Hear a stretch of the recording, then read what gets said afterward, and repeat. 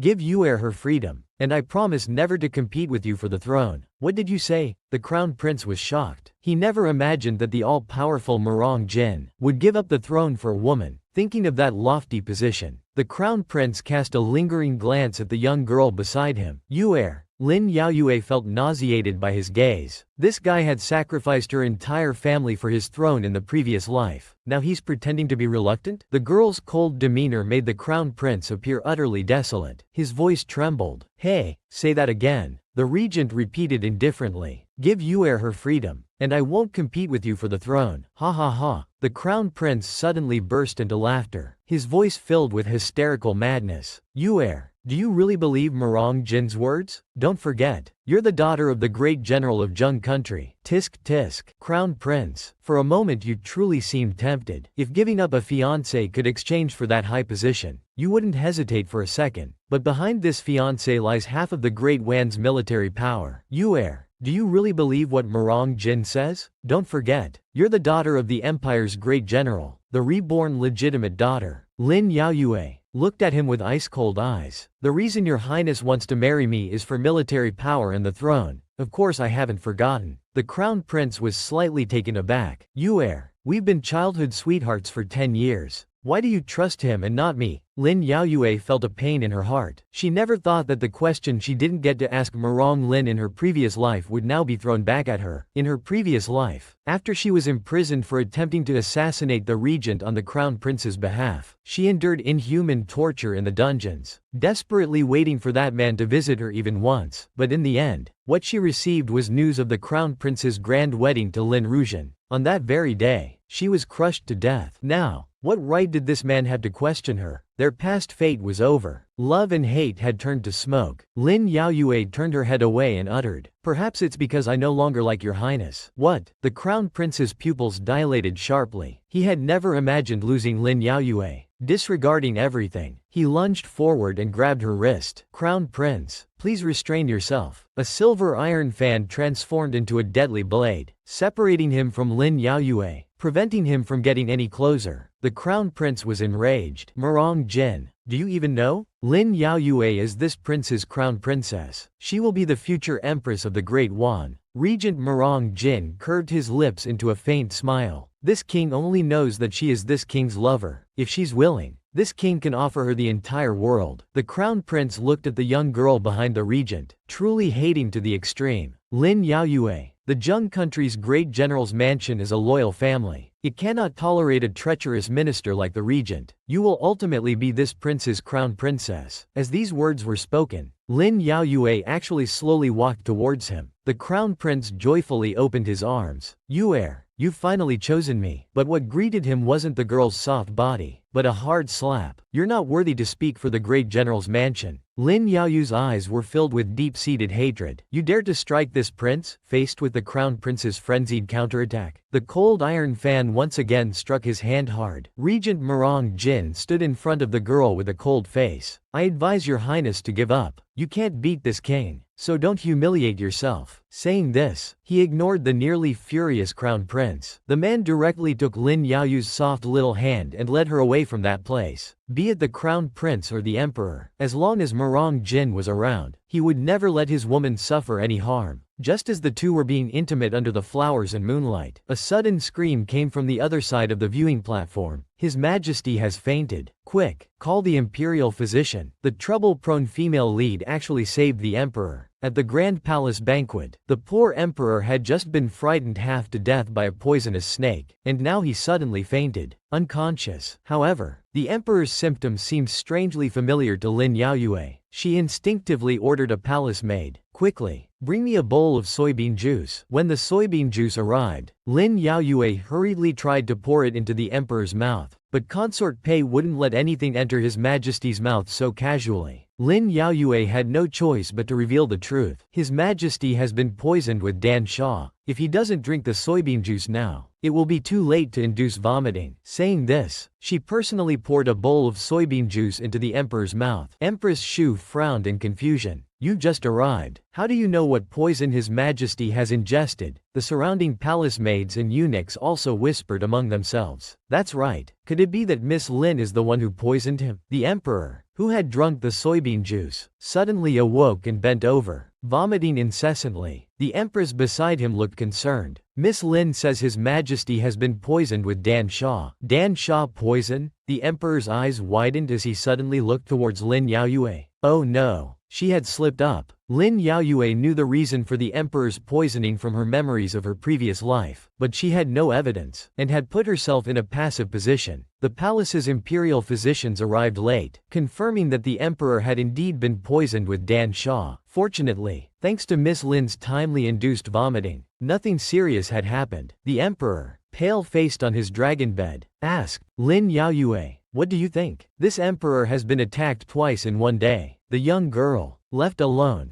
knelt on the ground. Regarding the snake incident, the Ministry of Justice is investigating. This subject dares not say more. But as for Your Majesty's Dan Shaw poisoning, this subject has indeed seen similar symptoms before. Recently, in the sensational Jade Mountain female corpse case in the capital, those female corpses were poisoned with Dan Shaw. Lin Yaoyue had stopped investigating halfway through because the mastermind behind it was Consort Pei, the crown prince's birth mother. Now that this poison had appeared in the palace, who else could it be if not her? However, the emperor couldn't accept this fact. It can't be. Pei Xianfei is gentle and kind. How could she poison me? Enough. You may leave. As Lin Yaoyue obediently left, she found it amusing in her heart. Indeed, even the Son of Heaven couldn't accept being harmed by his loved one. At the end of the long corridor, a gorgeous red figure was silently waiting for her. It was Empress Shu. Miss Lin, thank you for protecting the Shu family in the Jade Mountain case. Lin Yaoyue hesitated before speaking. Your Majesty's childlessness might also be related to the Dan Shaw poison. The Empress sighed helplessly. I've long suspected it was Pei Xianfei's doing, but His Majesty dotes on her and trusts her. Lin Yaoyue sighed inwardly. When loved, you're a precious pearl. When no longer loved, even your life and death don't matter. Pei Xianfei's behavior was exactly like the crown prince's. The moonlight was cool and clear, and a quiet figure standing at the palace gate warmed Lin Yaoyu's heart. Ah, Jane, why are you here? Yuer, I'm waiting to take you home. The regent really did bring his wife home. After the palace banquet ended, Lin Yaoyue alighted from the regent's carriage. But what she saw was a splendid and magnificent. Wasn't the regent supposed to take me home? Why did he bring me here? Ah Jin's home is Yuer's home. Ignoring the man's playfulness, Lin Yaoyue looked at this familiar place with mixed emotions. In her previous life, Lin Yaoyue had been instructed by Crown Prince Murong Lin to infiltrate the regent's mansion as a spy. The crown prince had told her that Regent Murong Jin was a treacherous and evil man who deceived the emperor and usurped power. But when she was homesick, gazing at the moon on the mid-autumn festival night, that seemingly cold and unfeeling man had comforted her gently. Once you enter my regent's mansion, whether master or servant, this is your home. Such a warm and gentle person. How foolish she must have been to follow the crown prince's words and harm him. The past life's events were now in the past. The man cherished her small hand with a kiss. In this life, it's enough that Yuer has me in her heart. The next day, a slender finger gently poked Lin Yaoyu's cheek. Little lazy pig, time to wake up. Don't move. Let me sleep a bit longer. Wait. The familiar voice made Lin Yaoyu's eyes snap open. Ah Jin, why are you in my room? Amidst the man's playful smile, Lin Yaoyue finally remembered yesterday's events. At last night's banquet, all the dishes were her favorites. Seeing this man who had thoughtfully remembered all her preferences, Lin Yaoyue felt even more guilty. But the past couldn't be changed. She could only make amends with wine and promise never to leave him in this life. Whether it was the mansion's exquisite wine or the man's charm that intoxicated her, after her rebirth, the usually cautious Lin Yaoyue actually got drunk. She kept toasting the regent. Thinking about her reckless behavior, Lin Yaoyue felt so embarrassed. It's not embarrassing. Yuer is cute when drunk. Lin Yaoyue pouted. Bad man, it's your fault for luring me home and getting me drunk. After their playful banter, the regent, having official duties, could only have a carriage take Lin Yaoyue back to the garrison general's mansion. However, on the way back, a sharp sword suddenly flew towards them, startling the horses into chaos. What's happening? Lin Yaoyue lifted the curtain and frowned. At the same time, a wind-powered sword was pressed against her neck. The masked man smiled maliciously. Miss Lin, come with us. The man didn't give her a chance to speak, directly pressing her sleep acupoint. Watching the young girl fall unconscious, the masked man casually said, I didn't want to do this either. But who told you to get involved with Murong Jin, kidnapping his own fiancée to threaten another man? This could only be the scumbag crown prince. The reborn noble daughter Lin Yaoyue had just been kidnapped. When Regent Murong Jin received a note from the kidnappers asking him to come and save her, the usually calm Murong Jin gritted his teeth. How dare you kidnap Yuer? I'll make you pay dearly for this. Meanwhile, in a dark prison, Lin Yaoyue, bound hand and foot, slowly woke up. She quickly realized that these people's target probably wasn't her, but to use her to threaten Regent Murong Jin. Ironically, as the noble daughter of the garrison general and future crown princess, Lin Yaoyu's only person she was certain would come to save her was that man who had no relation to her. Soon after, Murong Jin arrived at the designated location with a team of men. Those people had already set up a trap to kill them all here. My lord, go save Miss Lin first. Leave these people to us. Seeing his subordinates holding off the enemy, Murong Jin rode his horse alone towards the mountaintop. Yue,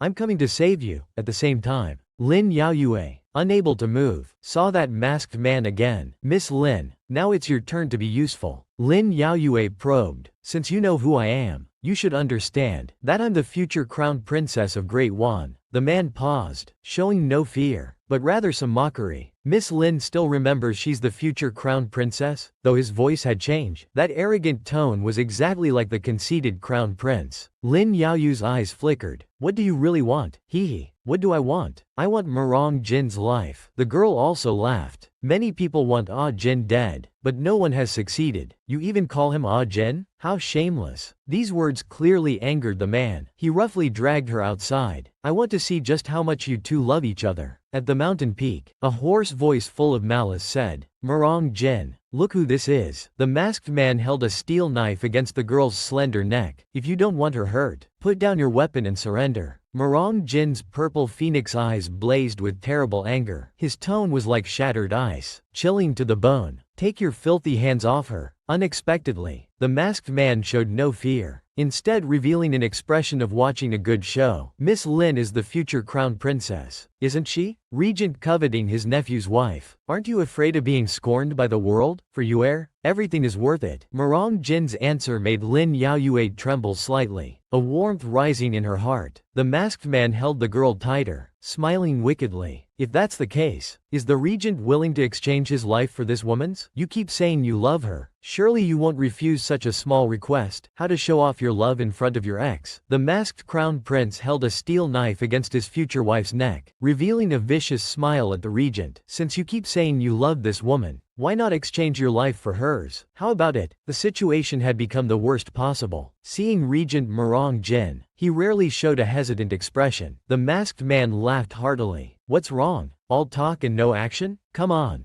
don't you want to save her? It's simple. Just use your iron fan to slit your own throat. Murong Jin seemed to accept his fate, coldly asking, if I do as you say, what if you don't release her? The masked man said matter-of-factly, once you're dead, she'll truly be the crown princess. Why would I harm her then? This sentence confirmed for Lin Yaoyue and Murong Jin that the masked man was indeed the crown prince himself. Ah Jin, don't listen to him. I know your intentions. That's enough for me. The girl's struggle enraged Crown Prince Murong Lin, but Lin Yaoyue had already gone all out. Murong Lin, don't even think about using me to threaten Ah Jin. The girl grabbed the sharp sword tip, intending to die together with the crown prince. Ah Jin, after I die, kill him. Avenge me. Murong Jin rushed forward recklessly. Yue, don't. Fortunately, the crown prince didn't dare to truly harm Lin Yaoyue. He instinctively pushed her aside. You want to commit suicide? You've gone mad. Full of resentment, Lin Yaoyue pulled out her hairpin. She turned back and stabbed at the crown prince without hesitation. You go die. Just then, a flying knife shot towards the girl's back. Murong Jin flew forward, using his body to shield Lin Yaoyue completely. The flying knife entered his body. The man let out a painful groan, unable to take revenge. Lin Yaoyue hurriedly caught his swaying body. The regent's troops had arrived. The crown prince's subordinates hurriedly dragged him away. Lin Yaoyue looked at the pale-faced man, her heart aching. Ah Jin, why are you so foolish? Where are you hurt? Murong Jin gave her a reassuring smile. It's nothing. I'm wearing inner armor. It's my fault. If I had personally escorted Yue home, you wouldn't have been kidnapped. Lin Yaoyue was furious. Don't say that. It's clearly the crown prince and consort Pei's evil intentions. What does it have to do with you? The girl's protective attitude made Murong Jin's heart sweet. It seemed Yue truly cared for him now. It was already late, and the city gates were closed. They could only set up camp outside the city for the night. Although Murong Jin wore inner armor, the flying knife's force was incredible, piercing through and severely wounding him. Fearing the girl would feel guilty, the man urged his subordinates to apply medicine quickly. But just then, Lin Yaoyue, who had finished cooking, burst in excitedly. Ah Jin, I made grilled fish for you. Her voice suddenly stopped. Her eyes were fixed on the regent's half-naked body. This man's figure is quite pleasing to the eye. What should I do if I accidentally saw my boyfriend's body? Should I take responsibility? I can. Watching the innocent girl run out in panic, Regent Marong Jin burst out laughing. Now that you've seen my body, you must be tied to me even more. With a face flushed red, Lin Yaoyue reflected, how could you be so reckless? Now you'll be laughed at. How could anyone bear to laugh at such an adorable Yuer? The man's clear voice made the girl turn back suddenly. Marong Jin had put on a cloak and was smiling at her. Let me taste the fish you grilled especially for me. Lin Yaoyue handed over the golden grilled fish, not very confident. This is my first time cooking. I don't know how it tastes. The man took a bite, chewing slowly. After a while, he praised with an unchanged expression. It's very good. Really? Seeing the girl's disbelief, Marong Jin brought the grilled fish to her lips. Yuer, try it yourself and you'll know. Lin Yaoyue took a small bite. The fishy and bland taste almost made her spit it out. I forgot to add salt. What kind of dark cuisine is this? The man's smiling face made the girl wonder. How could you eat something so unpalatable with such a calm face? The man of unparalleled grace, holding the unpalatable grilled fish, spoke sweet words. As long as it's made by Yuer for me, it's the best. The regent, rumored to be indifferent to women, turned out to be experienced in romance, with sweet talk coming easily. Seeing the girl who had inexplicably become jealous, Marong Jin whispered in her ear, having feelings for Yuer life after life naturally makes one experienced in romance. I'm done for. Who could resist this? To prevent his wife from becoming angry out of embarrassment, the regent stopped teasing. I won't tease you anymore. Rest early. I'll personally send Yuer home tomorrow morning. The next day, the carriage carried the two towards the garrison general's mansion. Lin Yaoyue leaned against Marong Jin, enjoying this rare moment of peace. After the banquet, she hadn't returned home for 2 days. That nest of troublesome family members would surely cause problems. Indeed, no one cared if she, a weak girl, had gone missing for 2 days or if something had happened. What awaited Lin Yaoyue was only her grandmother's scolding. As the future crown princess, where have you been fooling around these 2 days? If this gets out, won't consort Xian and the crown prince blame the Lin family? Her White Lotus cousin, Lin Regent, smiled with ill intentions. Sister, at the palace banquet, the crown prince was quite displeased with your closeness to the regent, wasn't he? At the mention of Marong Jin, a fierce light flashed in Lin Yaoyu's eyes. Lin Regent, you're always trying to frame me at every opportunity. Don't blame me for being unkind. The garrison general's daughter was kidnapped and missing for days, yet her family didn't even search for her. Upon her return, she was only met with her grandmother's scolding. You, as the future crown princess, disappeared for days. Where exactly have you been fooling around? Looking at her White Lotus cousin Lin Regent helping to add fuel to the fire, the reborn noble daughter Lin Yaoyue unceremoniously dragged her out as a scapegoat. At the palace banquet, the empress was displeased with Sister Jen's feminine skills and drove her out of the main hall. To avoid embarrassing our Lin family, I went to Sister Lin Lang's house to learn feminine skills, hoping to please the empress. What, Jen? You were driven out of the main hall at the palace banquet? The White Lotus flower clearly hadn't dared to tell the family about this incident. It immediately angered the old lady. Useless thing. You've completely disgraced our garrison general's mansion. Seeing the old lady shift her target, Lin Yaoyue happily added fuel to the fire. We can't entirely blame Sister Jen. After all, given her background, she naturally wouldn't know that the empress is very knowledgeable about feminine skills. The old lady, having vented most of her anger, reluctantly accepted her excuse. However, she still warned Lin Yaoyue, you must understand, the crown prince is the legitimate heir of Great Wan. As the future crown princess, you must distance yourself from those who oppose the crown prince. These words particularly displeased Lin Yaoyue. In this life, she would not become the crown princess, and she would never bow to that bastard Marong Lin. The old lady knew she couldn't control her, so she directly requested a matron from the palace to teach Lin Yaoyue etiquette, making her learn how to please the crown prince and consort Xian. Lin Yaoyue appeared diligent on the surface, but was extremely irritated inside. Let me please them? In your dreams. As she thought this, her sleeve slipped slightly, revealing a patch of mottled skin with red spots. Oh my,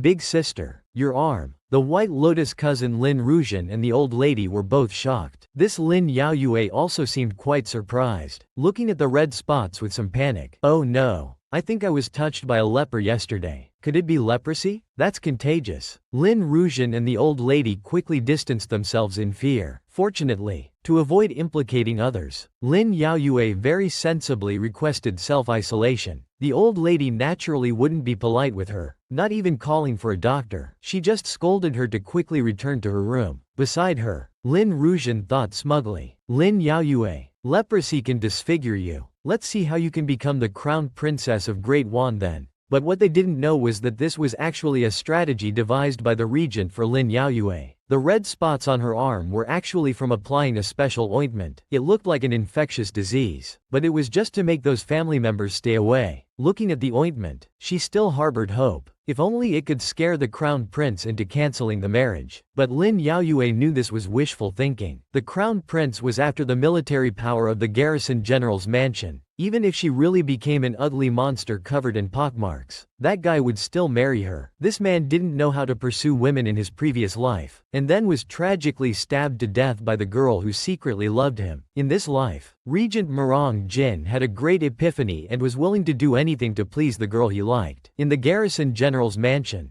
Lin Yaoyue, pretending to be sick, looked at the frightening red spots on her hand. All alone, suddenly, there was a noise outside the window. The girl ran over to open it, and unexpectedly saw the peerlessly handsome regent. Ah Jin, why are you here? I missed Yuer, so I came. The man affectionately kissed the tip of the girl's nose and said with a smile, Yuer, will you watch the stars with me for a while? In the pitch-black night sky, countless stars twinkled. Murong Jin looked at the girl beside him and smiled. Does Yuer remember in our previous life, we also watched the stars like this? At that time, Lin Yaoyue was still disguised as a maid in the regent's mansion. Seeing a shooting star pass by, she instinctively closed her eyes and clasped her hands. Murong Jin curiously asked what she was doing. Making a wish. The elders say that if you make a wish on a shooting star, it will come true. It was also from that moment that Murong Jin first learned that one could make wishes on shooting stars. But this memory only made Lin Yaoyue shudder. Ah Jin, do you know what my wish was in my previous life? The wish she made then was to successfully assassinate the regent and become Murong Lin's crown princess. Murong Jin didn't let her finish. The past life is over. Everyone can be deceived and make mistakes sometimes. It wasn't your fault. Just then, countless shooting stars fell from the sky. Murong Jin smiled. The astronomers said there would be a meteor shower tonight. Yuer can make as many wishes as she likes. It was a rare opportunity. The girl and the man closed their eyes to make wishes at the same time. Bless Yuer and Ah Jin to never be separated in all lifetimes. They said the same thing in unison, then burst into laughter. But just then, Murong Jin suddenly clutched his chest and let out a muffled groan. Lin Yaoyue suddenly remembered seeing him injured in the tent last time. She carefully pulled open the man's clothes and saw that the bandaged wound had reopened and was bleeding again.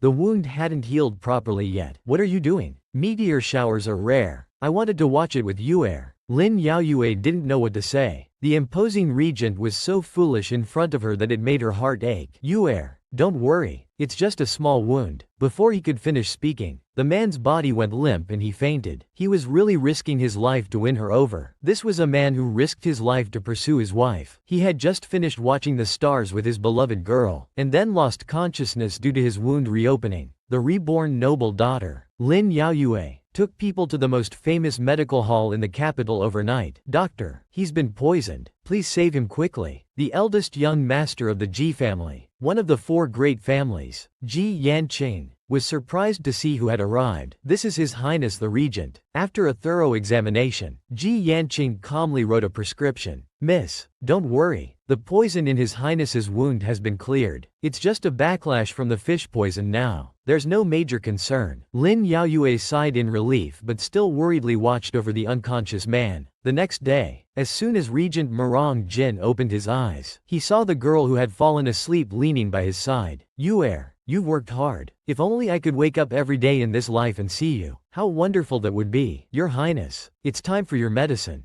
Ji Yanqing pushed open the door, carrying a bowl of steaming medicine. Murong Jin instinctively told him to lower his voice, but Lin Yaoyue had already rubbed her eyes and woken up. Ah Jin, are you feeling better? I'm better now, thank you. Yuer, thank me. Lin Yaoyue was both amused and exasperated. You were poisoned because you took a knife for me. What are you thanking me for? You're such a fool. The third wheel, Ji Yanqing, lightly coughed. You too. Can you drink the medicine first before being lovey-dovey? Here, feed your husband the medicine. Husband, just as Lin Yaoyue was about to deny it, the pale-faced regent had already confirmed their relationship. Wife, come and help your husband take his medicine. The girl dazedly took the medicine bowl. She thought that perhaps the regent didn't want to expose his identity, so he deliberately went along with the mistake. But inexplicably, Lin Yaoyue felt like she had been taken advantage of. Seeing that Murong Jin was no longer in danger, to prevent further incidents in the mansion, Lin Yaoyue had to hurriedly leave. Watching Murong Jin's reluctant expression, Ji Yanqing lightly said, "Look at your foolish appearance. I think you're not poisoned by snake venom, but by love." Lin Yaoyue, who had just returned to the mansion, heard that something big had happened at home. Her father's concubine, Kui, had suddenly died. Sudden death. Lin Yaoyue vaguely remembered that in her previous life, it was also around this time that concubine Kui suddenly passed away. Afterwards, concubine Kui's son was taken under Madame Fang's care. Madame Fang had only one daughter, Lin Yaohua, while her mother, Madame Li, had a son. Now it seemed that concubine Kui's death was likely Madame Fang's doing, killing to take the child. To compete with the main wife, she resorted to murder and child snatching. It was extremely vicious. The reborn noble daughter, Lin Yaoyue, never imagined that in just one night she was away from home. The gentle and modest concubine Kui would be killed by concubine Fang, just to snatch away the son she had struggled to give birth to. Killing for a child. It was truly wicked. Out of guilt, concubine Kui's room was completely sealed off, not even allowing her, the legitimate daughter, to enter. Lin Yaoyue impatiently pushed aside the maid blocking her way. Using a concubine's orders to pressure the legitimate daughter? Has your brain been eaten by dogs? Looking at the cold body covered with a white cloth, Lin Yaoyue silently clenched her fist. Concubine Kui, don't worry. I, Lin Yaoyue, will absolutely not let the young prince recognize a thief as his mother, perhaps dying too unjustly. A pale, slender hand fell from the white cloth. It was tightly gripping a small blue sachet. In the main hall, the old Madame Lin was pretending to sigh. Poor little grandson of mine, losing his mother overnight. He's still so young. He should have a mother's love and care. Madame Fang, why don't you take him under your care from now on? Wait. Lin Yaoyue, who had rushed over, interrupted the old lady's words. According to family rules, when a concubine's son loses his mother, of course he should be raised by the main wife. Concubine Fang didn't expect Lin Yaoyue to come out and ruin her plans. She tried to explain, but our main madam has always been in poor health. I'm afraid it would tire out my elder sister. Unexpectedly, Lin Yaoyue didn't budge. If you're worried about tiring my mother, just hire more wet nurses. If the concubine likes children so much, why not have her own? Why forcibly take someone else's child? Yuer, what are you saying? I truly mean well. Lin Yaoyue, who refused to let the concubine raise the young son, narrowed her eyes. Has the concubine forgotten the regent's words? According to the Great Wan law, impersonating a legitimate wife is punishable by 3 years in prison. Is the concubine looking to eat prison food? Mentioning national law, the old lady and concubine Fang dared not speak anymore. Meanwhile, concubine Kui's young son, with tears in his eyes, quietly held his elder sister's hand. Lin Yaoyue, holding him, bowed and said, "Grandmother, to avoid violating national law, I'll take the young prince to settle with mother first." Watching the young lady turn and leave so casually, the old lady was furious. This Lin Yaoyue really doesn't take me seriously anymore. On the other side, Lin Yaoyu's mother, Madame Li, looked at the small child with pity and quickly accepted the fact of having another child. After settling her young brother, Lin Yaoyue returned to her own room alone. Today, after seeing concubine Kui's body, she confirmed that she wasn't poisoned. So why did she suddenly die? Just then, a servant reported that a doctor from Xinhui Hall had come to examine her. A man with golden hair and eyes, carrying a medicine box, walked in smiling, calling a doctor after a day. It seems Miss Lin's life isn't too easy either. Old Madame Lin absolutely couldn't have invited the Ji family's eldest son.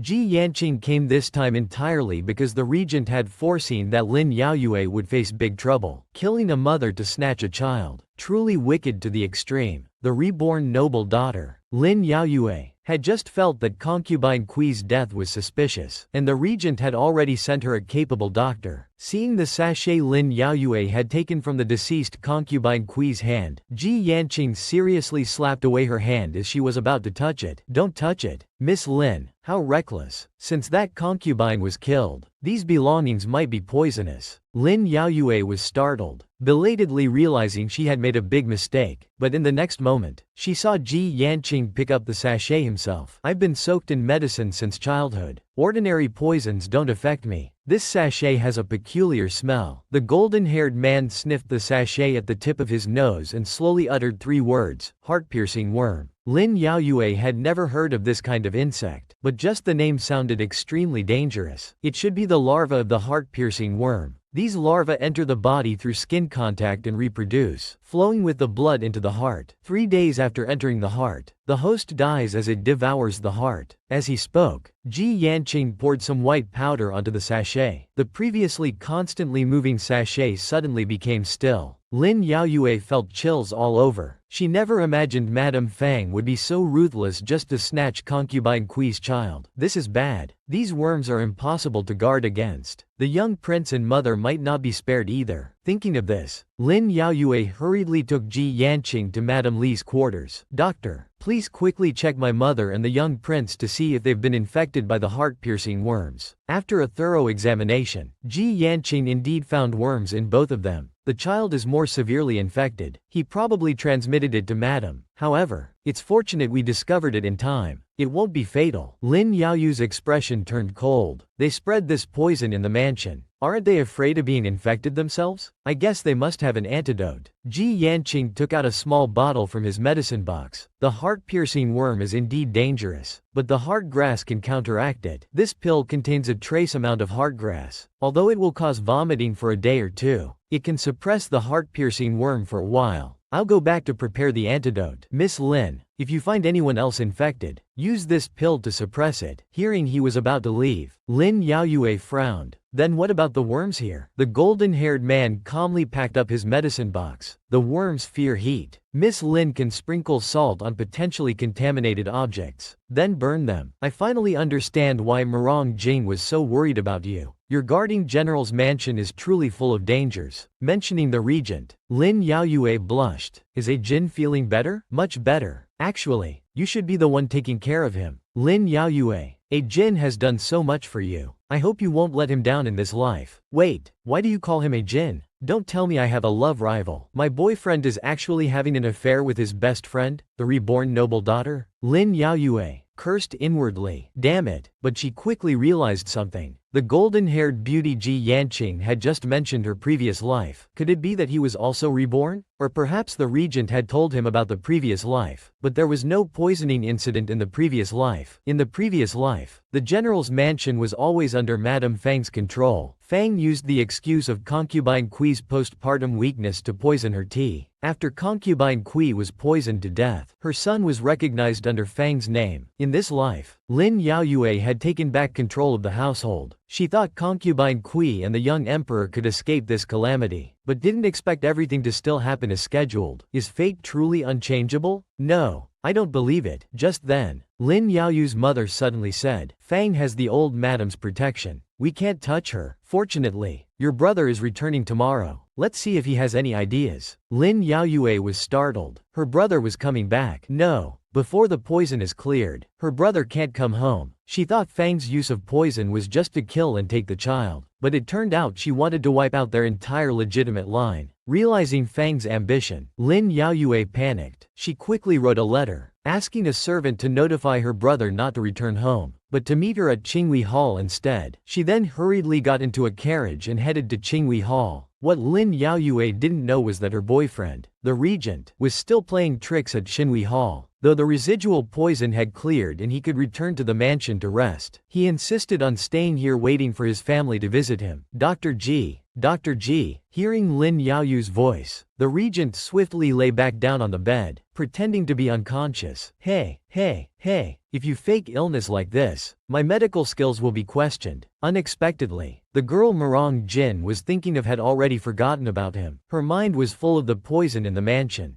Ji Yanqing, is your antidote ready? The girl glanced over. A Jin's wound hasn't healed yet? Why isn't he resting at the mansion? Probably because he'd go crazy if confined there. Ji Yanqing looked at the regent pretending to be unconscious. With a face full of disdain, Perhaps it was the charm of a beautiful face. Lin Yaoyue stared at Mirong Jing's pale complexion, feeling a pang of heartache. Look at you. Without anyone capable to take care of you. Since that's the case, let me look after you. Seeing his friend succeed, Ji Yanqing coughed lightly. Then I'll trouble Miss Lin to change this gentleman's wound dressing. Changing the dressing means taking off clothes, doesn't it? Is seeing the regent's body free? Just as Lin Yaoyue was suppressing her shyness and trembling to undo the regent's collar, a large hand with distinct knuckles grabbed hers. I'll do it myself. Can't ruin Yuer's innocence. Innocence. Lin Yaoyue suddenly realized. Did you just hear what I said earlier? You were pretending to be asleep? You actually tricked me? I won't talk to you anymore. Yuer. Seeing the girl about to leave, in a moment of panic, the regent pretended to be pitiful again. I wasn't tricking you. I just like the feeling of Yuer worrying about me. Since my mother passed away, no one has worried about me like this. Thinking of how this guy lost his mother at 4 and was later sent to the army by the late emperor at a young age, Lin Yaoyue couldn't stay angry. She only felt a pang of heartache. Just as the two were in a tender moment, a sudden announcement came from the door. What are you doing? Lin Yaoyue. You are the future crown princess. Quickly separate from the regent, the future crown princess and the regent, gazing at each other affectionately, were caught red-handed by her brother who was loyal to the emperor. Could there be a more awkward scene? Yuer, how can you act like this with the regent? Where does this leave His Highness the Crown Prince, the reborn noble daughter? Lin Yaoyue was speechless, knowing that loyalty to the emperor would result in the whole family's tragic death. How could she willingly fall into the crown prince's trap? Fortunately, her understanding boyfriend, the regent, used the excuse of preparing medicine to send Lin Yaoyue away and face her furious elder brother alone. Hearing that the concubine Fang had used poison in the general's mansion to kill both his mother and sister, Lin Zhenyu was indeed distracted. He roared in shock and anger. How dare she? I'll kill that poisonous woman right now. Young general, don't be rash. The regent calmly analyzed for him. Fang is after all the old madam's niece. If you kill Fang, the old madam will brand you as unfilial, and your life will be over. Yuer has endured so much. Isn't it to protect you and the guarding general? These words successfully evoked Lin Zhenyu's guilt. All these years, Yuer had faced the grandmother, Madame Fang, and the difficulties from the second uncle and aunt alone. It was truly hard on her. Meanwhile, Lin Yaoyue, who returned to the mansion with Ji Yanqing, had a worried expression. Will the prince give my brother a hard time? Ji Yanqing calmly entered the general's mansion. In the back courtyard, the prince values loyalty and friendship greatly. General Lin is your brother, so the prince will treat him as family too.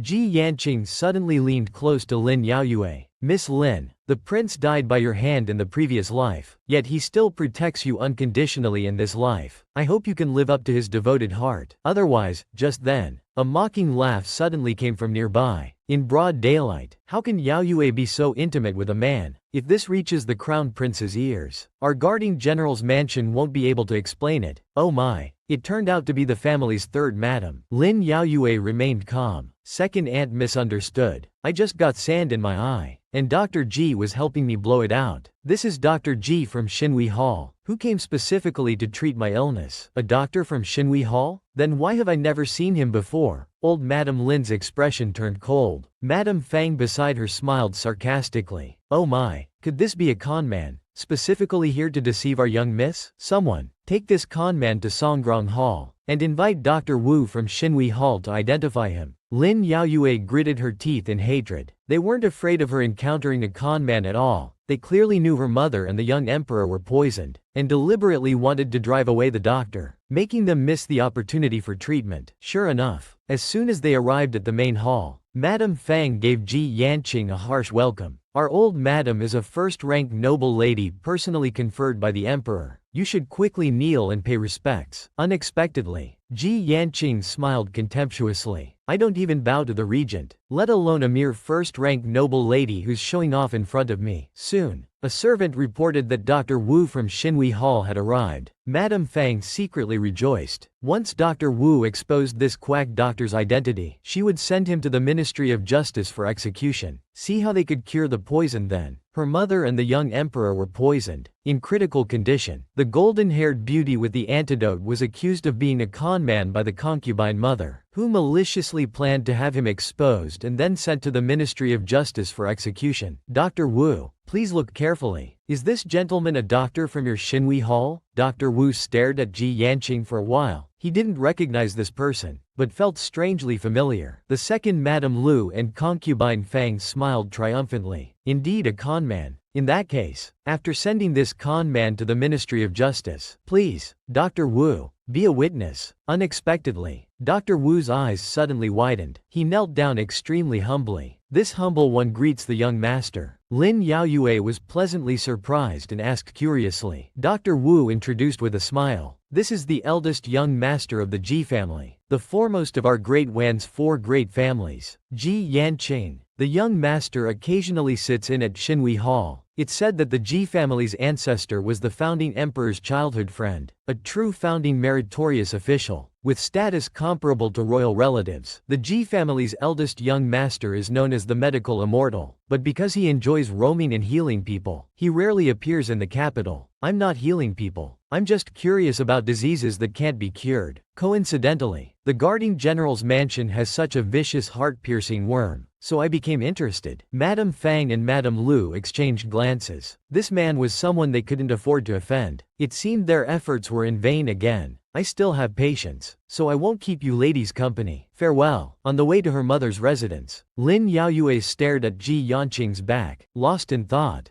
Jin and young master Ji are close friends. Why did he still die by my hand after being poisoned in the previous life? Could it be that he did it on purpose? The last sentence, the girl unconsciously said out loud, and was overheard by Ji Yanqing in front. Is Miss Lin talking about that fool Murong Jing? I've heard about this from Jing. He indeed did it on purpose. You wanted him to die, so he died for you. Lin Yaoyue trembled all over upon hearing this. I wanted him to die, so he died? What have I, Lin Yaoyue, done to deserve this? Miss Lin, I didn't expect it either. The decisive and ruthless regent was foolish enough to die for love in his previous life, so if you hurt him again, I'll have to be unkind to you. Tears welled up in the girl's eyes. I won't hurt him again. Meanwhile, the fool regent in their eyes was confronting Lin Yaoyu's brother. Your Highness, even if you capture Yuer, you won't gain the power of the guarding general's mansion. I don't care about that. All I want is Yuer. Regent Murong Jin, expressionless, stabbed Lin Zhenyu with words. General Shao has always been single, perhaps never experiencing the taste of love. I can understand. That was a real blow. He truly couldn't compete with this guy. Lin Yaoyue and Ji Yanqing had already rushed to her mother's room. Her and the young emperor's poison had been suppressed by medication. The objects contaminated with the poison had also been burned. Ji Yanqing took out the prepared antidote. As long as they took it for 7 consecutive days, the poison could be completely eliminated. The most urgent matter now was to quickly find the mother worm and the person who released the poison. Cutting off the source of the poison spread, Lin Yaoyu's eyes flashed. What's a mother worm? Ji Yanqing patiently explained. The person who released the poison would put all the poisonous creatures together, letting them fight to select the strongest. Then they would extract poison from the strongest one to feed the poisonous insects, allowing them to reproduce. We must find that mother worm fed with the poison and destroy it to ensure the poison doesn't spread further. Find the mother worm? Lin Yaoyue pondered for a moment, immediately coming up with an idea. At this time, the guarding general's mansion was in chaos. Maids and servants were all discussing who the wicked person spreading the poison in the mansion could be. Concubine Kui died from the poison. We need to find the worm quickly, or we'll also be infected and die. Concubine Fang overheard the discussion and quickly ran back to report to the evil old grandmother. She told them, "It's bad. That young Master Ji and Lin Yaoyue have ordered a search for the mother worm in the mansion." This made the evil old grandmother and the second branch's Lin Ruzhen's mother uneasy, because once the mother worm was found, their plot to release the poison would be exposed, and they would be finished. The evil old grandmother was even more furious, telling the two to quickly go and dispose of the grandmother. "Are you waiting to bring trouble upon yourselves?" Concubine Fang and Lin Ruzhen's mother were also very anxious. "Old lady, please calm down. We'll take care of it right away." Meanwhile, Lin Yaoyue was having tea with Ji Yanqing.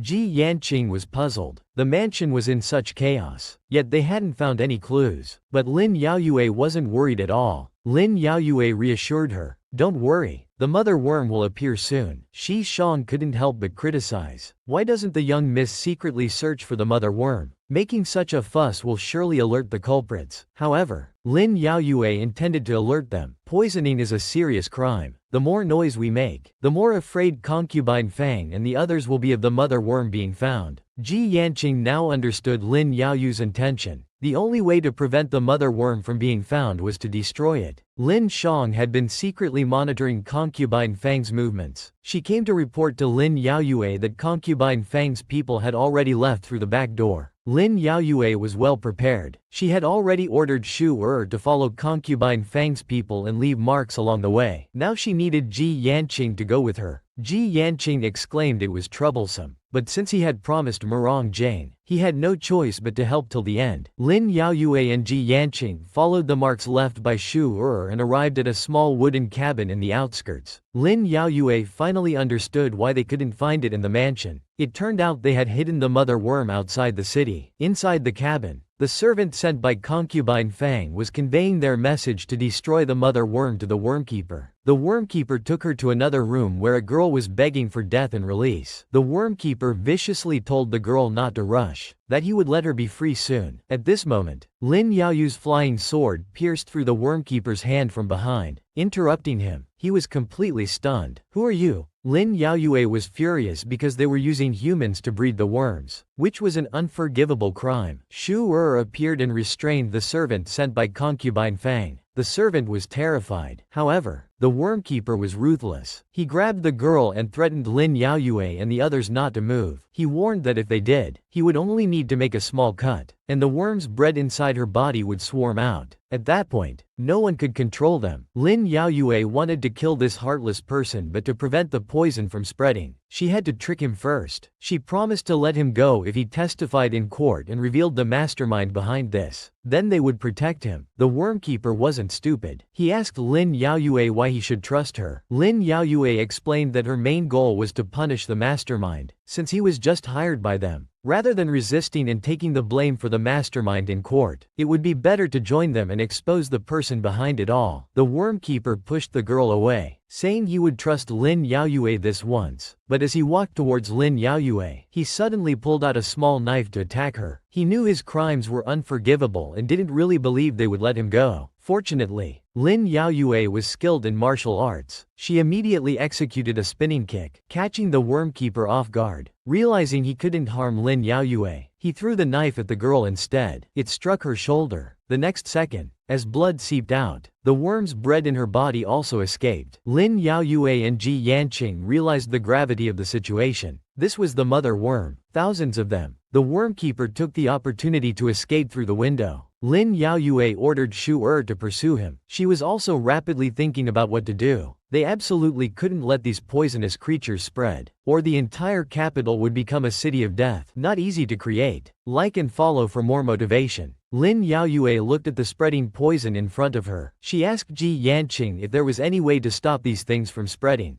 Ji Yanqing, worthy of being called the medical immortal, knew these worms were bred with human blood. Only human blood could gather them, and then they could be burned. Lin Yaoyue had no better idea. Hearing that human blood was necessary to gather and destroy them, she didn't hesitate. She immediately took out a knife and cut her own wrist. Blood flowed freely. She urged Ji Yanqing, "The rest is up to you. Master Ji, please eliminate the poison and save the people of the capital." At this moment, Ji Yanqing was impressed. For a woman to have such quick thinking and the spirit to sacrifice for the people, he began to understand why the regent was so obsessed with Lin Yaoyue. Lin Yaoyue's blood had already gathered all the worms together. She turned and went out, telling Ji Yanqing he could act now. Ji Yanqing threw a bottle of white wine at the worms, followed by a torch. With a loud boom, all the worms, along with the small hut, were completely burned. Lin Yaoyue, relaxing her mind, became dizzy due to excessive blood loss. Just as she was about to fall, the regent arrived and caught her in his arms. The regent was very worried. He immediately scolded his good friend. "I asked you to take care of her. What have you been doing?"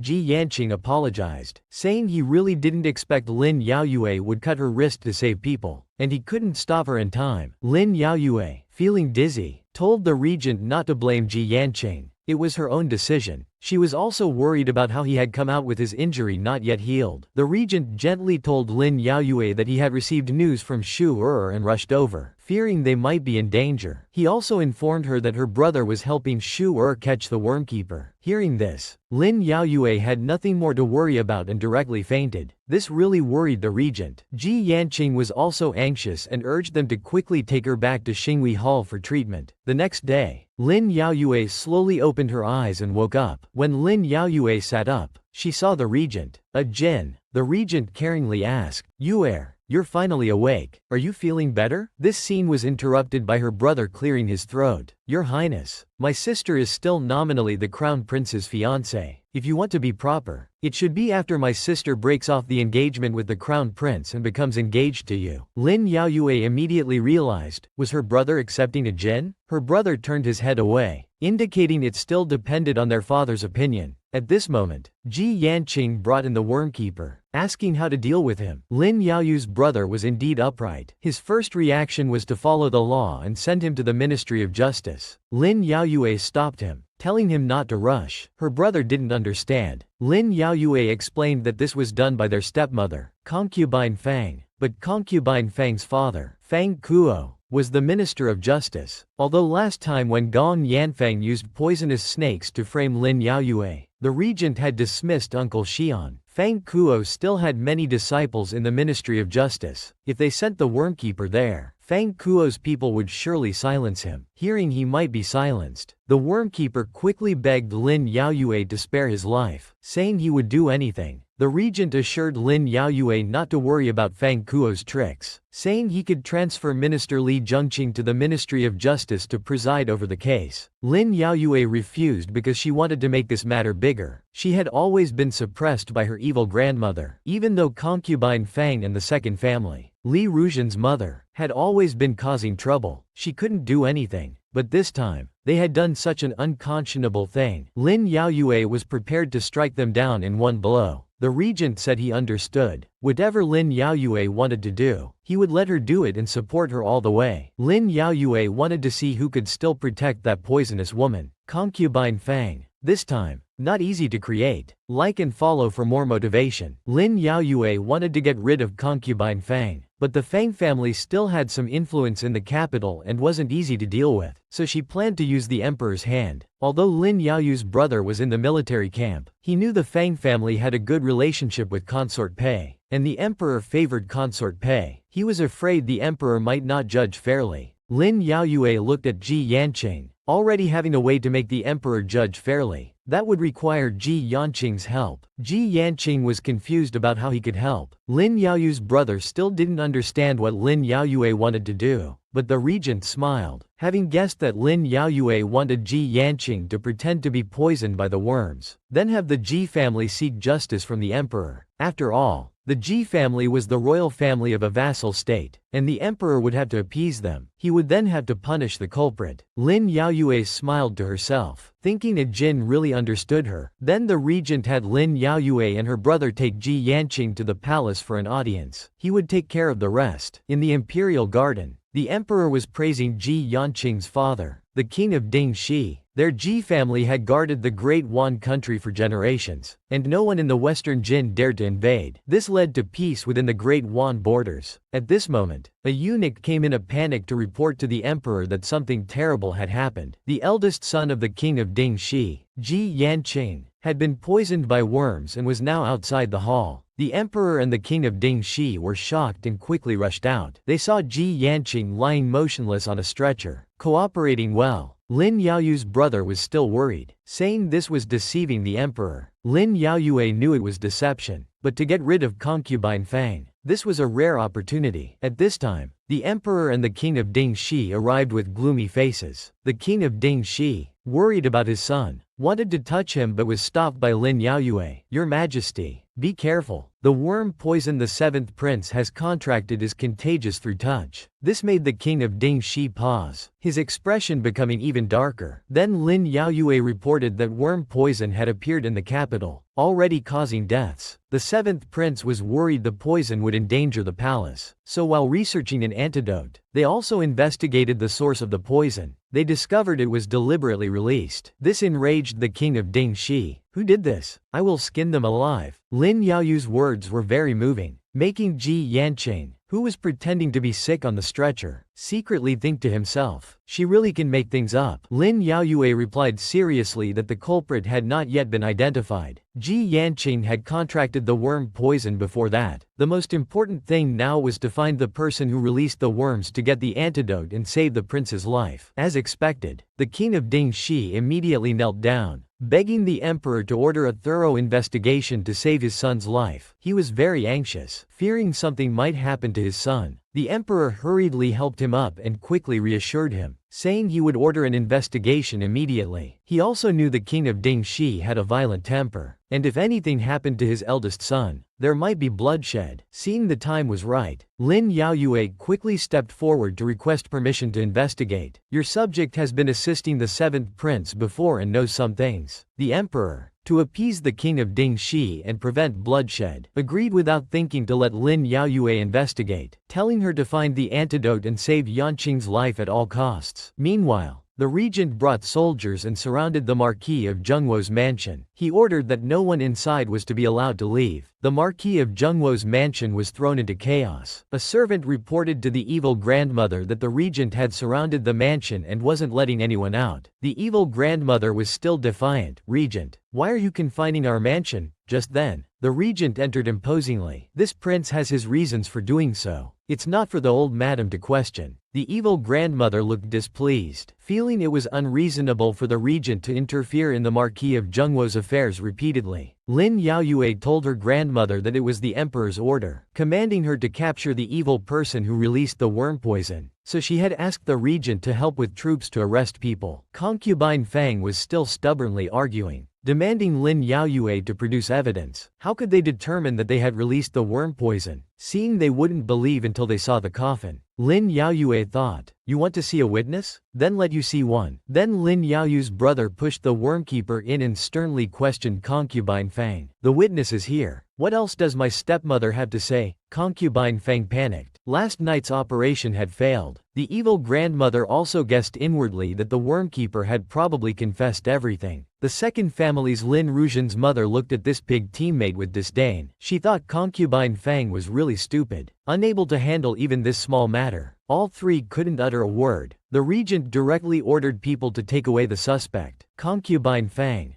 Concubine Fang still tried to clear herself, begging the evil grandmother to save her. The evil grandmother immediately pressured Lin Yaoyue. Fang is your stepmother. How dare you disrespect your elders? Lin Yaoyue had had enough of this. She directly took out the emperor's personal token and responded to the evil grandmother without courtesy. Even you can't defy the emperor. I'm far behind you in that regard. This time, Lin Yaoyue didn't yield under the evil grandmother's pressure. This angered her so much that she jumped up and down in rage, pointing at Lin Yaoyue and cursing, "You dead girl." The regent immediately stepped in to protect Lin Yaoyue. Yuer is also your legitimate granddaughter. Calling her a dead girl with every breath is really disrespectful for your age. The evil grandmother was truly furious. She directly retorted to the regent that he was overstepping. As a grandmother, shouldn't I discipline my granddaughter? The regent shielded Lin Yaoyue behind him. With the emperor's personal token, she's not just your granddaughter, but also the imperial envoy investigating this matter. You have no right to discipline her. Then he slowly approached the evil grandmother, lowering his voice but full of authority. You old thing, if it weren't for me considering Yuer, if it weren't for Yuer considering her father, you would have died 800 times already. This scared the evil grandmother so much that she collapsed on the ground. She had already felt that sense of mortal danger. Then the regent held Lin Yaoyu's hand. He ordered people to take away the suspect, Concubine Fang. Ignoring the panicked people behind, the second family's Li Rujian's mother quickly went to support the evil grandmother. Are you alright? The evil grandmother told her to quickly inform her brother Fang Kuo to have them contact the Ministry of Justice. Still wanting to save Concubine Fang, The second family's Lin Rujian's mother agreed repeatedly. She immediately went to prepare a prison cart outside the mansion gate. The soldiers directly pushed concubine Fang into it. At this moment, concubine Fang still put on airs, roaring at the soldiers. "How dare you? Do you know who I am?" Lin Yaoyue came over and coldly responded. "Of course we know. The daughter of Minister of Justice Fang Kuo, the concubine of the Marquis of Zhengzhou. But so what? The law is above everything." After saying this, she turned and left. Concubine Fang was very resentful. Lin Yaoyue said the law was above everything because in the Ministry of Justice, it was her father's domain. Although her father had been dismissed, the connections were still there. It could be said that she would be released without charge at the Ministry of Justice. She was even waiting to see Lin Yaoyue make a fool of herself. The group escorting concubine Fang was walking on the road to the palace. Concubine Fang now realized the route was wrong. "This isn't the way to the Ministry of Justice. Where are you taking me?" Lin Yaoyue revealed a meaningful smile. "To the palace, of course." Concubine Fang panicked at this moment. "What are we going to the palace for? This is under the jurisdiction of the Ministry of Justice. Shouldn't we be going there?" Lin Yaoyue of course knew that concubine Fang's arrogance just now came from being the daughter of the Minister of Justice. To prevent cover-ups, this case would be personally judged by the emperor. Moreover, there was also the king of Dingxi, the king of Dingzai's eldest son. The Ji Gongzi you mistakenly thought was an impostor, was also poisoned by your worms. Enraging the king of Dingxi, concubine Fang inwardly cried out that it was over, because she knew this king of Dingxi was cruel and violent, and held heavy troops. Even the emperor had to yield to him 3 times. Lin Yaoyue could only say to her, "Those who do evil will eventually be punished." They had tormented Lin Yaoyue so much in their previous life. This life Lin Yaoyue would pay it all back to them. At the palace gate, to avoid the emperor's suspicion, the regent couldn't get involved too much. He could only send Lin Yaoyue and the others this far. Lin Yaoyue gratefully thanked the regent. "Thank you for your trouble. A jinn is not troubled. Being able to do something for Yuer, this prince couldn't ask for more." The regent treated Lin Yaoyue so well, she didn't know how to repay him. The regent jokingly said, "As in the plays, if there's no way to repay, then offering oneself is an option." This made Lin Yaoyue blush all over. She quickly changed the subject, telling the regent to go back and rest. The two parted at the palace gate, and then prepared to enter the palace to deal with concubine Fang. The regent looked back at Lin Yaoyue with satisfaction. Finally, this time his efforts had not been in vain. Lin Yaoyue brought the wormkeeper and concubine Fang to see the emperor. The wormkeeper also confessed that concubine Fang had paid him to buy worms, which were released in the Marquis of Zhengzhou's mansion. They had poisoned to death one of the concubines in the Marquise's mansion, and then tried to poison the Marquise's principal wife, Miss D and young Master D. They had also accidentally poisoned the Prince of Dingxi. The emperor felt that words alone were not enough proof and wanted to see physical evidence. Lin Yaoyue respectfully presented the confiscated personal letters of concubine Fang and the silver. Both testimonial and physical evidence were present. The emperor also asked concubine Fang if she had anything to say. Concubine Fang was now too scared to speak. She hadn't expected that the correspondence had also been found. Her attempt to struggle at the last moment deflated immediately. At the crucial moment, Consort Pei came out to interfere. She asked the emperor not to determine guilt based solely on letters and the identification of an unknown little person, wondering if that would be too hasty. She also stirred up trouble, saying that the Marquis of Zhengzhou's mansion had always had conflicts between the principal wife and concubines, and it was possible that Lin Yaoyue might do something to her stepmother. Lin Yaoyue knew that Fang Kuo had a good relationship with Consort Pei, but she hadn't expected the relationship to be so good that she would personally come out to protect concubine Fang. It seemed that the relationship between Consort Pei and the Fang family was not as simple as it appeared on the surface. "Is Consort Pei suggesting that I set up a trap to frame my stepmother?" Consort Pei, with a flirtatious smile, pretended. "I'm just pointing out a possibility." In her heart, she mocked Lin Yaoyue for being too green in palace struggles. Seeing Consort Pei as her savior, concubine Fang hurriedly crawled over to beg the consort to save her. Consort Pei also told her to be at ease, that she and the emperor would stand up for her. Lin Yaoyue was extremely agitated. According to the Great Wan law, a life for a life. Now Fang has used worms to harm lives, and even endangered the life of the king of Dingzai's eldest son. Is the consort going to disregard the law for Fang's sake? Consort Pei, That smiling tiger. Speaking of the law, he asked Lin Yaoyue to show him the letters between concubine Fang and the bone raiser, to see if they could be considered conclusive evidence. Lin Yaoyue hesitated, knowing that since consort Pei wanted to protect concubine Fang, he definitely wouldn't acknowledge this evidence. Just as he was wondering what to do, consort Pei snatched the letters from his hand. Then, using his handkerchief dusted with spirit powder, he pulled out the letters, intending to read the correspondence. But the moment he pulled them out, the letters spontaneously ignited. Consort Pei promptly dropped them, letting them burn completely. He then feigned innocence, wondering how they could have self-ignited. Lin Yaoyue was stunned. The evidence was destroyed in front of everyone. Now only fragments remained, insufficient as proof. Consort Pei, acting delicate, ran to the emperor's side to curry favor. He said the letters were meant for his majesty, but fortunately they self-ignited in his hands, avoiding harm to the emperor. Inwardly, he was quite pleased. Now that he had destroyed the evidence, he wondered how they planned to have the emperor make a decision. Lin Yaoyue picked up the fragmented letters, also smelling the spirit powder. He admired consort Pei's tactics but still couldn't understand. Why did consort Pei insist on protecting concubine Fang? Lin Yaoyu's brother, being too upright, spoke out in dissatisfaction. Your Majesty, consort Pei openly destroyed evidence. Will your Majesty just ignore this? Consort Pei, the smiling tiger, lying in the emperor's arms, told Lin Yaoyu's brother not to talk nonsense. Everyone saw that he just looked at the letters, and they ignited on their own. He did nothing. The emperor also gestured that the evidence was destroyed, and this matter needed to be reinvestigated. He then ordered concubine Fang and the bone raiser to be imprisoned, to be heard later. Lin Yaoyu's brother was very dissatisfied and prepared to argue further, but was stopped by Lin Yaoyue. Knowing that pressing now would only make things worse, he advised his brother to let it go. The smiling tiger consort Pei came down and tried to build a relationship with Lin Yaoyue. After all, in 3 years, he would be Lin Yaoyue's mother consort. He asked Lin Yaoyue to stop here, considering it a favor. They hadn't stopped in their previous life with Lin Yaoyue, so in this life, Lin Yaoyue was determined to make them pay blood for blood. He directly refused, citing the laws of the Great Wan Kingdom, saying it wasn't for consort Pei to decide. Consort Pei maintained his smile, saying, if you're unwilling to stop, then let's see how this plays out. Outside the hall, Lin Yaoyue's brother was nearly mad with frustration, unwilling to let concubine Fang off so easily. Otherwise, wouldn't concubine Kui have died in vain? Lin Yaoyue naturally didn't want to let it go either, but he needed to clarify some things before taking further action. At this moment, the regent also came over. Seeing that things hadn't gone well for them, he had been waiting outside for Lin Yaoyue. Feeling uneasy, Lin Yaoyue also had some things he couldn't figure out and wanted the regent to explain. The regent interrupted him, saying it wasn't convenient to talk here and asked him to come to the prince's mansion to discuss. Soon they arrived at the study in the regent's mansion. The regent then told Lin Yaoyue to ask whatever he wanted. Lin Yaoyue couldn't understand what connection there was between consort Pei and the Fang family. Why would he protect her like that? The regent asked Lin Yaoyue in return if he had ever wondered why, with so many consorts, the emperor only had Crown Prince Murong Lin as his only child. Lin Yaoyue immediately understood the answer. At the last palace banquet, the emperor had accidentally ingested the poison meant for the empress by consort Pei. Over the years, the empress had also suffered frequent miscarriages due to this poison, and those concubines who had miscarried multiple times were all because of this poison. The regent then directly confirmed that Yue's guess was correct. It was consort Pei who had secretly harmed all the princes, making Crown Prince Murong Lin the only son. Fang Kuoji might have been an accomplice. Lin Yaoyue still didn't understand one thing. If consort Pei was already so vicious, why did the emperor still love her so much? At this, the regent showed a hint of worry. The word, love, always makes people lose their minds, making anything possible. But for the emperor, besides love, there was also need. The emperor needed the Pei family's power to counterbalance the regent, who threatened the throne. So no matter what consort Pei did, the emperor could only protect her. Lin Yaoyue's brother was very angry. For the sake of this power struggle, would those killed by the poison die in vain, unable to be vindicated? Lin Yaoyue gave his brother an affirmative answer. Those who had committed such evil must be punished. But his brother also knew that now that the evidence was destroyed, in this situation, that bone raiser would definitely recant. What else could they do? Lin Yaoyue already had an idea. Since Consort Pei said today that Lin Yaoyue might have set up concubine Fang, he would really set up a trap. If there was no evidence, he would create evidence. The regent told Lin Yaoyue to do whatever he wanted. Regarding the Fang family, he would send people to keep a close watch, not allowing her to communicate or meet with anyone. If he needed manpower, he would provide it. Lin Yaoyue then asked the regent to send guards to the Defender General's mansion to arrest one more person. Soon, at the Defender General's mansion, the old grandmother looked panicked, not knowing why the regent had sent people again. A servant reported that concubine Fang had been imprisoned by the emperor, and now they were coming for the second madam. At this time, the regent's guards, holding an official token, announced the order to arrest Lin Rujian's mother, Lady Lu, and take her to the imperial prison. Lin Rujian's mother looked terrified, protesting that it was concubine Fang who raised the bones. What did it have to do with her? Why arrest her? In the dark and damp dungeon, rats were scurrying everywhere. Concubine Fang was most afraid of rats. She screamed for help, but was cut off by a whip from the old guard. What are you yelling for? Not afraid of killing people, but afraid of a few rats? Concubine Fang, trying to maintain her dignity, threatened the old man. How dare you treat me like this? Do you know who I am? The old man, backed by the regent, didn't care who she was. Once inside, everyone was a prisoner under his charge. Lin Yaoyue also arrived at the dungeon at this time, wanting the jailer to facilitate things. He wanted to say a few words to concubine Fang. The old man bowed respectfully. Your Highness, you've instructed us. Whatever you need here, just order us. We'll follow your commands. Concubine Fang immediately questioned Lin Yaoyue. What are you doing here? Have you come to laugh at me? Lin Yaoyue, without turning his head, only told her that he had come to wait for someone with her. At this moment, Lin Rujian's mother from the second family was being brought in. Seeing Lin Yaoyue, she quickly pretended to be innocent, crying out that she was wrongly accused. Lin Yaoyue, without any pretense, directly told them that he was ordered to preside over the bone-raising case. Now he was giving them each 1 day. Before noon tomorrow, whoever first confessed the truth of the matter and recorded their statement would be treated leniently. Whoever confessed later would face the death penalty. Concubine Fang, upon hearing about the death penalty, started to panic. Everyone fears death. Then, Lin Yaoyue had the jailer separate the two far apart, not allowing them to communicate and coordinate their stories. He wanted to see which of the two would betray first. Then he went back to provoke concubine Fang and the other, saying, "When you were framing me and my mother in the mansion, you were of one mind. I wonder if you're still of one mind now." Lin Rujian's mother from the second family angrily cursed Lin Yaoyue for being vicious. He just wanted to say who was really vicious. Lin Yaoyue was merely returning the treatment they had given her. In the previous life, Lin Yaoyue was a good person, but unfortunately ended up crushed to pieces, with her whole family meeting a tragic end. Now that he had become the vicious person they spoke of, he was actually doing well. As Lin Yaoyue was preparing to leave, he noticed the bone-crushing knife placed not far away. Looking at this thing that had once crushed him to pieces, even after a lifetime, he still felt pain. Every inch of flesh, every inch of bone was in pain,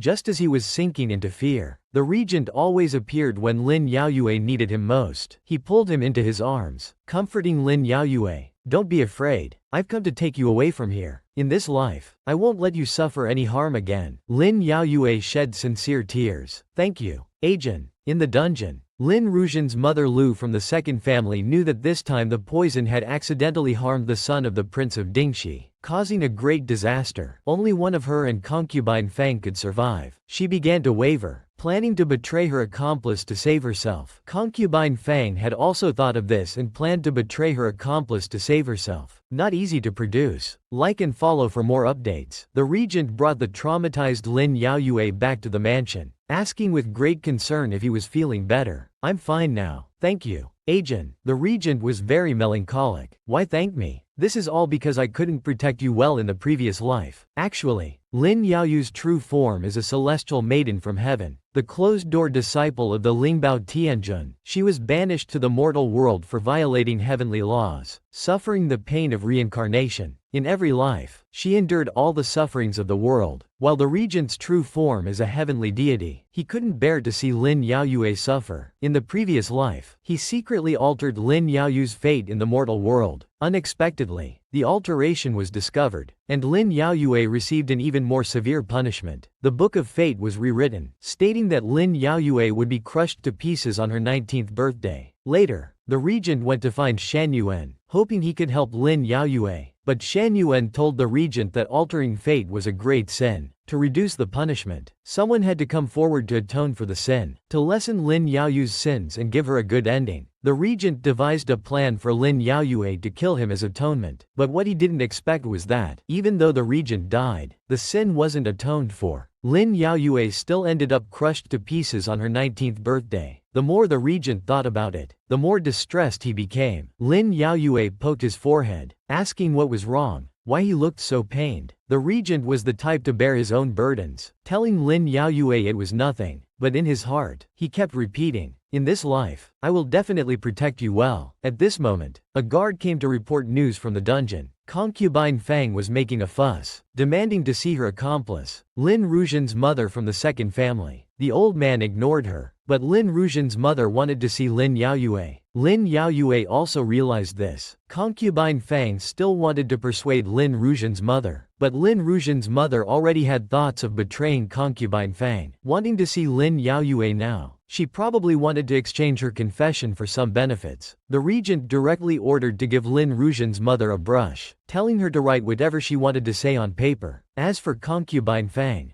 don't give her water for now. Let her experience the depth of awaiting punishment. Lin Yaoyue was puzzled by the regent's intentions. The regent just wanted them to taste the suffering Lin Yaoyue had endured in her previous life. That would be fair. Then he asked Lin Yaoyue if she knew Concubine Fang had an elder brother. Lin Yaoyue knew, but wasn't familiar with him. She only knew his name was Fang Ziyuan, and he seemed to be a supervisor in the Imperial Medical Institute. Consort Pei's plot against the emperor's offspring must have been with his assistance. That's why Consort Pei was so protective of the Fang family. The regent gave Lin Yaoyue another significant piece of information. Before entering the Eastern Palace, Consort Pei had a childhood sweetheart named Fang Ziyuan. Lin Yaoyue was shocked. Could Fang Ziyuan and Consort Pei have an affair? According to the regent's investigation, after Consort Pei entered the palace, she outwardly cut off contact with Fang Ziyuan. But judging from the infertility of the concubines, Fang Ziyuan's help must have been involved. Moreover, there was one extremely suspicious matter. The crown prince was born prematurely, 8 months after Consort Pei entered the palace. This revelation was even more shocking. Could it be that Crown Prince Marong Lin was not the emperor's son? The regent responded that this matter was hard to say. It happened long ago, and there was no evidence. It was just speculation. Lin Yaoyue knew that bringing down Consort Pei and Crown Prince Marong Lin would not be easy. If he could find evidence of this matter, it might be a breakthrough.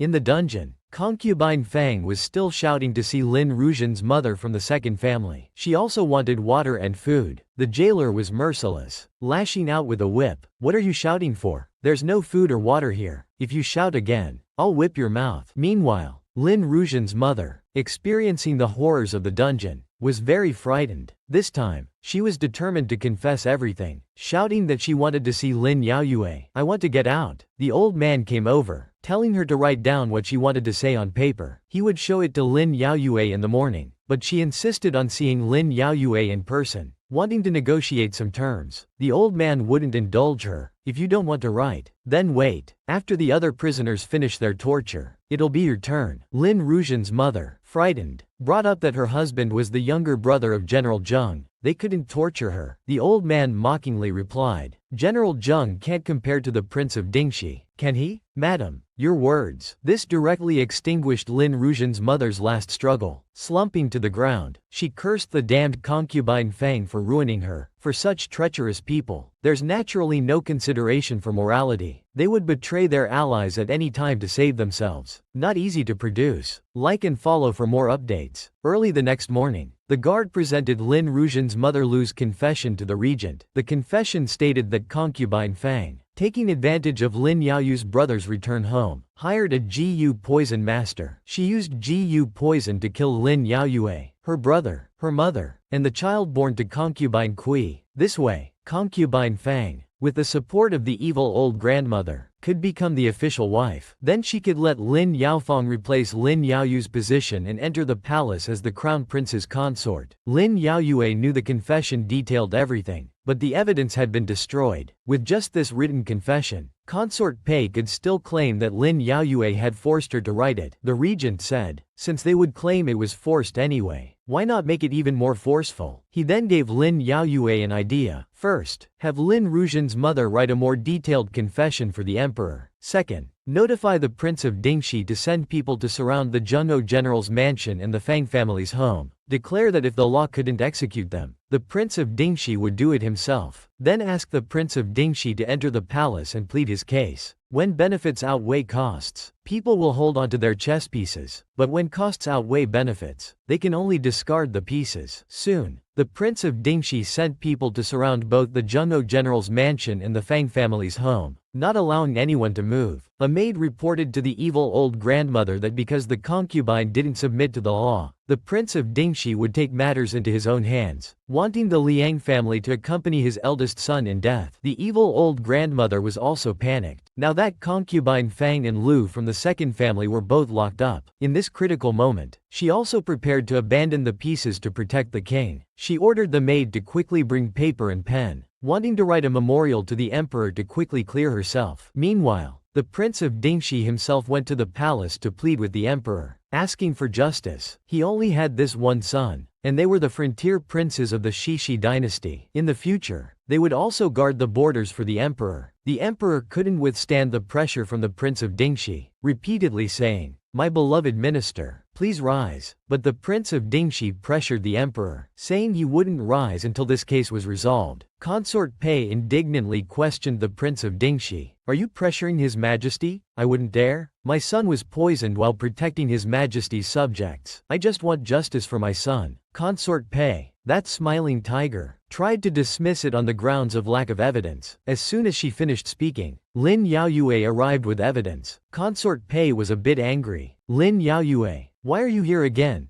Lin Yaoyue replied that she was naturally here to seek justice for the Prince of Dingxi's son and the people of the capital. Then she presented 3 confessions to the emperor and the Prince of Dingxi. One was from the evil old grandmother, one from Lin Rujian's mother Lu, and one from the Jiyu poison master. The 3 were written separately, but the content was consistent. It seemed unlikely to be fabricated. Moreover, the evil old grandmother was the aunt of the culprit concubine Fang, and wouldn't have been forced to frame her own niece. The Prince of Dingxi, holding the confessions, asked Consort Pei, "Do you think these 3 confessions are credible? If they are, I will seek justice. If you don't give it, I'll take it myself with my men." Consort Pei wanted to reach out and take the confessions to destroy them again, but the emperor stopped her hand. He said that since there was testimony from a first-rank titled lady, the culprit's aunt, and the Jiyu poison master had confessed, it must be credible. Consort Pei still wanted the emperor to side with her. The emperor inwardly cursed Consort Pei for being a fool, unable to see that the Prince of Dingxi was ready to use force. Then he solemnly responded that since the Prince of Dingxi had all the confessions, he would definitely judge fairly according to the law and give him an answer. He immediately issued an edict for the upright official Li Zhengqing to immediately try the Jiyu poison case. With the Prince of Dingxi as a co-judge, the plotters would be dealt with as they should be. Lin Yaoyue knew that the emperor was also forced by the Prince of Dingxi's military power. To appease him, he had to execute concubine Fang. Consort Pei didn't gain the upper hand this time and couldn't protect her lover's sister. She was even more at odds with Lin Yaoyue. The upright official Li Zhengqing immediately began the Jiyu poison case, asking those below if the 3 confessions were written by their own hands. The 3 unanimously responded that they had written them themselves. Concubine Fang, seeing her allies now selling her out, was filled with hatred. Li Zhengqing asked concubine Fang if she admitted guilt. Concubine Fang wanted to refute, but was sternly threatened by the evil old grandmother to confess. "What more do you want to quibble about? You've already done such an unconscionable thing. Do you want to drag down the general's mansion, your daughter Yaofang, and the Fang family too?" With these words, concubine Fang understood. She could only be the scapegoat to avoid implicating her daughter and the Fang family, so she confessed. Then Li Zhengqing,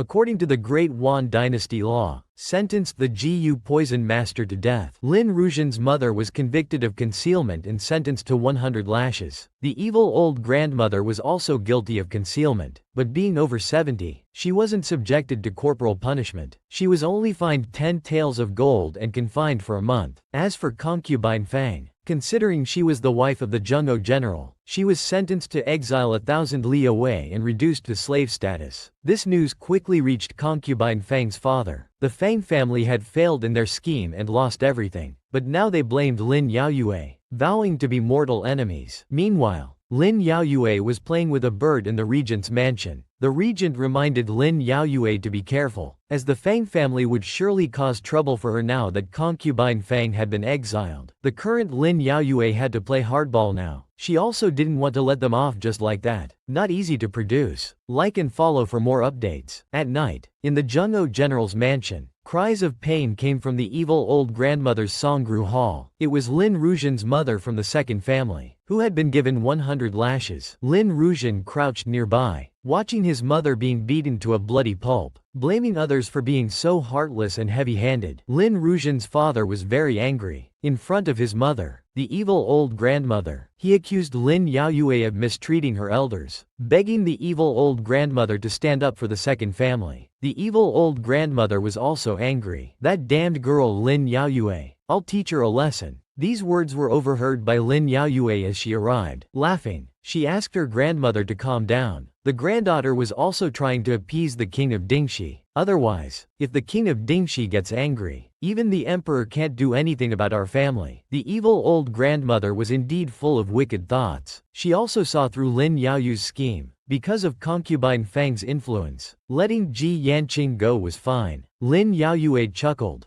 It's all thanks to grandmother's teachings. Then she ordered people to take Lin Rujian's family back to the guest house to rest, so as not to disturb the evil old grandmother. They were confined for reflection. Lin Rujian's father loudly criticized Lin Yaoyue. No matter what, I am still your elder. How can you treat your second uncle and aunt like this? Aren't you afraid of divine retribution? Lin Yaoyue coldly replied, if heaven had eyes, it would have struck you evil people dead long ago. The fact that you're still alive proves that heaven doesn't have eyes. The evil old grandmother was furious and about to berate Lin Yaoyue. Lin Yaoyue couldn't help but ask her grandmother why she could be so biased. As a grandmother, how could she collude with concubine Fang to use poison to harm her own grandchildren? Where is your conscience? The evil old grandmother was suddenly speechless and fell into reminiscence. It turned out that the evil old grandmother was actually Lin Yaoyu's grandfather's second wife. When she entered the general's mansion, Lin Yaoyu's father was already 3 years old, but his birth mother had died in childbirth 3 years earlier. It was only under pressure from his parents that Lin Yaoyu's grandfather remarried to the evil old grandmother. When she was young, the evil old grandmother, in order to please Lin Yaoyu's grandfather, treated his father as her own, but deep down she harbored a sense of disgust. And Lin Yaoyu's grandfather always kept his deceased wife in his heart, giving all the titles and family property to Lin Yaoyu's father. The children she bore didn't even have a chance to compete. Lin Yaoyu's father was raised by the evil old grandmother. She was very good at pretending, never letting Lin Yaoyu's father detect her disgust. He even felt grateful for the evil old grandmother's nurturing grace and followed her in everything. But ironically, when it came to marriage, he defied the evil old grandmother. He refused to marry the evil old grandmother's niece, concubine Fang, and insisted on marrying Lin Yaoyu's mother as his wife. She had no choice but to let her niece become a concubine. Thinking of this, she told Lin Yaoyue that it was because she despised Lin Yaoyu's mother, so she equally disliked the two siblings. Lin Yaoyue became even more furious, not understanding why every time the evil old grandmother fell ill, it was her mother who stayed by her side day and night. And to her words, her mother never retorted, not even raising her voice once. The evil old grandmother suddenly slammed the table, knowing she was being unconscionable, and told Lin Yaoyue to shut up. If she wanted to send them away, then do it. Then she turned and left, leaving Lin Yaoyu's second uncle panicking behind. If his mother no longer cared for them, they would even struggle to find a place to live. Lin Yaoyue respectfully bowed, telling her grandmother to take care of herself. For this month of confinement, she would arrange for people to serve outside the room. The evil old grandmother secretly cursed Lin Yaoyue for being as fake as her mother. In her heart, Lin Yaoyu's mother was just a lowly maid. The next day, Lin Yaoyu's mother wanted to go to Baiyun Temple to fulfill a vow and pray. Lin Yaoyue withdrew all the people arranged to serve the evil old grandmother. She understood that her grandmother had never suffered such humiliation in her life, and also feared it would spread and affect Lin Yaoyu's reputation. Lin Yaoyue helplessly responded, "Mother, you're too kind. Grandmother was also involved in the poisoning incident. She meant to harm us, including brother and younger brother, but her mother knew everything. Yet considering that she had raised Lin Yaoyu's father, she wanted to repay evil with kindness." Lin Yaoyue quickly turned to her brother, seeking help to persuade their mother, but her brother promptly declined, saying he only knew how to fight in battles and couldn't manage household affairs. Lin Yaoyue could only sigh helplessly and agree to her mother's wish. She promised that when they returned from fulfilling their vow, she would lift the confinement on the evil old grandmother. Meanwhile, the Fang family immediately received news from the evil old grandmother. Knowing that Lin Yaoyue and her family had gone to Baiyun Temple to deal with Lin Yaoyue, Fang Kuo specially invited a master from Fan Yongguo to eliminate Lin Yaoyue and her two brothers, offering a hefty reward. That master was actually Shan Yuan. He didn't want the reward, he only wanted Lin Yaoyue. By now, Lin Yaoyue and her family had arrived at Baiyun Temple. A young Taoist led them to the main hall for worship, but Lin Yaoyue felt as if someone was following them. She suddenly turned back and asked who it was, but there was no response. She didn't see anyone, but Lin Yaoyue had a familiar yet dangerous feeling. Lin Yaoyu's brother quickly asked what was wrong. That feeling disappeared, and Lin Yaoyue hastily replied that she might just be tired and feeling a bit dazed. Lin Yaoyu's feeling wasn't wrong. Shan Yuan was determined this time. "Lin Yaoyue, you won't escape this time. Not easy to produce. Like and follow for more motivation." In front of the Tianjin statue at Baiyun Temple, Lin Yaoyue and her mother were sincerely praying and fulfilling their vow. Her mother prayed for the protection and well-being of everyone in the Zhenghe general's mansion, including that evil old grandmother. She prayed for her mother-in-law's health and longevity. Lin Yaoyue also sincerely prayed for the protection of her parents, elder brother, and younger brother, wishing them safety and lifelong peace. She also prayed for the regent. She wished that she could be with the regent life after life, never to be separated. Just then, Shan Yuan appeared behind Lin Yaoyue and cast a dream-weaving spell on her. Lin Yaoyue suddenly felt an unbearable pain in her chest. Not knowing what was happening, she suddenly fainted. This greatly alarmed Lin Yaoyu's mother and brother, who quickly ordered people to find a doctor. The regent, resting far away in his own mansion, suddenly felt a sharp pain in his chest. He wondered if something had happened to Yuer.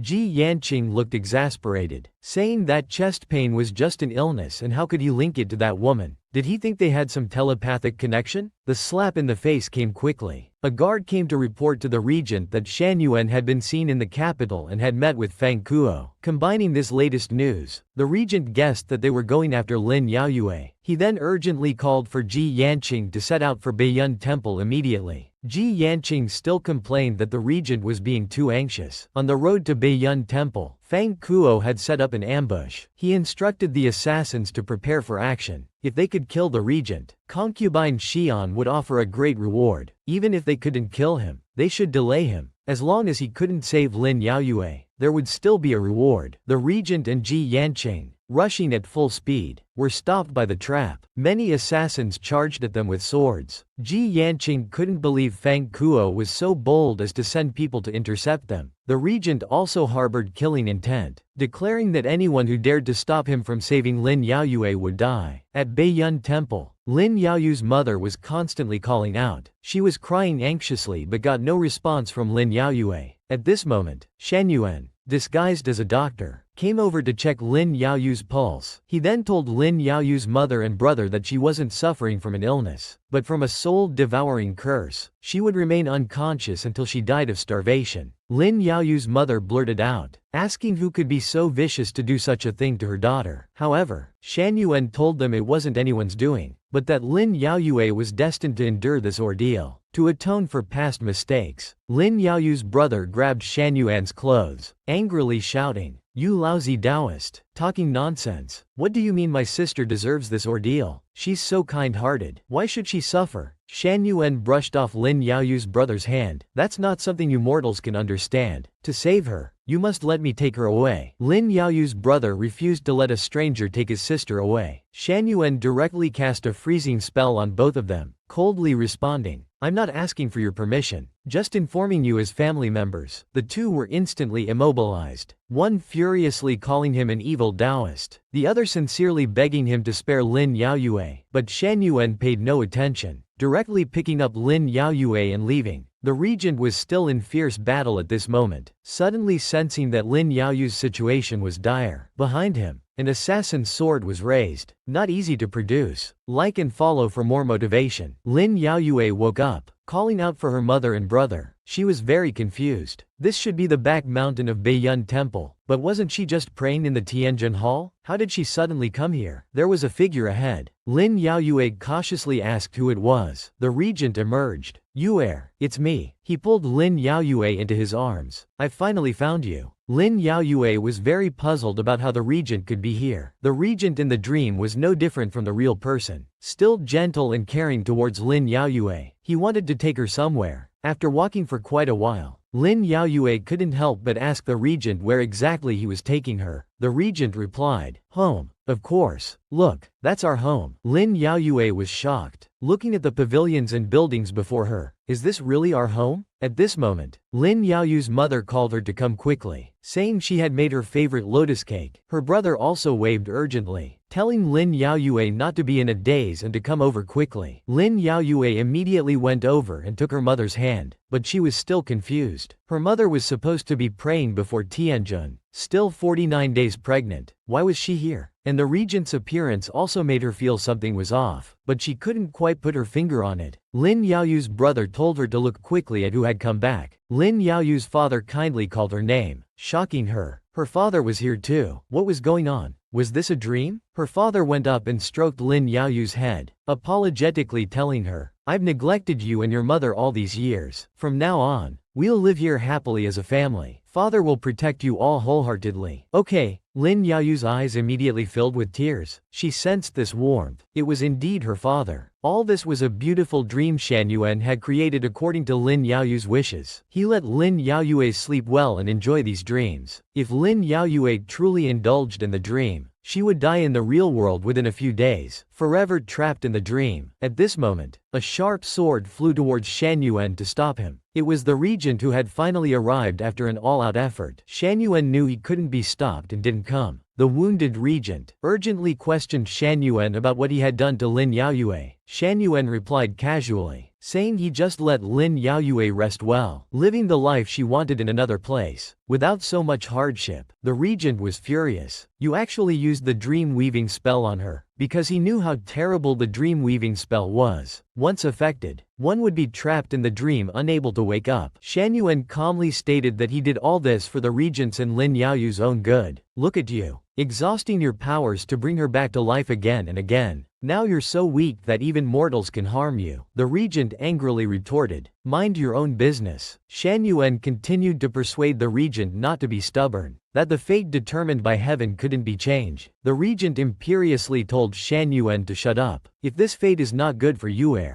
I will change it. Shan Yuan sighed, but with all your changes, her fate has become worse, hasn't it? At this, the regent became even more angry. Because in the previous life, Shan Yuan had told the regent that as long as he atoned for changing fate, Lin Yaoyue wouldn't die tragically. But after he died, Lin Yaoyue still ended up shattered to pieces. The regent had trusted him so much, handing Lin Yaoyue over to him, only to be deceived. Shan Yuan still coldly said he hadn't deceived anyone, that all this was destined. The regent didn't believe in any predestined fate. He ordered Shan Yuan to undo the dream spell immediately. Shan Yuan seriously replied with just a few words, impossible. The regent no longer held back and attacked Shan Yuan. While defending himself, Shan Yuan advised the regent, separation is the only way to protect you both. Then he quickly disappeared from the regent's sight using his magic. Not easy to produce. Like and follow for more motivation. The regent came over and told Lin Yaoyu's mother and brother the truth. She wasn't affected by a soul-devouring curse, but by Shan Yuan's dream-weaving spell, constantly indulging in the dream unable to wake up. Lin Yaoyu's mother was very worried about her poor daughter. asking what they could do to wake her up. The regent gently placed Lin Yaoyue on the bed. He planned to go to Yaoyao Mountain to find Taoist Qingwei, who might be able to break the dream spell. He instructed them to take good care of Lin Yaoyue. Fan Ji's brother was more reliable. Ji Yanqing assured the regent not to worry, as he would be here. The regent gently stroked Lin Yaoyue's cheek. "Yuer, you must wait for me," and in the dream, Lin Yaoyue seemed to hear this call. She looked up and asked the regent in her dream if he had just called her. "No, Yuer, are you tired?" Lin Yaoyue nestled in the regent's embrace. "I thought I heard a voice calling me. It sounded just like you." The regent comforted Lin Yaoyue. "Don't overthink. I'm right here by your side, and I'll always be." The peace and happiness in the dream made Lin Yaoyue sink deeper. She wished these blissful days could last forever, but the lack of conflict in the dream made this serenity and happiness feel somewhat unreal. At this moment, her brother in the dream called out to Lin Yaoyue and the regent, "Sister, brother-in-law, come back for dinner." Lin Yaoyue was deeply immersed in the dream's tranquility and happiness. In her previous life, when her parents, brother, and the regent were all there, she hadn't cherished it. After her rebirth, she had been startled awake by nightmares countless nights, and also dreamed of such peaceful scenes countless times. Now, for her, this was real. She even prayed to heaven to let time stop at this moment. The regent rode at full speed to reach Yaoyao Mountain's Qingwei Temple, where he met Taoist Qingwei. The regent expressed his purpose for coming. He wanted to remove the dream-weaving spell cast by Shan Yuan, the high priest of Fan Yun Kingdom. Taoist Qingwei stated he knew a thing or two about the dream-weaving spell and invited him inside to discuss further. Meanwhile, his young disciple sent the news of the regent's arrival via carrier pigeon to consort Xian and Crown Prince Merong Ling. The pigeon reached Crown Prince Merong Ling's hands, informing him that the regent had arrived at Yaoyao Mountain seeking Taoist Qingwei's help. Consort Pei urged Crown Prince Merong Ling to quickly send the solution left by Shan Yuan to Taoist Qingwei via pigeon, so that Taoist Qingwei could pass it on to the regent. Consort Pei wasn't being kind-hearted, of course. She wouldn't easily hand over the solution. To break the dream spell, it required the blood of many common people, daily consumption of bewilderment grass with sheep's blood, and then using heart blood to perform the dream-breaking array to wake the person in the dream.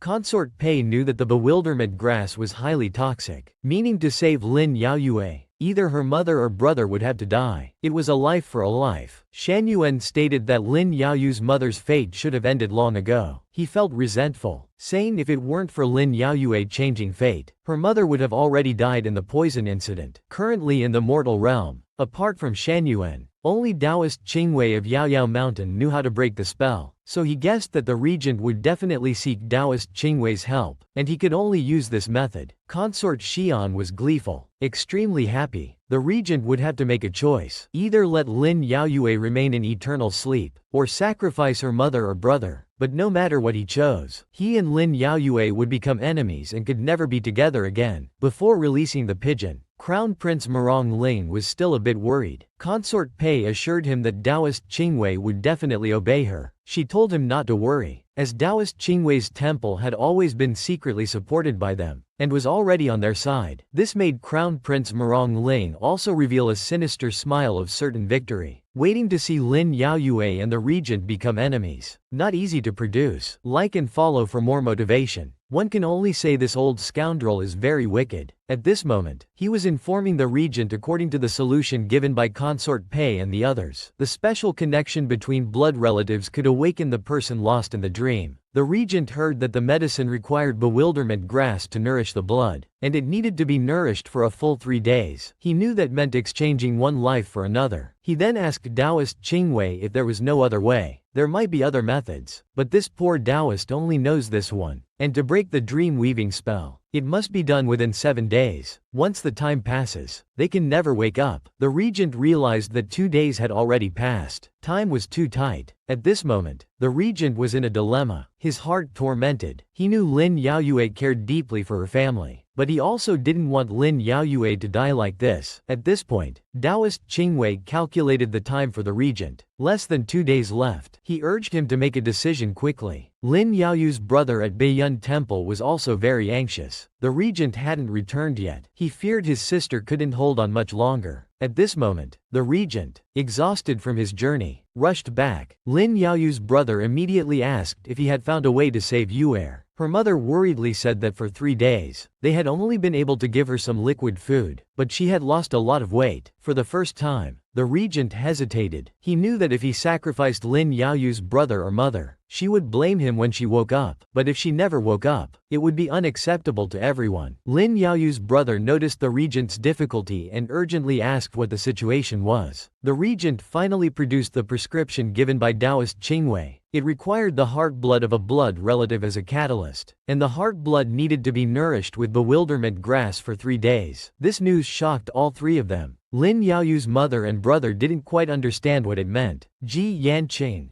being a medicine expert, naturally knew the toxicity of bewilderment grass. Using it for 3 days to nourish blood would certainly result in death. Upon hearing this, Lin Yaoyu's mother and brother understood. Her mother immediately volunteered to do it, but Lin Yaoyu's brother couldn't agree. He would rather do it himself than let his mother take the risk. They started arguing. His mother tried to persuade him. Zhen Yu, you are the eldest son of the general's mansion. You're destined to be a great general defending the country. I'm just a woman who knows nothing but to support her husband and raise children. Listen to me. Let me do this. We can't just watch your sister die. Lin Yaoyu's brother absolutely refused, knowing his sister wouldn't agree either. Moreover, if he couldn't protect his mother and sister, what kind of man would he be? How could he protect the country? The regent, already conflicted and unable to decide, seeing and hearing their argument, told them to stop arguing and let him think it over. The regent was torn inside. On one side was you. On the other side were the loved ones you considered as important as your life. What should I do? In her dream, Lin Yaoyue seemed to hear the regent's call again. She felt strange. There was clearly no one around. So how could a Jin's voice appear? Yuer, tell me, what should I do? This made Lin Yaoyue even more confused. If she had just been distracted earlier, why could she still hear the voice now? And she heard a Jin asking her what to do. At this moment, the regent's voice came from behind her, asking what she was thinking about alone here. Lin Yaoyue immediately turned around, feeling even more puzzled. It seemed like his voice had just come from another direction. She then offered her hand to the regent, saying that the wind by the lake might be strong, making her dizzy. They should go back inside. She tried to convince herself not to overthink.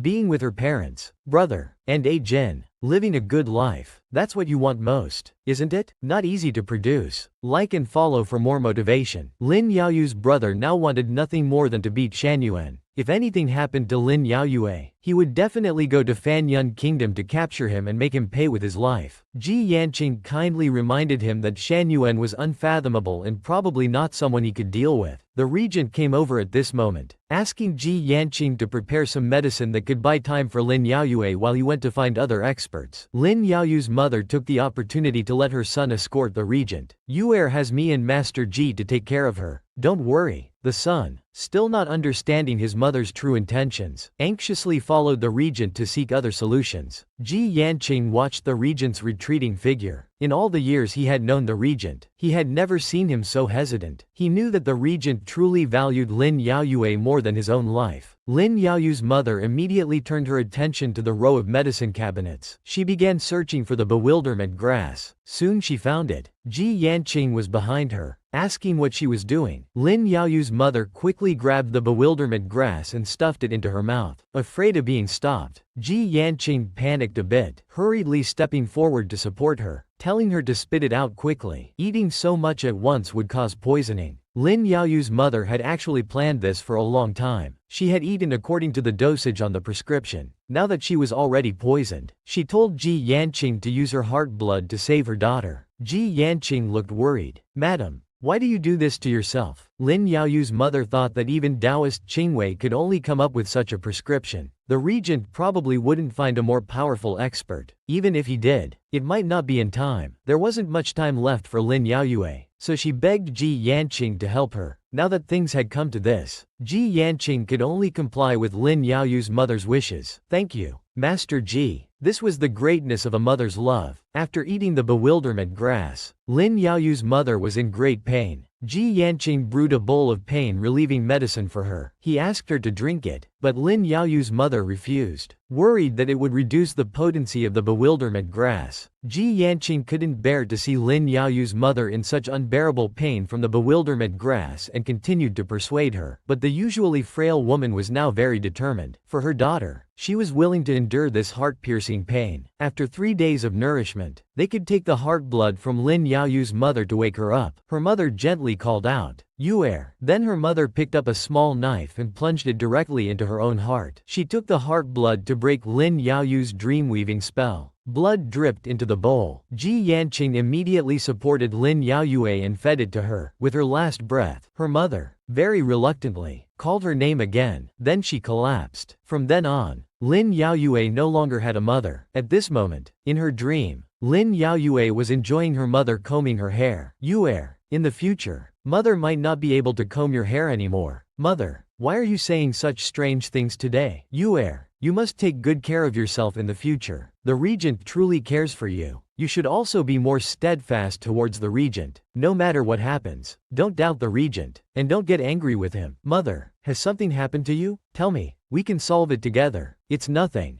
Yuer, mother just needs to go on a long journey, to pray for blessings for Yuer and your brother. I might be gone for a very long time. Mother, I don't want you to go. What's so good about those deities? They've never truly blessed mortals. Yuer, heaven is watching. You can't speak of deities like that. Having such good children like you, isn't that a blessing from the deities? Of course I must be grateful. Yuer, my daughter, mother really has to go now. Take good care of yourself in the days to come. Mother, don't leave Yuer. Don't go. Don't abandon Yuer. There truly was a psychic connection between blood relatives. In her dream, Lin Yaoyue suddenly opened her eyes and woke up, calling out, "Mother, don't go." Not easy to produce. After Lin Yaoyue woke up, she was panic-stricken, seeing her mother lying in front of her bed, not understanding what had happened. Seeing Ji Yanqing nearby, she hurriedly begged for help. "Master Ji, please save my mother." Ji Yanqing helplessly told Lin Yaoyue, "I'm sorry, Miss Lin, she's been poisoned by the bewilderment grass. There's no way to save her." Lin Yaoyue was confused about why her mother would be poisoned by the bewilderment grass. Ji Yanqing then told Lin Yaoyue, "It's because you were under Shan Yuan's dream-weaving spell, lost in the dream and unable to wake up. Your mother, in order to save you, used the bewilderment grass to nourish her heart blood for medicine. After 3 days of nourishment, the poison entered her heart, and there's no way to detoxify now." Lin Yaoyue gritted her teeth in hatred. Shan Yuan. It's Shan Yuan again. At this moment, her mother still had a faint breath left. She reached out her hand, weakly calling her name. Lin Yaoyue, with tears in her eyes, held her mother's hand. "Mother, Yuer is here. Yuer is here." On her deathbed, her mother still comforted Lin Yaoyue, telling her not to grieve or hate. This was all her fate. Lin Yaoyue refused to accept this as fate. She told her mother, "This is not your fate. In the previous life, concubine Fang bribed your maid Shu Mei to poison you. I tried to save you by eating the poisoned meat, but I couldn't save you. In this life, to prevent you from being harmed, I early on created a life-saving debt with Shu Mei, preventing her from being bribed to poison you. Later, concubine Fang used a curse on me, using this to counterattack and have me exiled. I thought you and brother would be safe from then on. Yuer, take good care of yourself." After saying these words, Lin Yaoyu's mother passed away. Lin Yaoyue held her dead mother and wept bitterly, constantly apologizing to her mother. She never thought that even though she was reborn, she still couldn't save her. At this moment, Lin Yaoyu's brother and the regent returned. Seeing this scene, they were both shocked and heartbroken. Lin Yaoyue, with her eyes red from crying, blamed herself for harming her mother. The regent quickly went to comfort Lin Yaoyue, telling her not to blame herself. "This is not your fault. It's all because of Shan Yuan." In the regent's arms, Lin Yaoyue cried even more heartbreakingly. When night fell, the regent brought a bowl of nutritious porridge. He asked Lin Yaoyue to eat something, as she had been unconscious for days without proper food. Lin Yaoyue was still grieving and didn't want to eat. She asked the regent to leave first, saying she wanted to be alone for a while. The regent empathized with her feelings. He told Lin Yaoyue to call him if she needed anything, and that he would be waiting outside. After coming out, the regent started questioning Ji Yanqing. "Didn't I tell you to wait? Why did you use that prescription?"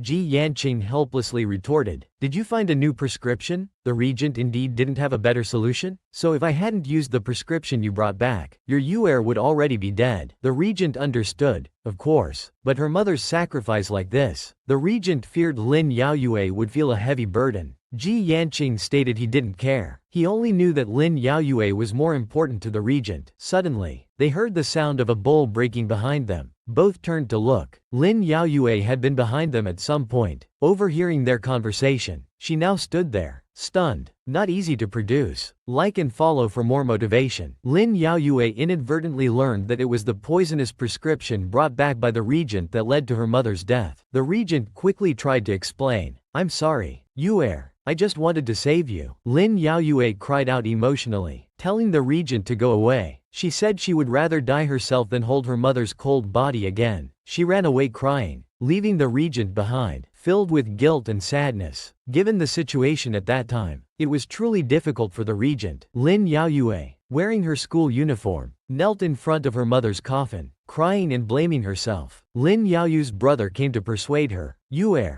let's send mother back to the mansion and arrange the funeral first." The regent reached out his hand to help Lin Yaoyue up, but she angrily swatted it away, shouting, "Don't touch me." At this moment, she was blinded by grief, having forgotten her mother's dying words, to never doubt or be angry with the regent no matter what happened. She directly stood up to return to the mansion and arrange her mother's funeral, completely ignoring the dejected regent behind her. Lin Yaoyue's brother was more rational. Understanding the regent's difficult position, he walked up and patted the regent's shoulder, telling him to give his sister some time. Meanwhile, in the palace, there was merriment and celebration. Lin Ruzhen spent all day circling around Crown Prince Merong Lin, serving and pleasing him in various ways. She sighed that although they were sisters, their personalities were so different. If only Lin Yaoyue were half as sensible as her. Lin Ruzhen still maintained her White Lotus facade, saying she loved the crown prince, so naturally wanted to please him. "While my sister loves," before she could finish, Merong Lin's face changed in disgust as he interrupted her. "Are you trying to say Lin Yaoyue abandoned me and fell in love with Merong Jin?" Sensing the crown prince's displeasure, Lin Ruzhen immediately knelt down, saying that wasn't what she meant, begging the crown prince to calm down. But she had touched his sore spot. How could he calm down so easily? He directly ordered her to get out. Just then, a eunuch at the door came to report, informing Crown Prince Merong Lin that Lin Yaoyue was escorting her mother's coffin back to the mansion. Upon hearing this, the crown prince immediately cheered up. He still didn't want to lose the power of the general's mansion. He ordered the eunuch to quickly prepare his carriage. He wanted to go to the general's mansion to comfort Lin Yaoyue. Lin Ruzhen, still not understanding the situation, thought to herself that Crown Prince Merong Lin couldn't let go of Lin Yaoyue as a person. She planned to use all her charms to win the crown prince over. Lin Yaoyue and her brother brought their mother's coffin back to the national general's mansion. The mansion gates were tightly closed, with no one to welcome them. Lin Yaoyue's brother was furious. Their mother had passed away, yet not a single person came out to receive them. Grandmother and the others are too much. The villains, grandmother and the others had repeatedly tried to poison and curse them, just to kill Lin Yaoyue and her family. Now they've finally gotten their wish and are probably rejoicing inside the mansion. Crown Prince Merong Lin, dressed in mourning clothes, called out to Lin Yaoyue from behind. Lin Yaoyue turned her head, wondering why he was here. Crown Prince Merong Lin pretended to be sorrowful, comforting Lin Yaoyue to accept her grief and move on. He said her mother had gone to enjoy blessings in paradise. Lin Yaoyue knew this was insincere and responded coldly. "Enjoy blessings? I hope when consort Xian faces such a situation, your highness will also be able to enjoy it so calmly." She turned and entered with her brother. Crown Prince Merong Lin was furious and sighed. "How dare Lin Yaoyue not give me any face?" The appearance of Crown Prince Merong Lin made Lin Yaoyue sense something was amiss. Her brother didn't quite understand, because regarding Lin Yaoyue's mother's death, he had only sent people to inform the national general's mansion. How did the crown prince know, and even specially wear mourning clothes to come? Lin Yaoyue's brother was enlightened by this point. The crown prince might be involved in this matter. In fact, Lin Yaoyue had been suspicious all along. The dream-weaving spell incident seemed strange. The crown prince's appearance had already confirmed the strangeness. "I won't let anyone who harmed my mother go." She suddenly stopped and asked her brother to pass a message to the regent. "Don't follow him anymore." Lin Yaoyue's brother quickly advised. "Yue,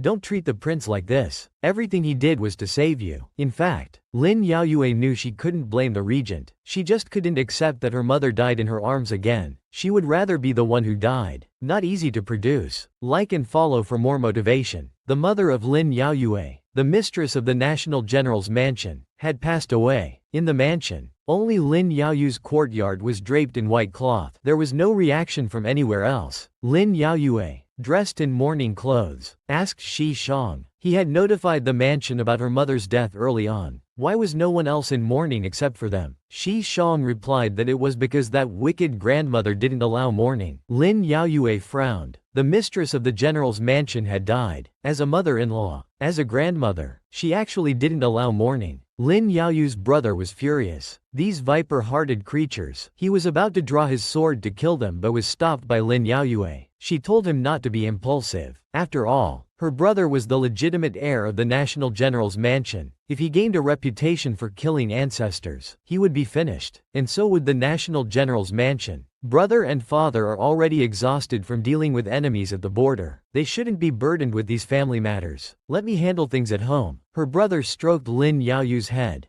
deeply understanding how difficult these years at home had been for her. You've had it tough these years. Lin Yaoyue didn't mind the hardship. She only regretted falling into a trap and failing to protect her mother. Now, what she needed to do was to make those who hurt her mother pay the price. From the wicked grandmother's Songgrong Hall came hearty laughter. It was Lin Yaoyu's second uncle, praising his daughter Lin Rujian for being capable, gaining the Crown Prince Murong Lin's favor. She could completely replace Lin Yaoyu's position now. The only one not smiling was Lin Yaofang. Her mother had schemed so much, yet it all benefited the second family. She secretly cursed Lin Rujian for acting soft and shamelessly seducing the Crown Prince. Suddenly, the door was forcefully pushed open by Lin Yaoyue. Now that the mistress of the general's mansion has died, this entire household is not in mourning, not preparing the coffin. I'm afraid grandmother's reputation as an evil mother-in-law will spread throughout the capital by tomorrow. The wicked grandmother's joy was written all over her face. She even blamed Lin Yaoyue for taking the authority to manage the household. They didn't have the token for the mansion's warehouse, so even if they wanted to get some funeral items from the warehouse, they couldn't. Actually, the wicked grandmother could override this, but now she claimed she dared not overstep her authority. Lin Yaoyue reluctantly accepted this excuse. Then surely grandmother and second uncle have plain clothes, right? Wearing plain clothes for the legitimate wife of the general's mansion shouldn't be difficult, right? Unexpectedly, the wicked grandmother said her plain clothes were being washed and weren't dry yet. Her second uncle was even worse, making excuses that it wasn't that they didn't understand etiquette, but that they had no plain clothes to wear. Who told sister-in-law to die at such an inconvenient time? This made Lin Yaoyue both heartbroken and angry. They ate, dressed, and lived off the national general's mansion, yet they were so ungrateful. They even blamed her mother for dying at an inconvenient time. She didn't hold back anymore. She directly ordered people to bring the wicked grandmother's and her second uncle's plain clothes, as well as Lin Yaofang's mourning clothes. The maid brought the plain clothes and mourning clothes over. Lin Yaoyu's second uncle looked at the plain clothes, not knowing what to do. Lin Yaofang, however, frantically threw away the mourning clothes, saying, "My mother was harmed and exiled. I won't mourn for that bitch." Lin Yaoyue fiercely stepped forward and grabbed Lin Yaofang. "Who are you calling a bitch?" Lin Yaofang's servant immediately replied, "Your mother, of course. How dare you?" A heavy slap landed on Lin Yaofang's face, knocking her to the ground. With the wicked grandmother as her backer, Lin Yaofang still talked back defiantly, threatening Lin Yaoyue. "You dare to hit me in front of grandmother?" The wicked grandmother, as expected, protected her own and scolded Lin Yaoyue. "You dare to hit your sister in front of me? You have no respect for your elders." Lin Yaoyue, who no longer had her mother, would no longer show them any courtesy. Lin Yaofang refuses to mourn for the legitimate mother. She should be punished by family law. Since grandmother won't allow family law to be used, then let's use state law. According to the Great Wan's legal code, those who refuse to mourn shall be punished with 3 years of hard labor. The wicked grandmother was slightly intimidated but still tried to threaten Lin Yaoyue.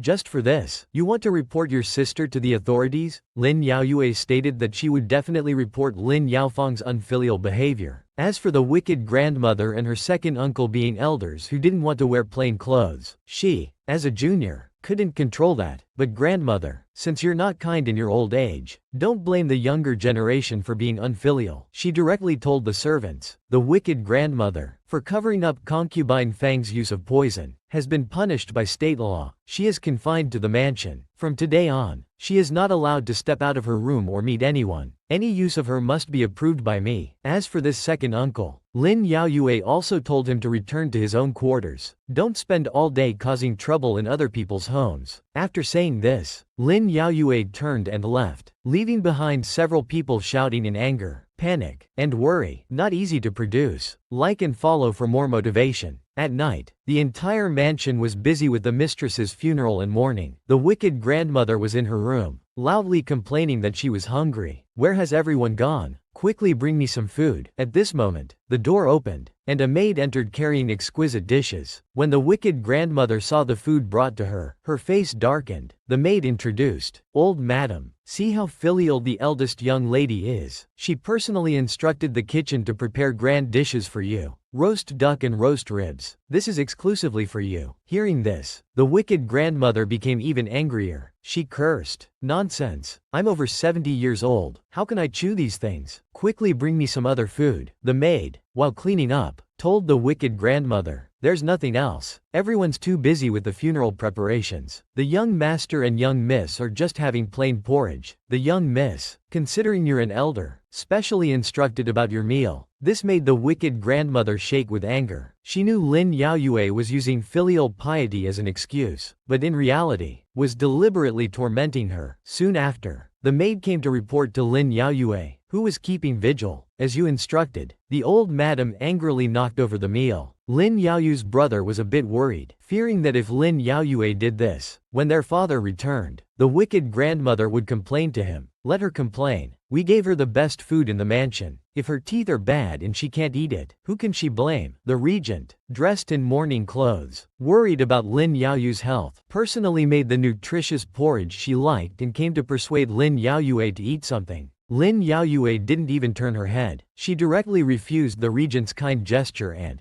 due to the busy funeral preparations in the mansion, asked him to leave. The regent, without complaint or regret, knew she was angry with him but was willing to wait until Lin Yaoyue's anger subsided and she accepted him again. He advised her not to mistreat her body. After all, this body was exchanged for by her mother's life. Cherishing herself was cherishing her mother. Lin Yaoyue's brother also quickly agreed. After all, Lin Yaoyue hadn't eaten a single grain of rice all day, and she had just recovered from a serious illness. She couldn't endure this. Thinking that her body was exchanged for by her mother's life, Lin Yaoyue's tears flowed again. She asked the regent to leave first, saying she wanted to be alone. The regent placed the stone box beside her, telling Lin Yaoyue he would wait for her as always, and then obediently left. Because of the death of her close relative, Lin Yaoyue began to waver. She thought of Shan Yuan's warning not to be with the regent, or else disaster would strike. Now Lin Yaoyue doubted whether they really shouldn't be together, whether it was truly wrong. After keeping vigil until morning,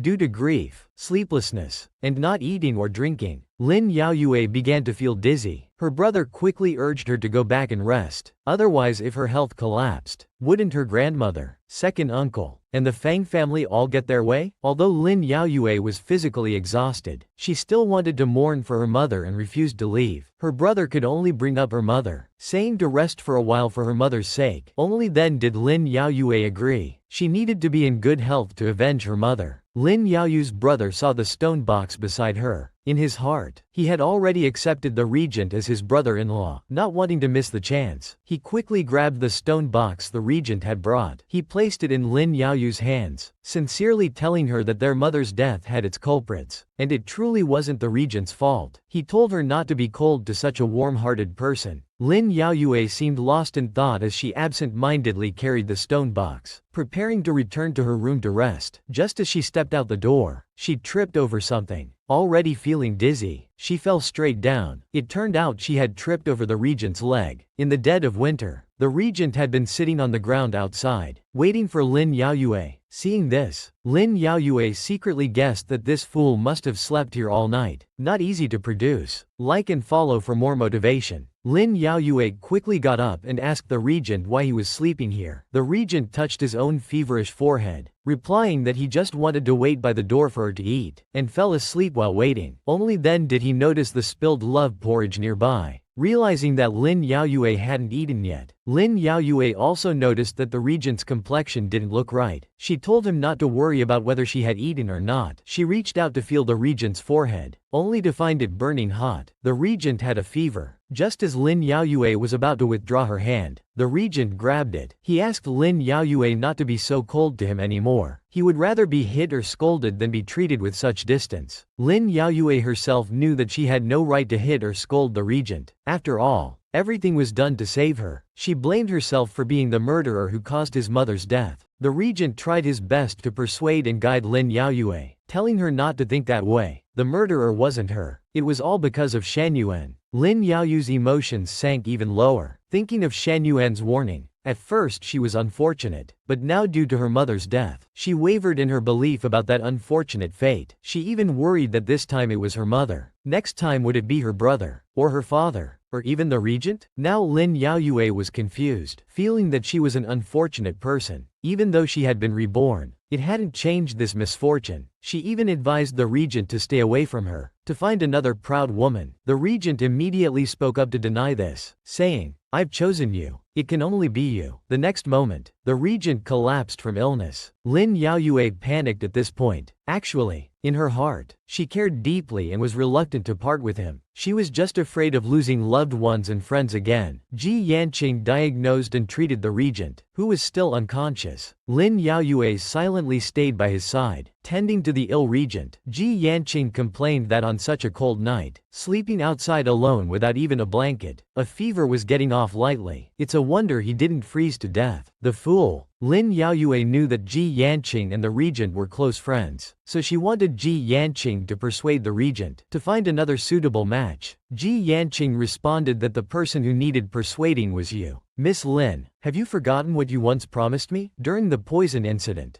Ji Yanqing had warned Lin Yaoyue that if she let down the regent again, he wouldn't let her off. Lin Yaoyue had also responded that she wouldn't let down the regent again. Ji Yanqing put down the medicine pills and continued to enlighten Lin Yaoyue. You only saw that he brought back that prescription, but you didn't see that to save you. He traveled non-stop for 7 days, even sleeping on horseback. You were only concerned with your grief, not eating or drinking, but you didn't bother to look at him who accompanied you without eating or drinking. Once again approaching Lin Yaoyue, he said that the regent was also trained in martial arts, yet he fell ill for you, and before, to protect you. How many times was he injured? How can you be so heartless? But Lin Yaoyue, with her wooden head, still didn't understand Ji Yanqing's meaning. She thought she was a burden to the regent and didn't want to drag him down anymore. This really worried Ji Yanqing. He said, "How do you still not understand? You've never been a burden to him. You're the person he's willing to protect with his life." Ji Yanqing also told Lin Yaoyue that no one is immortal. The difference between life and death is just 100 years or a few decades. Just a few years difference. But how those 100 or so years are lived, and who you live them with, is very important. Think about it carefully. At this moment, the regent woke up. He reached out to wipe Lin Yaoyue's tears. He asked her why she was crying. Actually, Lin Yaoyue had been enlightened by Ji Yanqing's words. She had returned to her former self. The Lin Yaoyue who wanted to fight against so-called destiny. Lin Yaoyue cried fiercely, apologizing to the regent over and over. The regent was still as gentle and accommodating as ever. He told Lin Yaoyue not to cry and asked her to promise that no matter what they encountered, they would be together. Okay? The awakened Lin Yaoyue promised the regent, silently thanking Ji Yanqing in her heart for enlightening her. Not easy to produce. Like and follow for more motivation. A swift horse was galloping down the street. It was the great general of national defense, Lin Yaoyue's father, who had rushed back from the border after receiving the news. Arriving at the mansion gate, he saw the white cloth hanging and felt a mix of emotions. He hadn't expected that after being away for many years, upon his return, he would never see his wife again. Meanwhile, Lin Yaoyue had reconciled with the regent without any grudges. She tucked the regent in with a blanket, letting him rest well. She also prepared a light meal for him. As Lin Yaoyue needed to handle her mother's funeral arrangements, she couldn't stay long. The regent said it was just a minor fever, nothing serious, and told her to go attend to her business. At this moment, Shi Shang informed Lin Yaoyue at the door that her father had returned and was now going with her brother to see the evil old grandmother. She asked if Lin Yaoyue wanted to go too. Lin Yaoyue knew her grandmother would surely complain about her, so of course she had to go. After saying goodbye, The regent paused at the door and softly said, "Ah Jin, you've had a hard time these days." The regent watched Lin Yaoyu's retreating figure. He smiled bitterly. "No matter how hard it is, I don't mind. I'm only afraid you'll leave me." Sure enough, the wicked ones accused first. Shifting the blame, Lin Yaofeng quickly complained to her father, saying Lin Yaoyue was very wicked. She caused her mother to be exiled, her second aunt to be beaten with planks by the officials, and her grandmother to be confined. The evil old grandmother also said Lin Yaoyue mistreated her, sending her inedible food. "Lin Caoyong, you've really raised a good daughter, haven't you?" Lin Yaoyu's brother quickly explained to his father that concubine Fang's exile was her own doing. She had raised a bone demon. Poor concubine Kui had died in confusion, but what his father cared about most now wasn't these matters. He only wanted to know how his wife had actually died. The evil old grandmother nervously averted her eyes, responding that Lin Yaoyue had been affected by some evil spell, and Li Shi had used her heart's blood to save her daughter or something. "I'm not clear on the details." Lin Yaoyue arrived just in time to hear this scene. She retorted directly, "How could grandmother not be clear? The murderer who killed mother, Shan Yuan, targeted us, hiding in the Fang mansion, and the one who informed Fang Kuo that we were going to Beiyun Temple. Wasn't it you, grandmother?" The evil old grandmother, whose face was thicker than the city wall, still tried to provoke Lin Yaoyu's father about her lack of filial piety, accusing her of disrespecting elders and falsely accusing her. She pulled Lin Yaoyu's father, saying, "Look at this daughter raised by Li Shi. She doesn't even know how to respect elders, just like Li Shi, without any upbringing of a noble family." Lin Yaoyue flared up, loudly rebuking the evil old grandmother. "Enough, my mother has already been killed by you all, and you're still slandering her, you disrespectful old." Before she could finish, her father slapped her, telling her to shut up. This slap stunned Lin Yaoyue for 2 seconds. It was the first time in her life that her father had hit her. She had thought that when her father returned, he would seek justice for her mother. It seemed she was wrong. Tears of grievance welled up in her eyes. Lin Yaoyu's father actually felt heartbroken too. However, he was a man of blind loyalty and filial piety, still not enlightened. Although he knew hitting her was wrong, he said, "You can't be so disrespectful to your grandmother." General Lin was surprised by these words. The regent, that wife-protecting maniac, came out to support Lin Yaoyue again. Lin Yaoyu's father, though not knowing why the regent was in the mansion, quickly knelt down to pay respects, which couldn't be wrong. Everyone in the household bowed to the regent, except for the evil old grandmother who stood dumbfounded. The regent looked at her with disdain and authority. "Does the old madam have an imperial decree exempting her from kneeling?" The evil old grandmother was a bit stunned but still honestly answered no. "Then why do you not perform the kneeling ceremony of subject to ruler when you see me?" The evil old grandmother came to her senses, feeling the pressure, and immediately knelt down to pay respects obediently. Then the regent became even more domineering, sternly informing the entire Jungo general's mansion,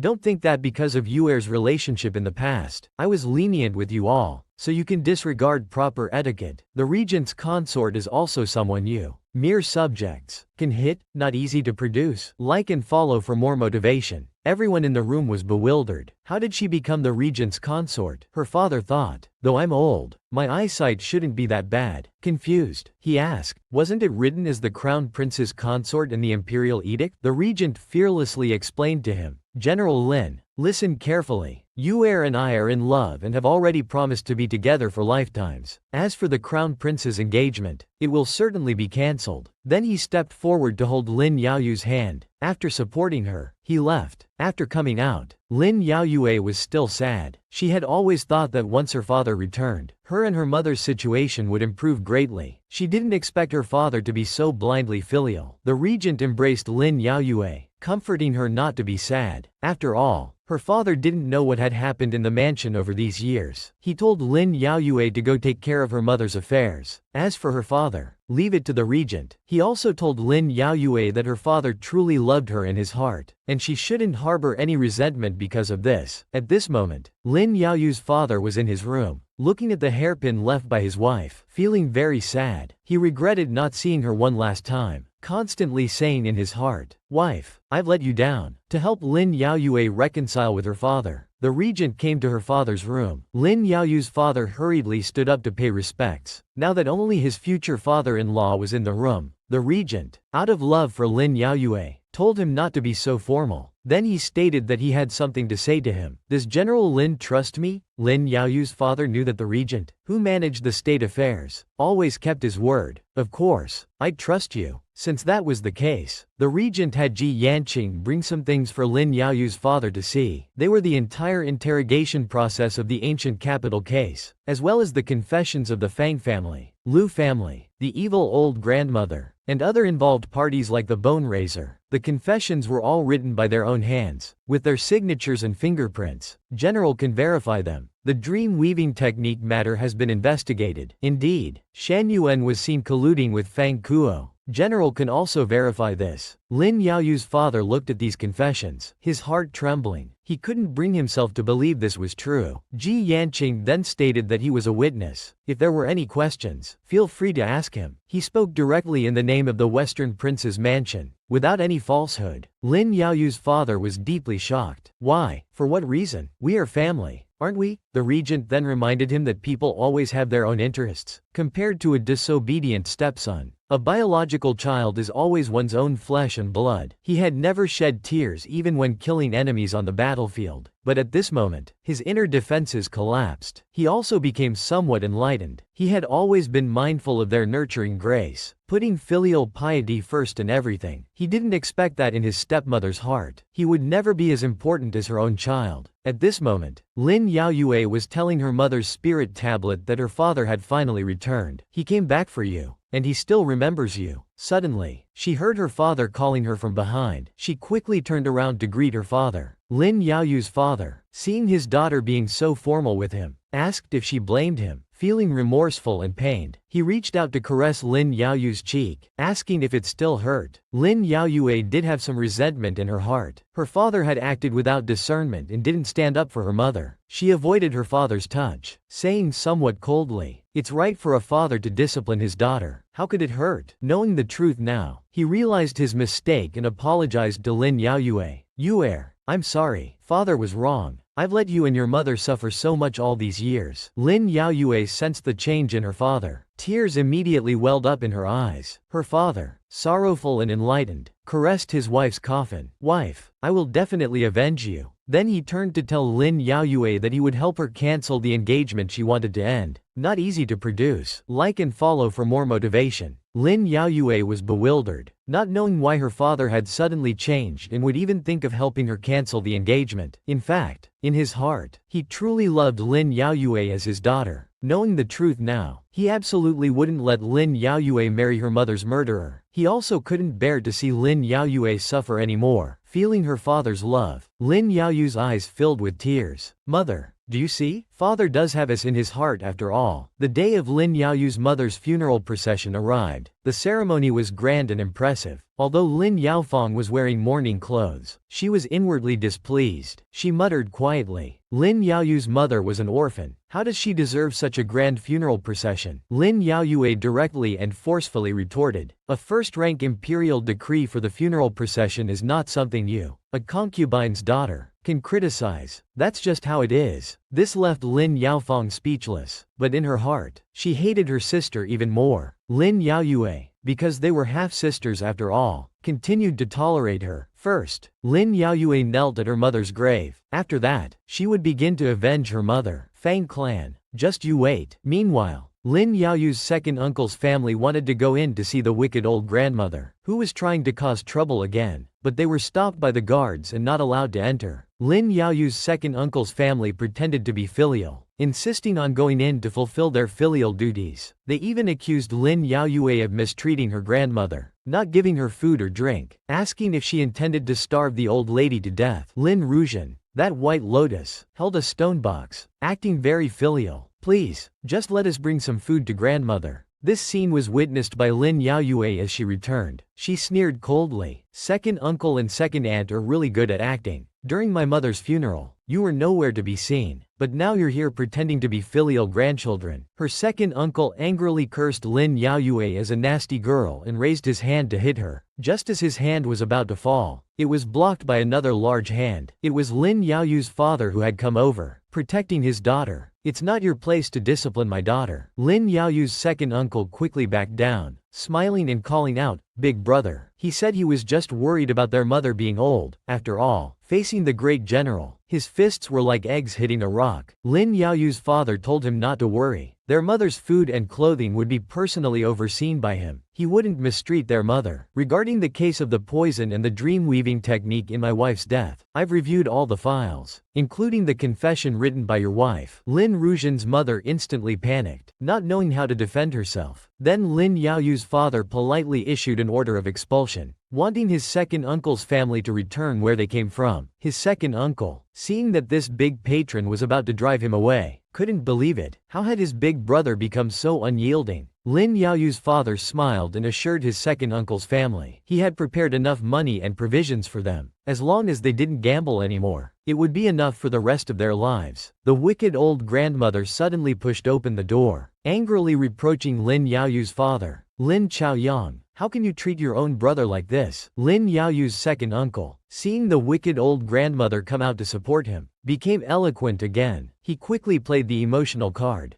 "Big brother, I just want to be filial at mother's side." Lin Yaoyue couldn't tolerate it anymore. "Why should second uncle be filial when I've lost my mother? Where should I go to seek justice?" Lin Yaoyu's father silenced everyone. The lines between family members were clear, and he knew further argument was pointless. He had already decided. Tomorrow, he would send people to escort Lin Yaoyu's second uncle's family out of the capital. After saying this, he turned and left, no longer being as humble and blindly filial as before. Back in his room, Lin Yaoyue brought her father some tea. While drinking, her father told Lin Yaoyue to accompany him to the palace tomorrow. He wanted to cancel her engagement. Lin Yaoyue felt both worried and happy. This was defying an imperial decree. In her previous life, her father had been wholeheartedly loyal to the country and could sacrifice everything for the emperor and the state. Now, he would defy an imperial decree for her. Because of Lin Yaoyu's mother's death, her father realized he had neglected them, mother and daughter, far too much. Now awakened, he wanted to make up for his belated fatherly love. Yi Wanfong was raging furiously in her mansion, because Lin Rujian's family had been driven out and not allowed to stay in the general's mansion. They came to seek refuge and incite her uncle. They said Lin Yaoyu's father had confined his sister, that wicked old grandmother. They begged their uncle to quickly save their elderly mother. Lin Rujian's mother was also crying and instigating, saying, as soon as Big Brother returned, he questioned Li Shi's death, but didn't mention a word about Sister Fang being exiled. It's truly heartbreaking. One is his own sister, and one is his own daughter. This made Fang Kuo gnash his teeth in hatred. He was determined to teach them a lesson. Lin Yaoyu's second uncle's family thus got their wish and moved into Fang Kuo's mansion. Afterwards, they vented their anger. Fang Kuo blamed all his resentment for his daughter's exile and his sister's confinement on Lin Yaoyue. "I will never let you off." Not easy to produce. Like and follow for more motivation. In the Crown Prince Murong Lin's bedchamber in the Imperial Palace, the White Lotus Lin Rujian cried with snot and tears, saying she could no longer serve His Highness the Crown Prince. She begged him to take care of himself. Crown Prince Murong Lin was very susceptible to this act. He quickly asked, "Jenner, what's wrong?" Lin Rujian responded that her uncle had returned for the funeral, but was instigated by her elder sister to drive Jenner's family out of the general's mansion. Now Jenner could only return to Jiangzhou with her parents. Then she cried even more fiercely, expressing how reluctant she was to leave Crown Prince Murong Lin. These were her sincere tears. Once she left, she would have no chance to be a phoenix perching on a dragon. Fragility and tears worked well on Crown Prince Murong Lin. He told her not to cry. He had private residences. He told Lin Rujian to take her parents to live there. Lin Rujian seized the opportunity to ask for a title from Crown Prince Murong Lin. "My family has no name or status to live in the Crown Prince's private villa. I'm afraid it will invite criticism." The Crown Prince truly liked women of Lin Rujian's type. He was willing to give her a title, but he needed to marry Lin Yaoyue first before he could take her as a concubine. However, Lin Rujian's appetite was big. What she wanted was the position of the principal wife, so she threw herself into Crown Prince Murong Lin's arms, pretending to be understanding. She said she dared not ask for too much, only wanting to request the Crown Prince to find a position for her father so that her family could stay in the capital to serve the Crown Prince. Crown Prince Murong Lin gently lifted her chin, saying he could find a position for her father as long as they were obedient. Lin Ruzhen immediately declared, "My family will follow your highness and the Xian consort's lead." At this moment, a eunuch came to inform Crown Prince Murong Lin that the Defender General had brought Miss Lin to see the Emperor, requesting to cancel the engagement. Crown Prince Murong Lin was still thinking about the military power in Lin Yaoyu's father's hands. He couldn't let them cancel the engagement. Even if it had to be cancelled, it should wait until he got the military power. Then he would be the one to cancel it. He then pushed Lin Ruzhen, who was in his arms, away, saying he had business to attend to and told Lin Ruzhen to go back first. Lin Ruzhen watched the crown prince's hurriedly departing figure, her heart aching. She didn't understand why. Even at this point, he was still unwilling to give up Lin Yaoyue. In the great hall of the imperial palace, Lin Yaoyue and her father paid respects to the emperor. The emperor, also under the pressure of military power, greeted them with a smile. "General Lin, please rise quickly. It must have been hard guarding the borders." Lin Yaoyu's father stated that guarding the national gates was his duty. Today he came with an unwilling request. He asked the emperor to approve the dissolution of his daughter's engagement to the crown prince. His wife had passed away, and his daughter needed to observe 3 years of mourning. He feared it would delay the crown prince. Before the emperor could respond, Crown Prince Murong Lin's voice came from behind. He directly said it wouldn't be a delay. At this moment, he transformed into a devoted lover, willing to wait, but his true inner thoughts were to wear down Lin Yaoyue. He would never let her and the regent get their way. Lin Yaoyue directly countered, exposing that Crown Prince Murong Lin was quite close to his cousin Lin Ruzhen, often meeting in the Eastern Palace. Even during his mother's mourning period, he didn't restrain himself. She appreciated their true affection and was very willing to let them be together. Hearing this, the emperor became furious. He scolded Crown Prince Murong Lin as a scoundrel. In fact, the emperor was also very unwilling to see the Defender General's family align with the regent. Crown Prince Murong Lin quickly defended himself, saying he only asked Lin Ruzhen about Lin Yaoyu's recent situation, knowing she was in a bad mood, and didn't dare to disturb her. The emperor roared, asking what more Crown Prince Murong Lin had to explain. He ordered him to quickly apologize to General Lin. Crown Prince Murong Lin then pledged his loyalty, saying Lin Yaoyue was the only one in his heart. The Crown Prince insisted it must be her and no one else. Lin Yaoyu's father decisively stated his position. Since His Highness the Crown Prince was so determined, letting Ruzhen replace Yuer would be excellent. After all, Ruzhen was more docile and more suitable for the Crown Prince than Yuer. In terms of bloodline, they were both girls from the Lin family. Crown Prince Murong Lin was displeased. He cursed inwardly. "Damn it, what use is bloodline? What I want is military power." Just at this moment, a eunuch came from outside shouting that something terrible had happened. The Xian consort had fainted. Hearing this, the emperor and Crown Prince Murong Lin saw it as a perfect opportunity to resolve the deadlock. The emperor immediately called Crown Prince Murong Lin to go with him to see his mother. Then they hurriedly left. The engagement cancellation ceremony was automatically suspended. Lin Yaoyue knew that not fainting earlier or later, but precisely at this moment, was definitely intentional. Lin Yaoyu's father saw her disappointment and came to comfort her. He told her not to worry, that the crown prince was not a good match, and he would definitely help her cancel this marriage. If not today, they would come again tomorrow. As Lin Yaoyue was preparing to get into the carriage to return home, someone called out to her. She turned to see it was her second uncle's illegitimate son, her cousin Lin Quanon, her ally. Ever since Lin Quanon saved Princess Yujun, Lin Yaoyue had asked the regent to arrange a position for him, allowing him to frequently enter the palace and meet with the princess. Since then, the princess had never caused trouble for Lin Yaoyue again. Now that he suddenly appeared and called out to Lin Yaoyue, could it be that there was some thorny trouble? Not easy to produce. Like and follow for more motivation. Since her cousin called out to Lin Yaoyue, there must be something important. She went forward to inquire. Lin Quanon then quietly told Lin Yaoyue about Lin Ruzhen's family seeking refuge with Fang Kuo, warning her to be careful as they intended to harm her. Lin Yaoyue wanted to know what they would do. Lin Quanon wasn't clear on the specifics. He only knew that they would likely target Lin Yaoyu's father, because Lin Ruzhen had hooked up with Crown Prince Murong Lin, and Lin Yaoyue wanted to cancel the engagement, while the Xian consort and the Crown Prince wanted her father's military power. As a result, the Crown Prince and Xian consort wanted to support Lin Ruzhen's family to replace Lin Yaoyu's father. Lin Yaoyue teased Lin Quanon,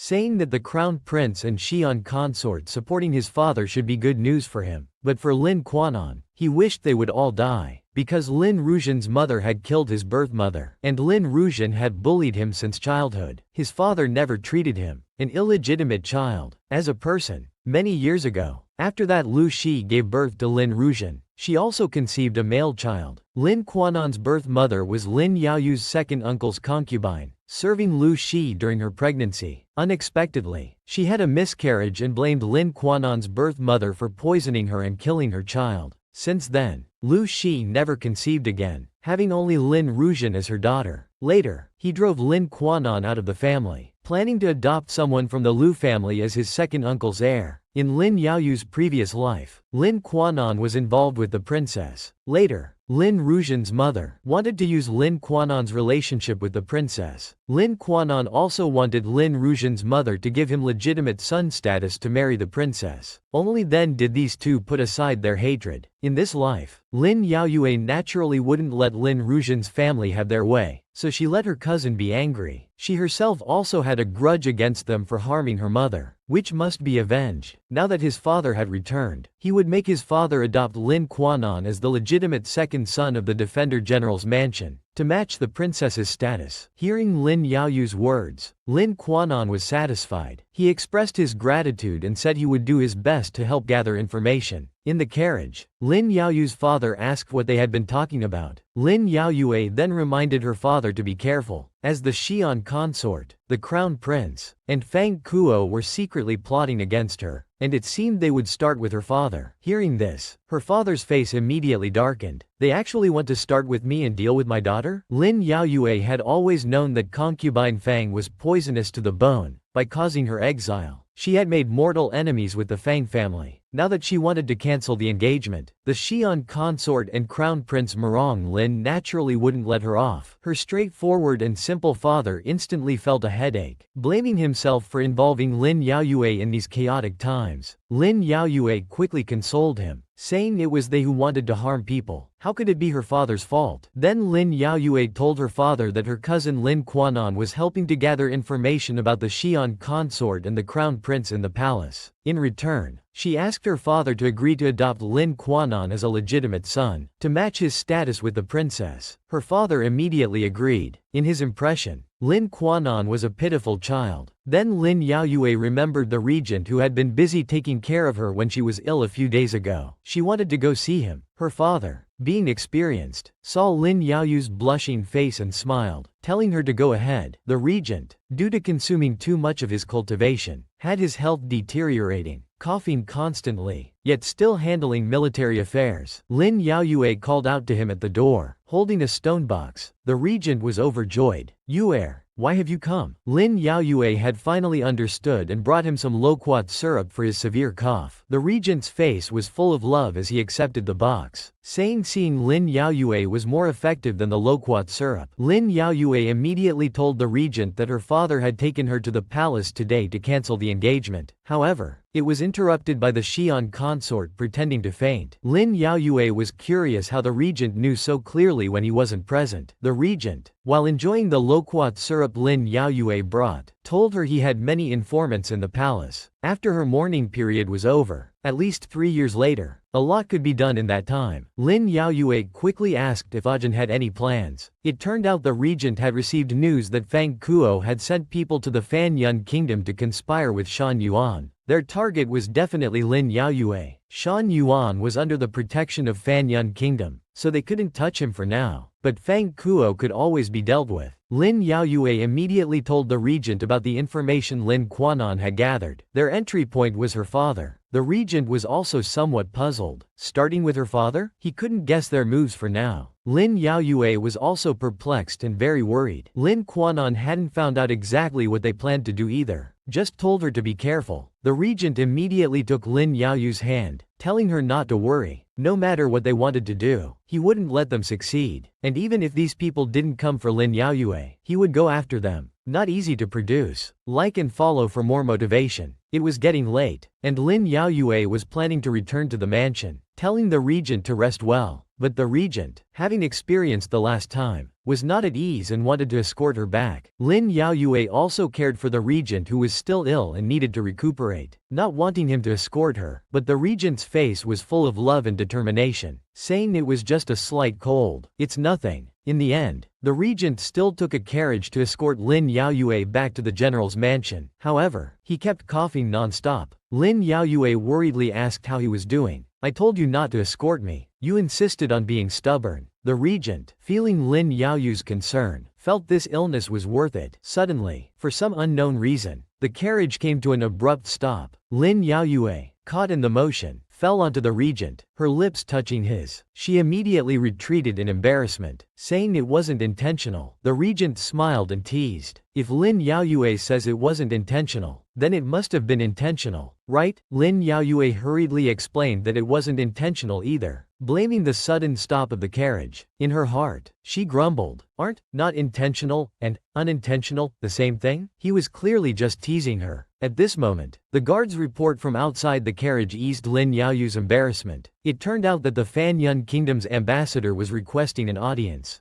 That's what forced their carriage to stop. This Fan Yun Kingdom envoy, Yu Lin, was Shan Yuan's lackey, with a sly smile as he greeted the regent. In reality, he was probing. The regent coldly returned a perfunctory greeting. Lord Yu, long time no see. Yu Lin quickly flattered the regent with a smile, expressing the delegation's purpose was to mend relations with Da Wan. He apologized for the collision on the street, saying it was truly discourteous. Suddenly noticing Lin Yaoyue in the carriage, he shifted his attention to her. The regent immediately extended his hand to block his view. Irritated, he changed the subject. How is your Grand Priest Shan Yuan doing lately? Yu Lin, with his glib tongue, was good at sowing discord. The Grand Priest is deeply trusted by our emperor, his glory undiminished. Naturally, he's doing extremely well. A few days ago, the Grand Priest came to Da Wan. Thanks to the regent's assistance, he accomplished quite a few things. The regent saw through his trick at a glance. Just entering our country and already stirring up trouble on the street? That's not very appropriate. It's getting late. This king won't delay the delegation's schedule any further. Then he directly ordered the carriage to leave. He also noticed that Lin Yaoyue and the regent had reconciled. He immediately sent someone to report this to Shan Yuan. As for Lin Yaoyue, facing Shan Yuan's lackey, she had an urge to cut him down with one sword. The regent told her to stay calm. Don't be impulsive. Lin Yaoyue, seeing the Fan Yun Kingdom's delegation arrive at this time, thought it might be related to the plot Lin Quanon mentioned. She worried about her father. The regent comforted Lin Yaoyue, telling her not to worry too much. Deal with the present first. Once Fang Kuo slips up, they will definitely be able to avenge her mother. Given the current situation, this was all they could do. Lin Yaoyue suppressed her inner anger and agreed. Just as she returned to the mansion, her brother came to find her. Lin Yaoyue was puzzled. Why did her brother look so unwell? It turned out that Fan Yun Kingdom had sent a delegation to reconcile. Tomorrow, the emperor would host a palace banquet to receive them. He had ordered her brother and father to attend. Lin Yaoyue hadn't reacted yet, thinking it was nothing, but her brother was very angry. Their mother had just passed away. How could they have the heart to attend a banquet? Hearing this, Lin Yaoyue only wanted to stay home and mourn for her mother. Suddenly, Lin Yaoyue realized, in her previous life, it was at this palace banquet that the Fan Yun Kingdom's envoy used a scheme to sow discord, making the emperor suspicious of her father. This laid the foundation for the Lin family's later extermination, but she hadn't attended that banquet and didn't know exactly what happened. In this life, she absolutely couldn't watch the Lin family repeat the same tragedy. Not easy to produce. Like and follow for more motivation. The next evening, Lin Yaoyu's father and brother were preparing to enter the palace for the banquet. Before getting in the carriage, she called out to them. She was also dressed up, wanting to attend the palace banquet with them. She wanted to see how the Fan Yun Kingdom's envoy had harmed her father in her previous life. Lin Yaoyu's father, concerned about Da Wan and its people, worried that Lin Yaoyue might cause trouble at the banquet due to personal grudges, ruining the reconciliation between the two countries. He didn't want her to go. Lin Yaoyue assured her father that she wouldn't seek personal revenge, and that she only had a grudge against Shan Yuan, not the delegation. She just wanted to take the opportunity to clear her mind. Lin Yaoyu's brother quickly spoke up for her, saying, "Father, Yuer knows what's important and won't act recklessly. Besides, she's been busy with mother's funeral affairs for so long. It would be good for her to get out and clear her mind. These words touched her father, and he agreed to let Lin Yaoyue go. At the palace walls, they encountered Lin Yaoyue's second uncle, who seemed to be deliberately waiting for them. Lin Yaoyue's father looked puzzled, not understanding why he was there. Lin Yaoyue's second uncle was intentionally waiting for them there, just to show off in front of them. The crown prince had arranged a position for him at the Red Furnace Temple, and he had also been summoned to the banquet. He didn't forget to calculate how Lin Yaoyue's father had driven his younger brother's family out of the mansion. Then, noticing Lin Yaoyue on the side, he remarked that it wasn't appropriate for a woman to attend the welcoming banquet for the delegation. Lin Yaoyue wouldn't tolerate his arrogant attitude. She retorted that since she hadn't successfully broken off the engagement, she was still the future crown princess attending the palace banquet. Wasn't that appropriate? Now that her second uncle had an official position, he should be more discerning. This was correct. Her second uncle was left speechless, only able to curse the girl silently in his heart. Just wait until my genre replaces you. Let's see how arrogant you'll be then. At the palace banquet, Lin Yaoyue's father was angry. This crown prince Morong Lin is truly a bastard. On one hand, he's secretly involved with genre and arranging positions for the second uncle. On the other hand, he's still clinging to the engagement with you. In this life, Lin Yaoyue finally understood that in Crown Prince Morong Lin's eyes, her second uncle couldn't give him military power. That's why he was still holding on to her. In her previous life, Lin Yaoyue only realized at death that Crown Prince Morong Lin and Lin Rujian had been secretly together behind her back. She had been fooled like an idiot, making lifelong promises that ended up costing her entire family's lives. In this life, everything was clear to everyone. At this moment, Crown Prince Morong Lin raised his cup to toast Lin Yaoyue's father. Lin Yaoyue's father was extremely reluctant and didn't respond for a long time. Crown Prince Morong Lin then used a provocative tactic. General, is this because you blame me for not agreeing to break off the engagement? No matter what, he was a subject of the Da Wan kingdom, so he had to raise his cup and drink it all at once. Afterwards, he started using flowery words on Lin Yaoyue, expressing that she had always been in his heart. Those other women were just to relieve some of his worries and couldn't compare to Lin Yaoyue. Lin Yaoyue wasn't bothered at all, stating that he and Lin Rujian were a good match, and she was happy to let them be together. She hoped the crown prince would also let her go. This made Crown Prince Morong Lin both angry and disappointed. He had said those words deliberately to make Lin Yaoyue jealous, but he didn't see even a hint of jealousy. At this point, the Fan Yun Kingdom's envoy began to cause trouble. He raised his cup, bypassing the emperor, and surprisingly, the first toast was to Lin Yaoyue's father. Lin Yaoyue's father was puzzled why the Fan Yun Kingdom's envoy would suddenly be so familiar with him. Seeing this, the emperor's face already showed signs of displeasure. Consort Pei quickly added fuel to the fire. The etiquette of Fan Yun Kingdom is truly different from Da Wan. At a welcoming banquet, not toasting to the emperor first, but to the general instead, the emperor's face grew even darker. The Fan Yun Kingdom's envoy then coldly smiled, saying Consort Pei had misunderstood. There was no difference in etiquette. Using a tactic to sow discord, he elevated Lin Yaoyue's father's prestige among the enemy troops and the people of Da Wan, saying, "We only know General Lin guards Da Wan's gates steadfastly, but we don't know where the Da Wan emperor is tonight." All of this was deliberately done in collusion with Consort Pei. Now she was pretending to be angry, protecting the emperor's dignity by shouting at the envoy for being disrespectful. The Fan Yun Kingdom's envoy then said seriously that he dared not. He was just speaking a few truths. He asked if the Da Wan court couldn't even bear to hear a few truths. Lin Yaoyue understood this matter clearly. She thought that in her previous life, it must have been these malicious words that made the emperor wary of her father. She absolutely couldn't let her father fall into their trap. Not easy to produce. Like and follow for more motivation. The Fan Yun Kingdom's envoy,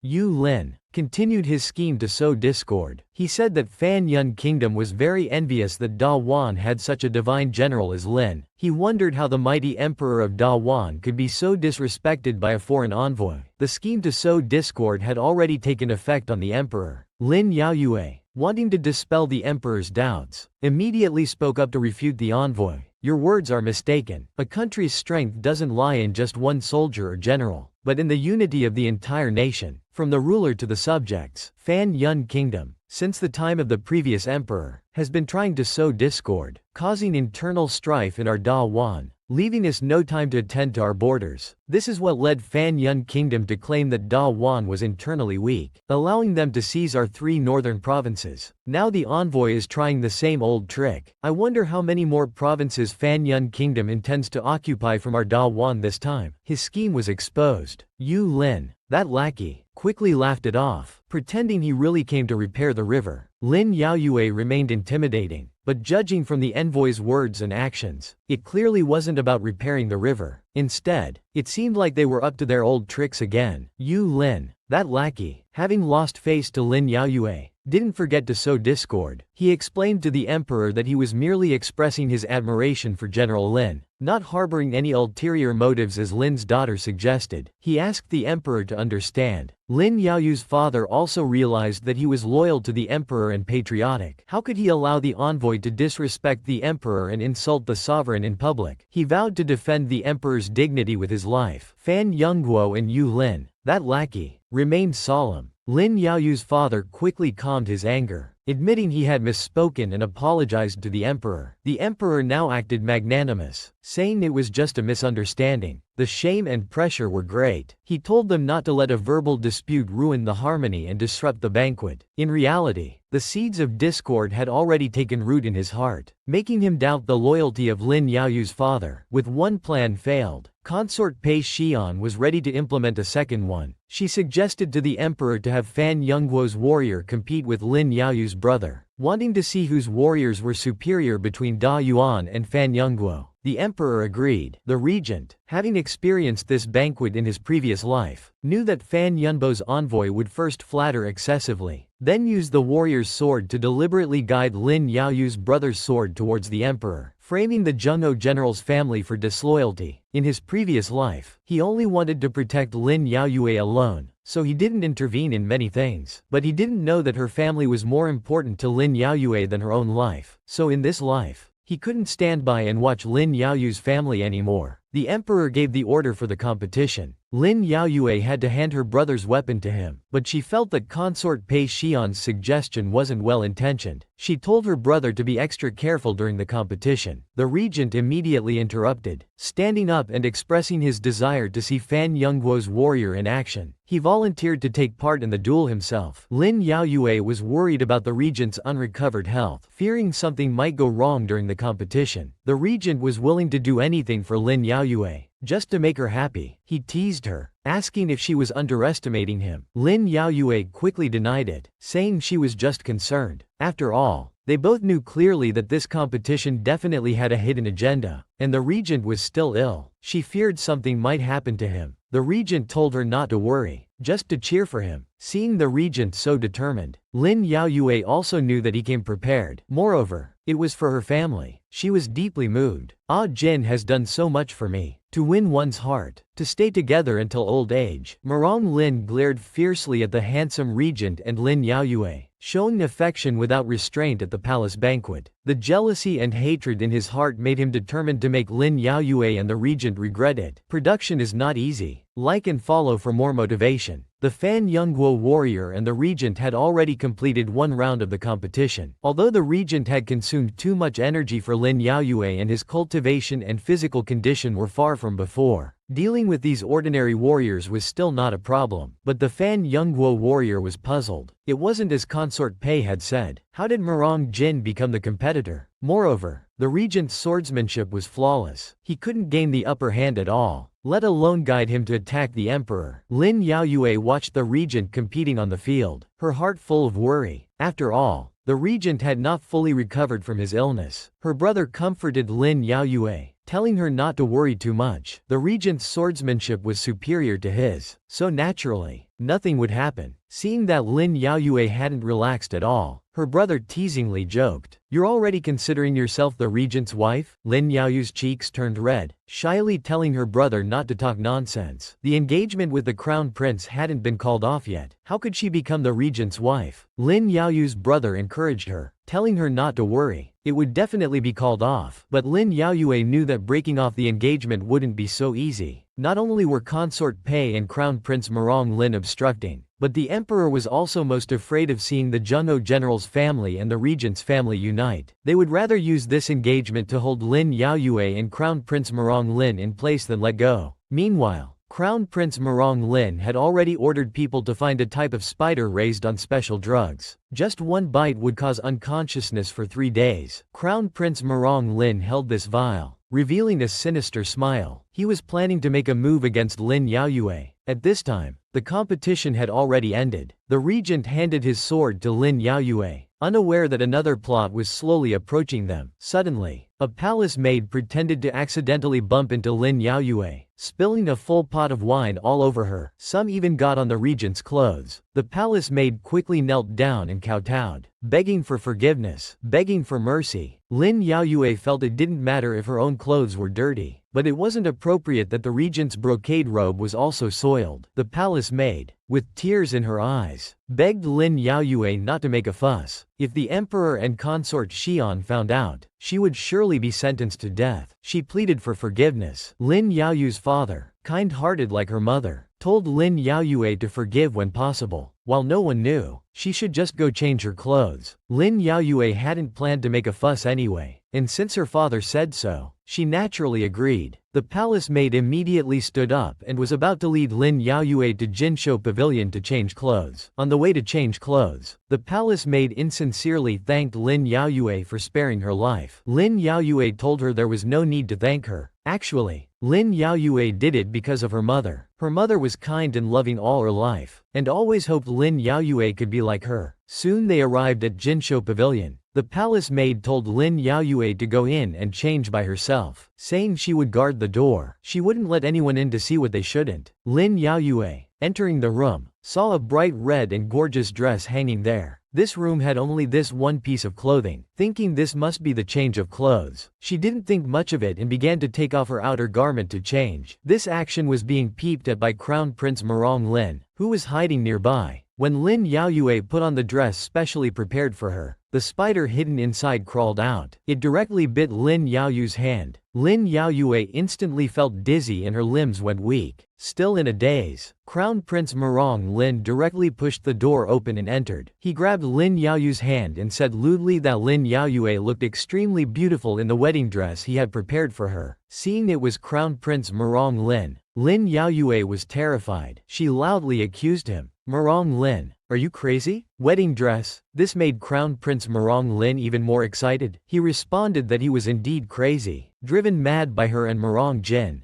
Growing increasingly frantic, he declared he would make Lin Yaoyue his bride tonight. Production is not easy. Like and follow for more motivation. Crown Prince Murong Lin was about to assault Lin Yaoyue. Lin Yaoyue cursed him in terror, calling him a bastard and a beast, telling him to get lost. At this point, Crown Prince Murong Lin didn't care about the insults at all. Excitement and smugness consumed him. "Curse all you want. You're not getting away today," he said as he tried to kiss Lin Yaoyue. Lin Yaoyue instinctively turned her head away in disgust. She had already taken out her hidden arrow and directly stabbed it into Crown Prince Murong Lin's shoulder to stop his assault. Crown Prince Murong Lin howled in pain, angrily shouting at Lin Yaoyue, "How dare you hurt me?" Lin Yaoyue struggled to take a few steps back, saying, "This is just an arrow. If I had a knife, I wouldn't care if you're a prince or not right now." Her head was getting dizzier. She questioned Crown Prince Murong Lin if he had poisoned her. Crown Prince Murong Lin laughed lewdly, saying it wasn't poison, but a drug to make them both feel good. This made Lin Yaoyue even more panicked. Only now did she realize how beastly Crown Prince Murong Lin was. Crown Prince Murong Lin slowly approached Lin Yaoyue. Knowing she was skilled in martial arts and despised him, he could only drug her to force her to submit. Lin Yaoyue was terrified inside because she couldn't muster any strength in her body. She shouted at Crown Prince Murong Lin to get away and not come any closer. Meanwhile, Fan Yongguo's warrior came to compliment the regent on his exceptional martial arts skills, expressing admiration. In reality, it was to detain the regent and prevent him from leaving. Suddenly, the regent's spy in the palace threw a paper ball to him. The regent caught it and quickly opened it. Learning that Lin Yaoyue was in danger at Jinsho Pavilion, the regent, worried, immediately rushed towards Jinsho Pavilion, ignoring Fan Yongguo's calls. In Jinsho Pavilion, Lin Yaoyue was dragging her powerless body, still trying hard to escape Crown Prince Murong Lin's assault, but due to being drugged, Crown Prince Murong Lin managed to get close. Crown Prince Murong Lin thought he would surely succeed today. Looking smug, at the critical moment, the regent let out an angry roar. His strong hand pulled Crown Prince Murong Lin away and then grabbed his throat. "You dare to think of insulting her, you beast!" The regent had murderous intent. Crown Prince Murong Lin, relying on being in the palace, still provoked the regent, certain that the regent wouldn't dare kill him. But he didn't know that the regent never cared about the throne. He only cared about Lin Yaoyue. This person still dared to provoke him. "What if I kill you?" Soon after, others hurriedly arrived. Consort Pei Xian glared at the regent and scolded, "What are you doing to my linger?" Seeing everyone had arrived, the regent released Crown Prince Murong Lin, who was almost choked. Ignoring them, he walked to the side, tore off Lin Yaoyue's original outer garment, came to the dizzy Lin Yaoyue, knelt on one knee, and wrapped Lin Yaoyue with the outer garment. He apologized with remorse. "I'm sorry, Yuer. I came late." Seeing the regent, Lin Yaoyue instantly felt safe and threw herself into his arms. The regent comforted Lin Yaoyue tenderly, full of concern. "It's all right now. It's all right." The regent wouldn't let Crown Prince Murong Lin off for hurting Lin Yaoyue like this. Production is not easy. Like and follow for more motivation. Consort Pei Xian pretended to scold Crown Prince Murong Lin. "How could you do such a thing? You're not yet married to Lin Yaoyue. If this gets out, how will you face people?" She was implying that Lin Yaoyue had lost her chastity. Then, feigning righteousness, to protect Lin Yaoyue's reputation, she requested the emperor to let Lin Yaoyue and Crown Prince Murong Lin marry earlier to prevent gossip. The emperor was willing and about to speak when Lin Yaoyue's father intervened. He said Lin Yaoyue was still in mourning. Yet the crown prince did such a despicable thing, he wouldn't entrust his daughter to him. Before the emperor could speak, Consort Pei Xian threatened Lin Yaoyue's father, saying he should think carefully. The marriage was imperially bestowed, and refusing would be like defying an imperial order. She also hinted that Lin Yaoyue was no longer pure. The regent, a fierce protector of his wife, strongly refuted. "Yuer is certainly pure." He also threatened Consort Pei Xian, saying if she brought this up, he had something to discuss with her as well. He directly approached the emperor to request, also pressuring him, stating that since the crown prince had committed such an immoral act, he, as the minister of rights, implored the emperor to depose the crown prince. Consort Pei Xian instantly panicked, terrified, asking if the regent had lost his mind. The emperor only had one son, who would be made crown prince if he was deposed. The regent continued to pressure, saying his royal brother was in his prime, with numerous beauties in the harem, so having another prince wouldn't be difficult. Moreover, if the crown prince's actions today were to spread, he would surely be despised by all under heaven. Even if he ascended the throne in the future, his position would be unstable. Crown Prince Murong Lin, who was arrogant and smug earlier, not only failed to get what he wanted, but now his position as crown prince, and even the throne, were threatened. The regent had said he wouldn't let today's matter go easily, so he must seek justice for Lin Yaoyue. He also took this opportunity to force them to break off the engagement. If they agreed to break it off, the crown prince's immoral act wouldn't be spread. If not, by tomorrow morning, the whole country would know. The emperor understood the severity of the situation and hurriedly tried to persuade the regent to calm down. If this matter were to spread, Lin Yaoyue would also be subject to criticism. The regent firmly responded that no matter what Lin Yaoyue had experienced, he would stand by her side. He asked if the crown prince and the consort could withstand the contempt of all subjects and the suspicion of the border army. This left Consort Pei Xian instantly unable to be arrogant and speechless. She wondered if he was planning to rebel for Lin Yaoyue. The emperor was equally conflicted.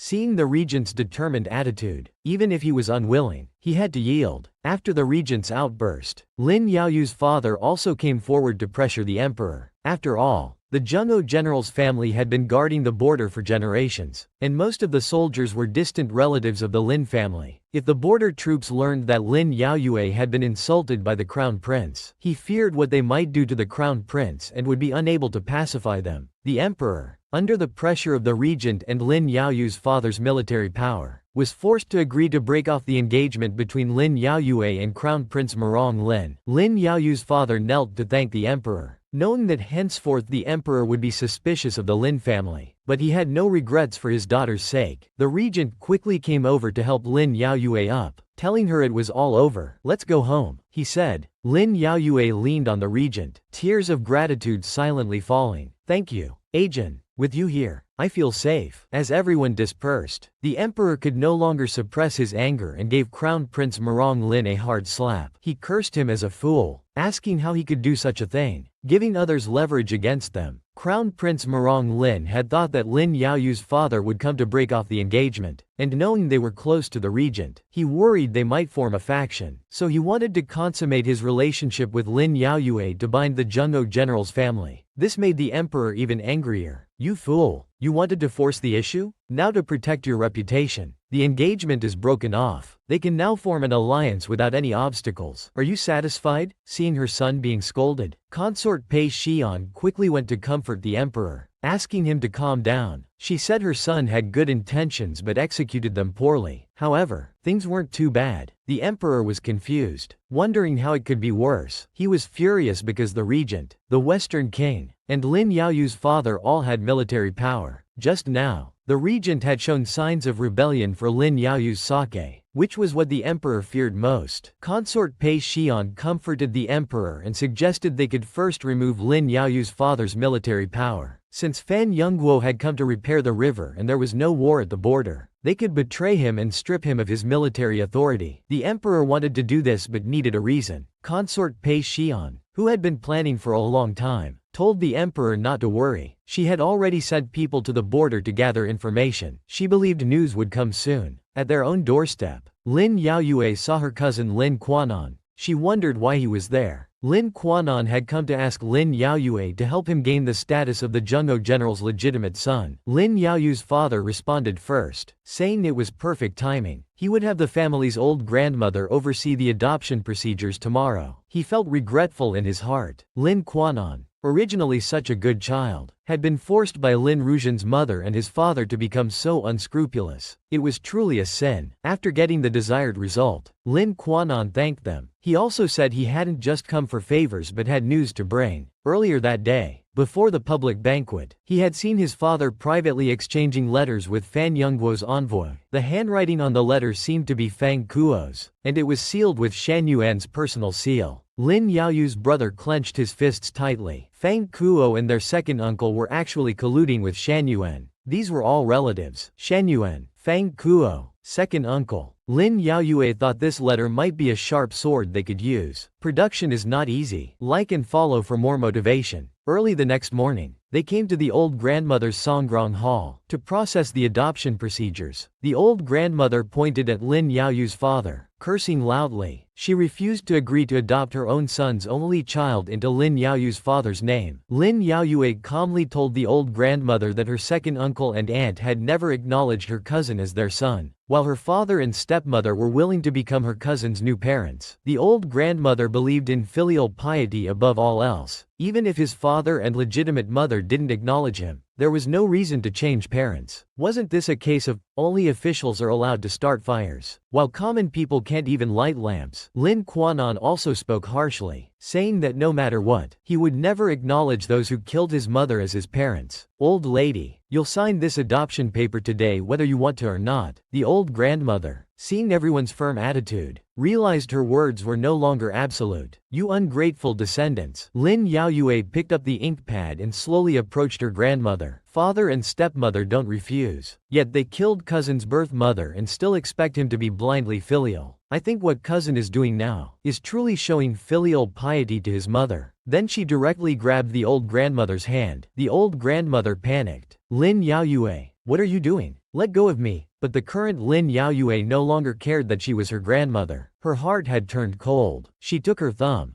dipped it in ink, and pressed it on the adoption paper. Then she released the old grandmother's hand. At this point, the furious grandmother cursed them to get out. Lin Yaoyue handed the adoption paper to Lin Quanon. From now on, she would no longer call him cousin, but brother. Lin Quanon also stopped calling her cousin sister and instead called her little sister Yu. Then the three of them turned and left Songgrong Hall. The old grandmother cursed loudly behind them. You ungrateful descendants, you will surely face retribution. Lin Yaoyue turned back fiercely and retorted, if retribution worked, then grandmother Lu, second uncle, and certain others, you evil doers shouldn't even be alive now. Besides, you're nothing but grandfather's second wife. What right do you have to throw your weight around? These words struck at the old grandmother's core. She trembled with anger and cursed Lin Yaoyue as hateful. If Lin Yaoyue had been this hateful earlier, her fate in her previous life wouldn't have been so tragic. Now that the adoption matter was settled, Lin Yaoyu's father told him to go with Lin Quanon to the palace to retrieve the marriage annulment document. He reminded him to be careful. Just as he finished speaking, they heard the regent's voice saying Lin Yaoyu's father needn't worry about getting the annulment document, as he would accompany Lin Yaoyue. Lin Yaoyu's father was comforted by the regent's words but felt he was too busy for such a small matter. The regent had been feeling guilty about last night's events. Now that he was entering the palace again, he naturally wanted to go along. Moreover, anything related to Lin Yaoyue was never a small matter to him. Lin Yaoyue quickly consoled him, telling the regent not to blame himself. It was her own carelessness that led to the scheme. The regent gently came over, took Lin Yaoyu's hand, and led her to the palace to get the annulment document. Meanwhile, at Fang Ku's residence, Lin Yaoyu's second uncle had received news from the old grandmother that his only son, Lin Quanon, whom he disliked, had been adopted by Lin Yaoyu's father as his legitimate son. Lin Rujian's mother panicked upon hearing this. She knew that if Lin Quanon became the legitimate son of the Zhenghe general's family, he would surely propose to Princess Yujun. If he became a prince consort, he would definitely seek revenge on them. She quickly told Lin Rujian to go to the palace and find Crown Prince Murong Lin, asking him to intervene and prevent Lin Quanon from becoming a prince consort. Lin Rujian, who had bullied Lin Quanon since childhood, was equally panicked. He hurried off. In the Crown Prince's palace, consort Pei Xian was still praising Crown Prince Murong Lin for handling the palace banquet well. This commotion had revealed Lin Chaoyang and Murong Jin's reactions to the emperor, which would help their plan succeed. However, Crown Prince Murong Lin wasn't too satisfied because the marriage had been called off. Consort Pei Xian persuaded her son that there was nothing to regret. There were plenty of beauties in the world. Once the Zhenghe general's family fell, Lin Yaoyue would be nothing but the daughter of a criminal. At this moment, a eunuch came to report that Lin Yaoyue had arrived to collect the marriage annulment document. Consort Pei Xian, having other plans, readily told him to let her in. Facing her enemy, Lin Yaoyue had to respectfully bow to the Crown Prince and Consort Xian due to their status. Crown Prince Murong Lin held the annulment document, showing reluctance to hand it over. Lin Yaoyue directly snatched it and put it in her sleeve. Without saying any unnecessary words, not wanting to stay a moment longer, she simply thanked the Crown Prince and took her leave. Crown Prince Murong Lin watched Lin Yaoyue's departing figure, still not understanding what exactly attracted her to Murong Jin, making her disregard even their childhood friendship. Consort Pei Xian now didn't care at all. With her future plans, she believed Lin Yaoyue would regret her choice. Production is not easy. Like and follow for more motivation. Lin Yaoyue, just leaving the Crown Prince's palace, encountered Lin Rujian who was about to enter. Lin Rujian nervously greeted Lin Yaoyue, elder sister. You're here too? Lin Yaoyue looked at this seemingly harmless but actually ambitious White Lotus cousin, passing by with disgust. Who's your sister? Lin Rujian inwardly gritted her teeth in hatred. Just you wait. You've broken off the engagement. I'll be the future crown princess. There will come a time when you'll have to watch my face. Lin Yaoyue was also pondering. Seeing Lin Rujian so flustered, she probably wasn't here for an affair. Could it be that Lu and her second uncle had made some new move? Know yourself and your enemy, and you'll win every battle. Lin Yaoyue decided to eavesdrop. Quietly approaching the outside of the crown prince's palace, she heard consort Pei Xian inside, very angry. How outrageous. Using a son born of a lowly concubine to pose as a legitimate son, and even daring to propose to the princess. Lin Rujian also added fuel to the fire.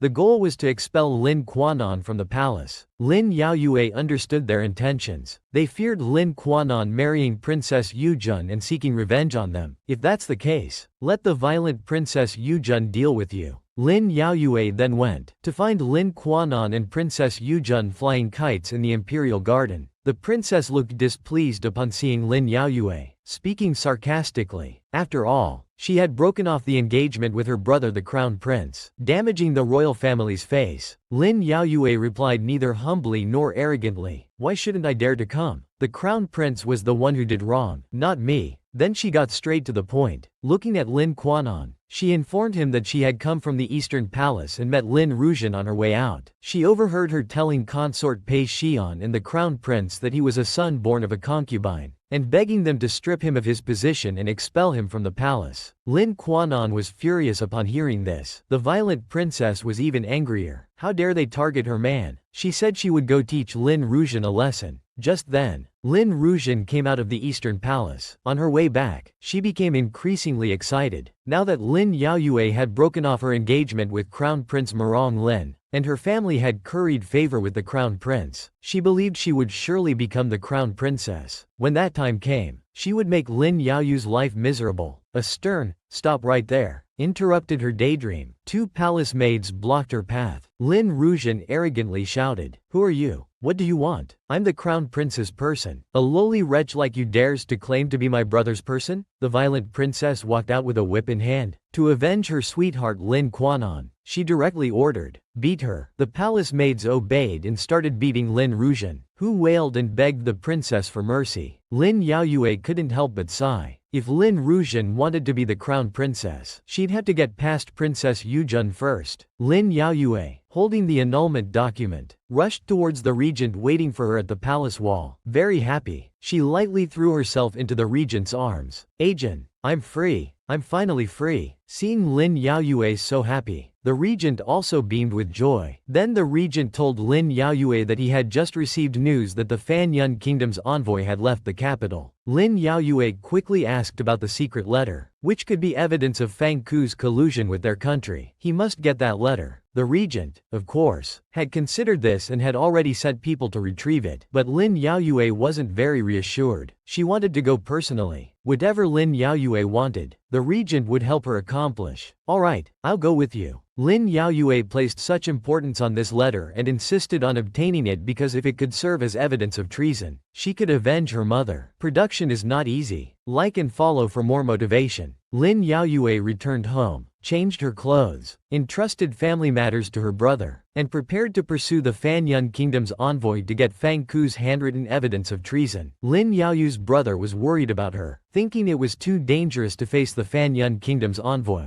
He wanted to go himself. Lin Yaoyue refused. After all, her brother and father both held official positions. If they went to intercept a foreign envoy, it could be used against them. "General Xiao, don't worry, I'll accompany you on this trip." They turned to see the regent arriving on horseback. With this, Lin Yaoyu's brother was reassured. Lin Yaoyue hesitated. "Agent, you're the regent. If you get involved, it might cause diplomatic issues." The regent replied with a smile, "It's not a problem. Now that the two countries are on good terms, your father's border army seems useless. But if there's a diplomatic dispute, your father becomes indispensable again." Lin Yaoyue also remembered that in her previous life, after the two countries made peace, the emperor stripped her father of his military power. Ajin was indeed far-sighted. The regent had already sent a pigeon message ordering the border to delay the Fanyun Kingdom's envoy. But since it was a foreign affair, they had no right to search, only to delay for some time. They needed to hurry and catch up. The two rode horses, galloping all the way. They reached Yanbei City as night fell and decided to stay at an inn in the city. They chose an inn and entered. Not far away, a man in black was constantly watching Lin Yaoyue and her companion's movements. The regent keenly sensed this, turned back but saw no one. However, he was already aware. Entering the inn, the regent asked the innkeeper for one room. The innkeeper asked with a smile, "Just one room for two people?" The regent directly replied, "We're husband and wife. Is it not okay to have just one room?" Lin Yaoyue was a bit flustered. The innkeeper responded with a smile, "Of course it's okay," giving a thumbs up, inwardly praising the regent for being so playful. They looked unmarried, but with money, who cares if you're really married or not? Then, he led Lin Yaoyue and the regent to the room upstairs. Lin Yaoyue, face flushed with embarrassment, whispered to the regent, "Agent,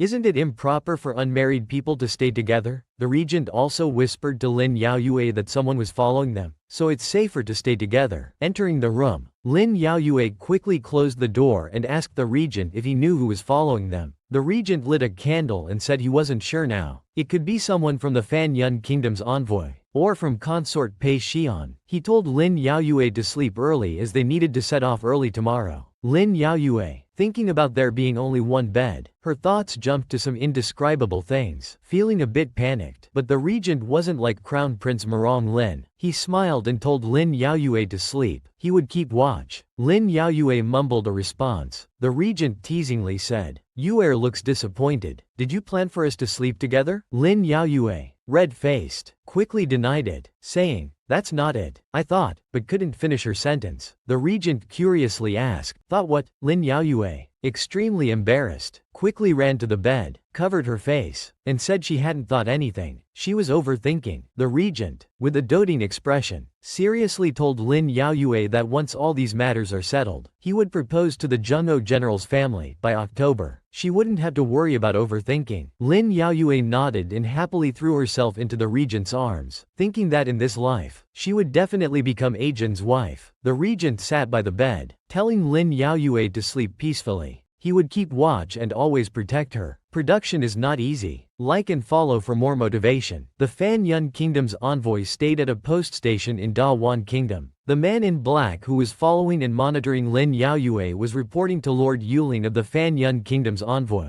Lin Yaoyue and Murong Jin had indeed caught up and were now staying at the Yanbei Inn. Should we make our move? Yuling had originally planned to use this letter to take Lin Yaoyue away, but now that the regent had come along, it made things difficult, because the great priest Shan Yuan had instructed him not to harm Murong Jin under any circumstances. Yuling was in a dilemma. In the current situation, he couldn't get to Lin Yaoyue without going through the regent. He also knew Lin Yaoyue had come for Fang Ku's secret letter, so he made several fake copies of the secret letter and had his subordinates arrange for people to send the letters back to their country separately, to confuse their vision. Meanwhile, a white carrier pigeon flew to the Yanbei Inn and landed steadily on the regent's hand. This was a message delivered by the regent's secret agent. Yuling was worried about interception, so he made several copies of the secret letter, indistinguishable from the real one, and had his subordinates return to the country separately. The regent immediately wrote a reply and had the pigeon take it away, ordering all the secret guards of the regent's mansion to track down the whereabouts of the real secret letter. In the middle of the night, Lin Yaoyue woke up calling, "Ajin." The regent quickly went over, asking why she had woken up. Lin Yaoyue replied, telling the regent to sleep for a while, and she would keep watch for the second half of the night. Feeling Lin Yaoyue's concern, the regent felt warmth in his heart but said he didn't need to. Lin Yaoyue took action directly, pressing the regent down on the bed. "When I tell you to sleep, you sleep. Ajin, you've already done too much for me. From the previous life until now, you've always been protecting me. In my previous life, I didn't understand, but in this life, I also want to protect you."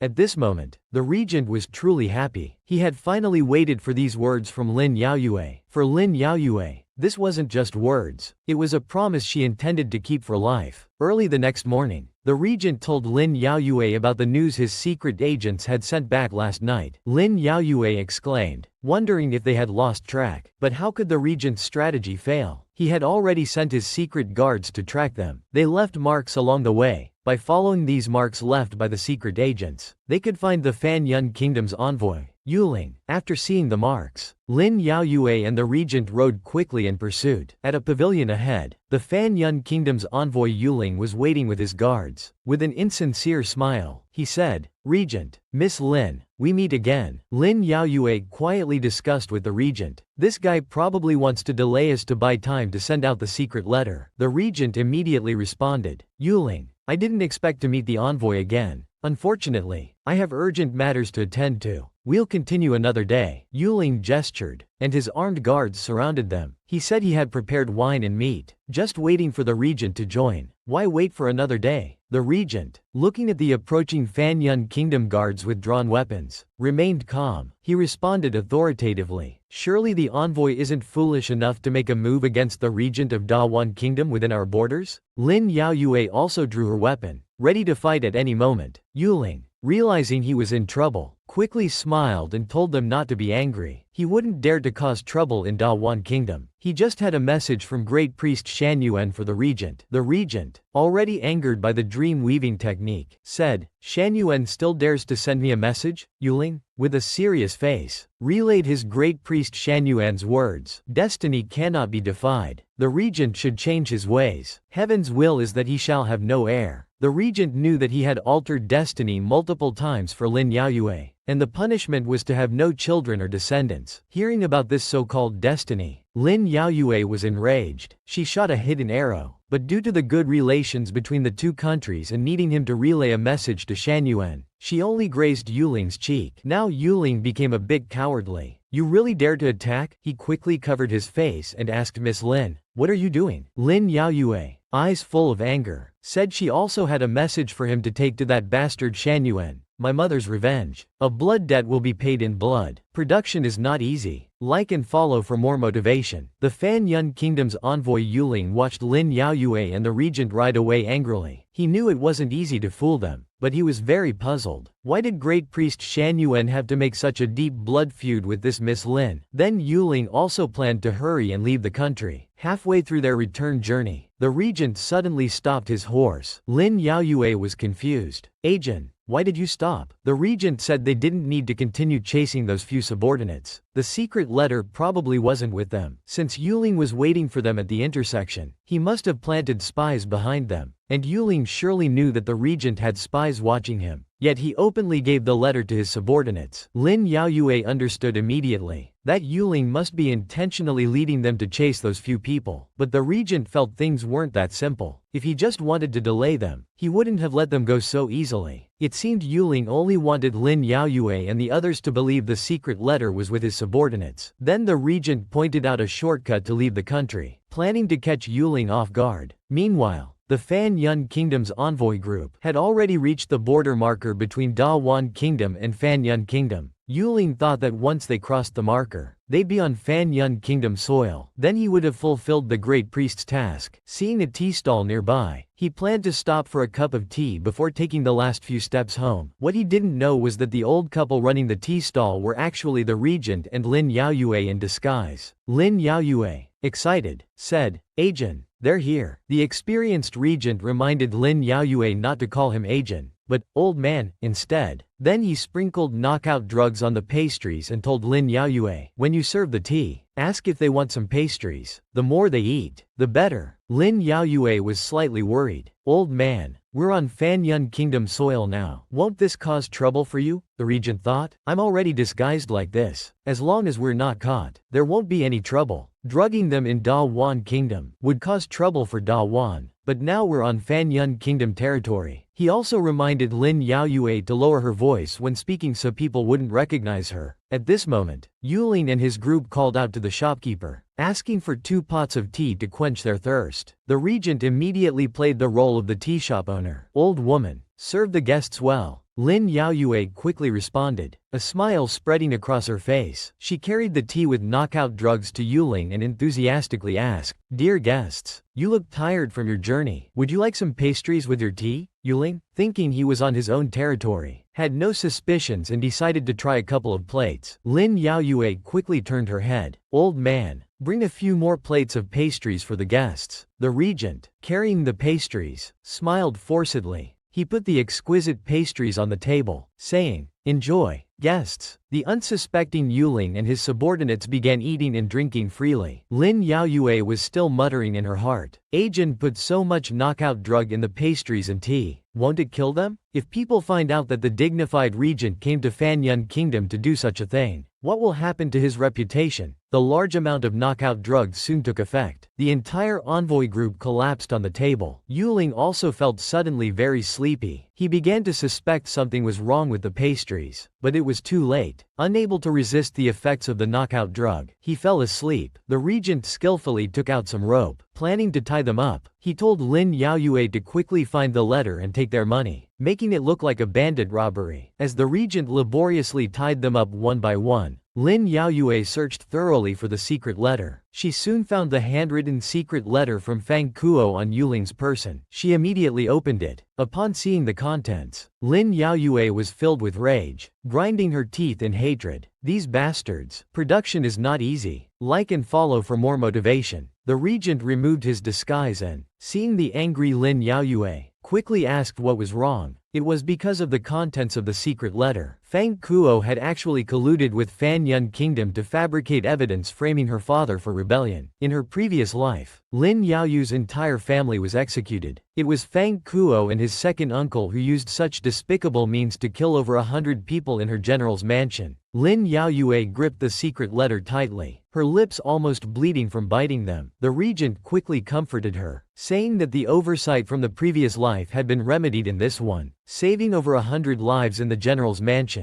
Yuer should be happy. The regent's words made Lin Yaoyue feel better. She spontaneously went up and kissed the regent, saying, "Agent, thank you." The regent's face immediately turned red, feeling a bit uncomfortable as it was the first time Lin Yaoyue had been so proactive. Then Lin Yaoyue, also embarrassed and flustered, changed the subject, saying they should quickly leave the crime scene. Otherwise, if those people woke up, it would be troublesome. The regent looked at her adorable retreating figure, thinking that in this life, having her wholehearted devotion made all his efforts worthwhile. Afterwards, Lin Yaoyue planned to distribute the wealth they had taken from Yuling to the needy people on the Da-Wan border. The regent, of course, supported this act of kindness. They took the items and prepared to return. At a small river on the way back, Lin Yaoyue decided to remove her disguise. Looking at her gray-haired reflection in the water, thinking of the regent behind her, she couldn't help but say, "In life and death, in union and separation, I will be with you. I will hold your hand and grow old with you." The regent behind her felt a warmth spreading through him. It seemed Yuer already wanted to grow old with him. This touched Lin Yaoyue deeply. Shan Yuan had always said that fate only gave him 19 years of life, and he was afraid he wouldn't live to see old age. Whenever Lin Yaoyue felt lost, the regent's warm, large hand would always embrace her, giving her hope. "We will definitely find a way to extend your life." And Lin Yaoyue, after realizing her feelings for the regent, became less obsessed with fate. Ji Yanqing completely awakened Lin Yaoyue, compared to being bound by fate. Now Lin Yaoyue wanted to spend every day happily with the regent. The regent also seized the opportunity, planning to prepare for their grand wedding after dealing with Fang Kuo's matter. After experiencing so much, Lin Yaoyue didn't hesitate and agreed directly. People say that when beauty fades, love wanes. If we can break the fate of 19 years, when I grow old and not as beautiful, will Ajin still love Yuer? Having pursued Lin Yaoyue for several lifetimes, the regent, being experienced in matters of the heart, was first class at flirting and comforting. When Yuer grows old, she will definitely be the most beautiful old lady under the heavens. Lin Yaoyue said he was just sweet talking, but inside she was overjoyed. 3 days later, Lin Yaoyue returned to the Marquis General's mansion. She showed Fang Kuo's handwritten letter to her father. Her father was heartbroken, saying, "We're family. Why do they have to go to such extremes?" Lin Yaoyu's brother also angrily said, "Father, you've always treated them as family, but they've never considered us family." Lin Yaoyue also seriously reminded her father not to be soft-hearted anymore. After all, they had already started to make deadly moves against the general's mansion. Seeing that Lin Yaoyu's father still hadn't made up his mind to take action, the regent stated that he would handle this matter. He took the letter, planning to have the upright official Li Zhengqing presented to the emperor and impeach Fang Kuo for the crime of colluding with the enemy and betraying the country. Lin Yaoyu's father, still mindful of the kindness shown by the family's old grandmother in raising them, was still hesitating. Lin Yaoyu's brother reminded him from the side that father couldn't hesitate anymore because the emperor had already planned to appoint him as prime minister under the pretext of there being no trouble at the border. Lin Yaoyue, who had just returned, only then learned that her father was to become prime minister. It was clearly a way to strip her father of his military power. A promotion in name but a demotion in reality. She was also worried that her father, having spent years fighting at the border, wouldn't be able to quickly grasp internal affairs. Any small mistake would become a handle for others to use against him. The The regent also sighed, saying that Lin Yaoyu's father was the Great Wall of Da Wan Kingdom. Harming him would harm not just him, but the entire Da Wan Kingdom. Now Fan Yun Kingdom was pretending to make peace, making the emperor dispose of him like a tool no longer needed. Once he was out of the picture, Fan Yun Kingdom would march south, and Da Wan would be in trouble. Hearing this, Lin Yaoyu's father reluctantly agreed to let the regent handle Fang Kuo's matter, but he still remembered the kindness of the family's old grandmother in raising him and wanted to spare her son's life. He asked the regent to only deal with the Fang clan in this matter. Lin Yaoyue was very unwilling, thinking of how kind her mother was, yet no one thought of sparing her life, and in her previous life, not a single one of the 100 people in the Marquis General's mansion was spared. She wondered why they should spare them now. Why should they? Production is not easy. Like and follow for more motivation. A few days later, under the regent's direction, some officials suddenly exposed Fang Kuo during a court meeting. The emperor was caught off guard and could only order an investigation into Fang Kuo's collusion with Fan Yun Kingdom. The evidence of framing the prime minister was irrefutable. Fang Kuo, the shameless one, still shouted that he was wronged and framed, and Consort Pei, who was originally Fang Kuo's backing, fearing being implicated in the treason charges and damaging the crown prince's reputation, dared not speak up for Fang Kuo. In the end, Fang Kuo was imprisoned. Lin Yaoyu's second uncle's family, who had been living in Fang Kuo's mansion, were also driven out after the mansion was sealed off, becoming like rats crossing the street. Lin Regent,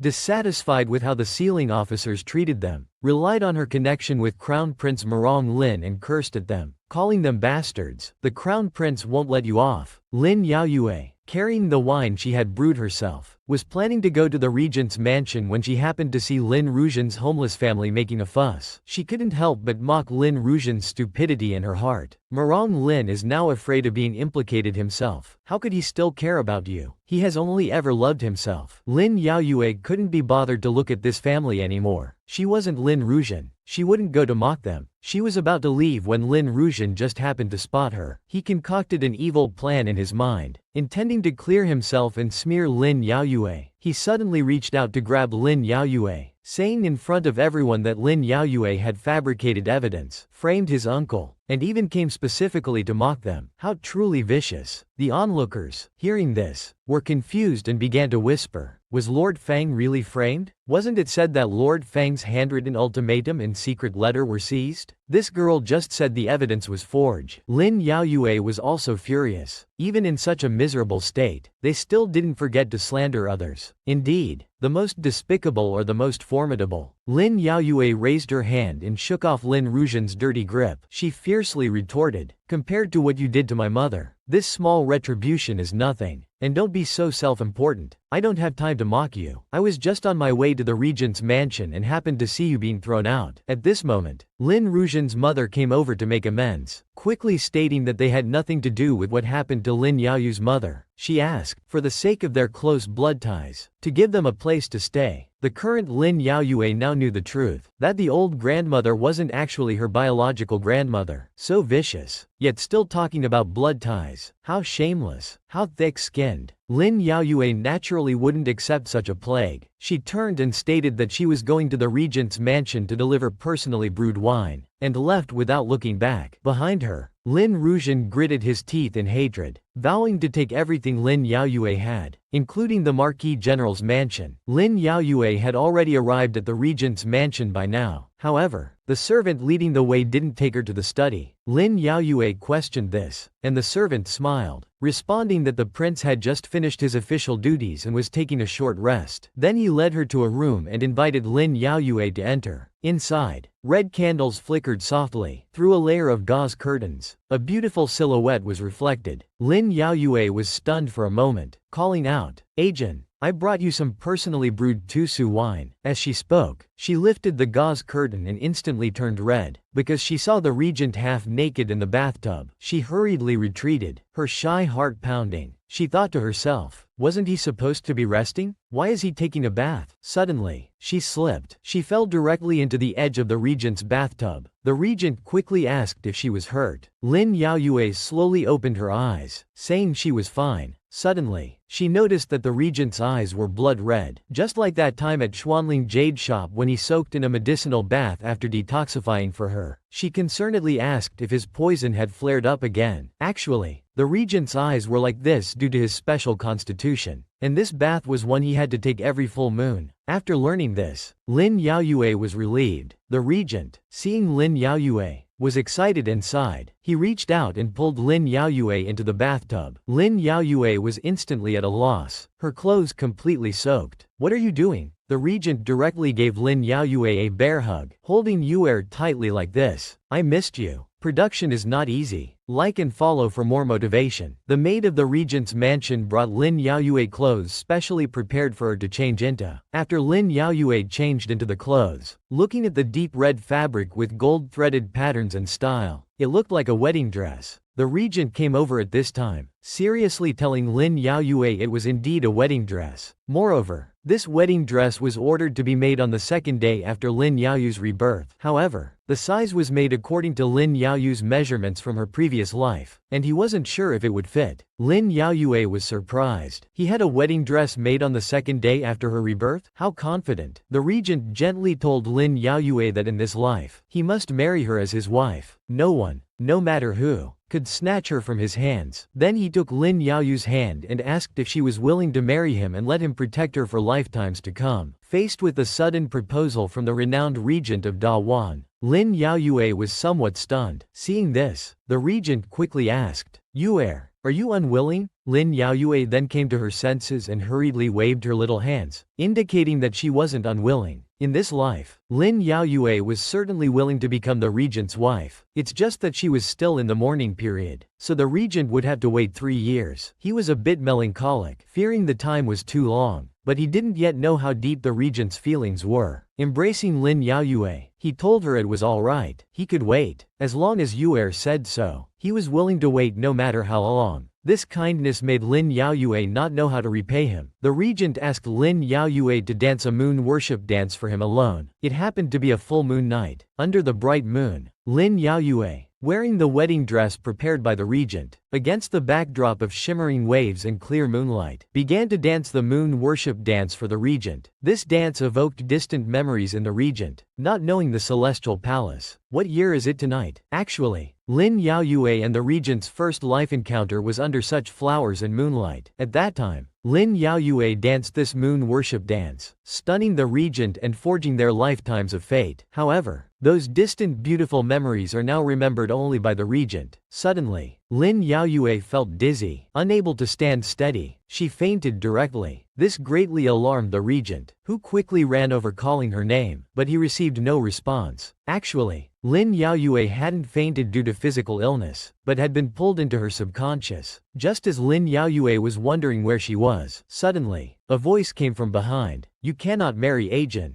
Lin Yaoyue quickly turned around. She had already recognized the woman before her. It was the person in the painting that the regent always carried with him. The woman spoke again, warning Lin Yaoyue, "If you insist on this path, you will be punished by heaven's will." After saying this, she disappeared from Lin Yaoyu's sight, leaving her with many questions. She couldn't understand why. It was just mutual love between her and Ajin. Why did everyone keep trying to interfere? What nonsense about fate? She refused to believe it. Production is not easy. Like and follow for more motivation. The regent quickly took the unconscious Lin Yaoyue back to her room. He was very puzzled. Lin Yaoyue hadn't overexerted herself this time. Her body was also fine. How did she just fall asleep like this? What did he need to do? How could he protect Lin Yaoyue for a lifetime? At this moment, a guard came to report that a spy had brought back news from the Fanyu kingdom and was waiting for him in the study. The regent went to handle it, asking the maid to look after Lin Yaoyue. After a while, Lin Yaoyue slowly opened her eyes and woke up. Still a bit shaken, she immediately sat up, calling out for Ajin. The maid nearby quickly came over to inform her, "The prince has gone to the study for business. He instructed me to take good care of you and let you rest." Lin Yaoyue rubbed her dizzy forehead and asked what time it was now. When she heard the maid say it was the high hour, she was startled. The high hour corresponds to our 9 p.m. to 11 p.m. In ancient times, women were not supposed to be outside at this hour. Lin Yaoyue hurriedly put on her clothes and fixed her appearance, intending to return to the Marquis General's mansion immediately. She asked the maid to inform the regent later, then transformed into a little rabbit and ran off quickly. She couldn't help but worry. Oh no. Oh no. If I stay out overnight, father will surely scold me to death. As she was running, she was suddenly attracted by something and stopped, because on the wall of the regent's house hung a portrait of the woman she had just seen. This painting had always been kept close by the regent. With great curiosity, she stopped in her tracks. This painting hung beside the regent's bed. She was very puzzled about who this woman was. After the regent finished handling his business, he hurried back and found Lin Yaoyue standing there. He asked her what was wrong. Lin Yaoyue was very concerned about the woman in the painting but didn't have the courage to ask. The regent was already feeling a bit jealous, but he stubbornly said it was nothing. She should go home now. The regent wanted to escort her back, but Lin Yaoyue, on a sudden impulse, directly refused, not allowing him to send her. The regent clearly sensed Lin Yaoyue's unusual behavior. He pondered for a moment. In his entire room, there was only this painting. Yue,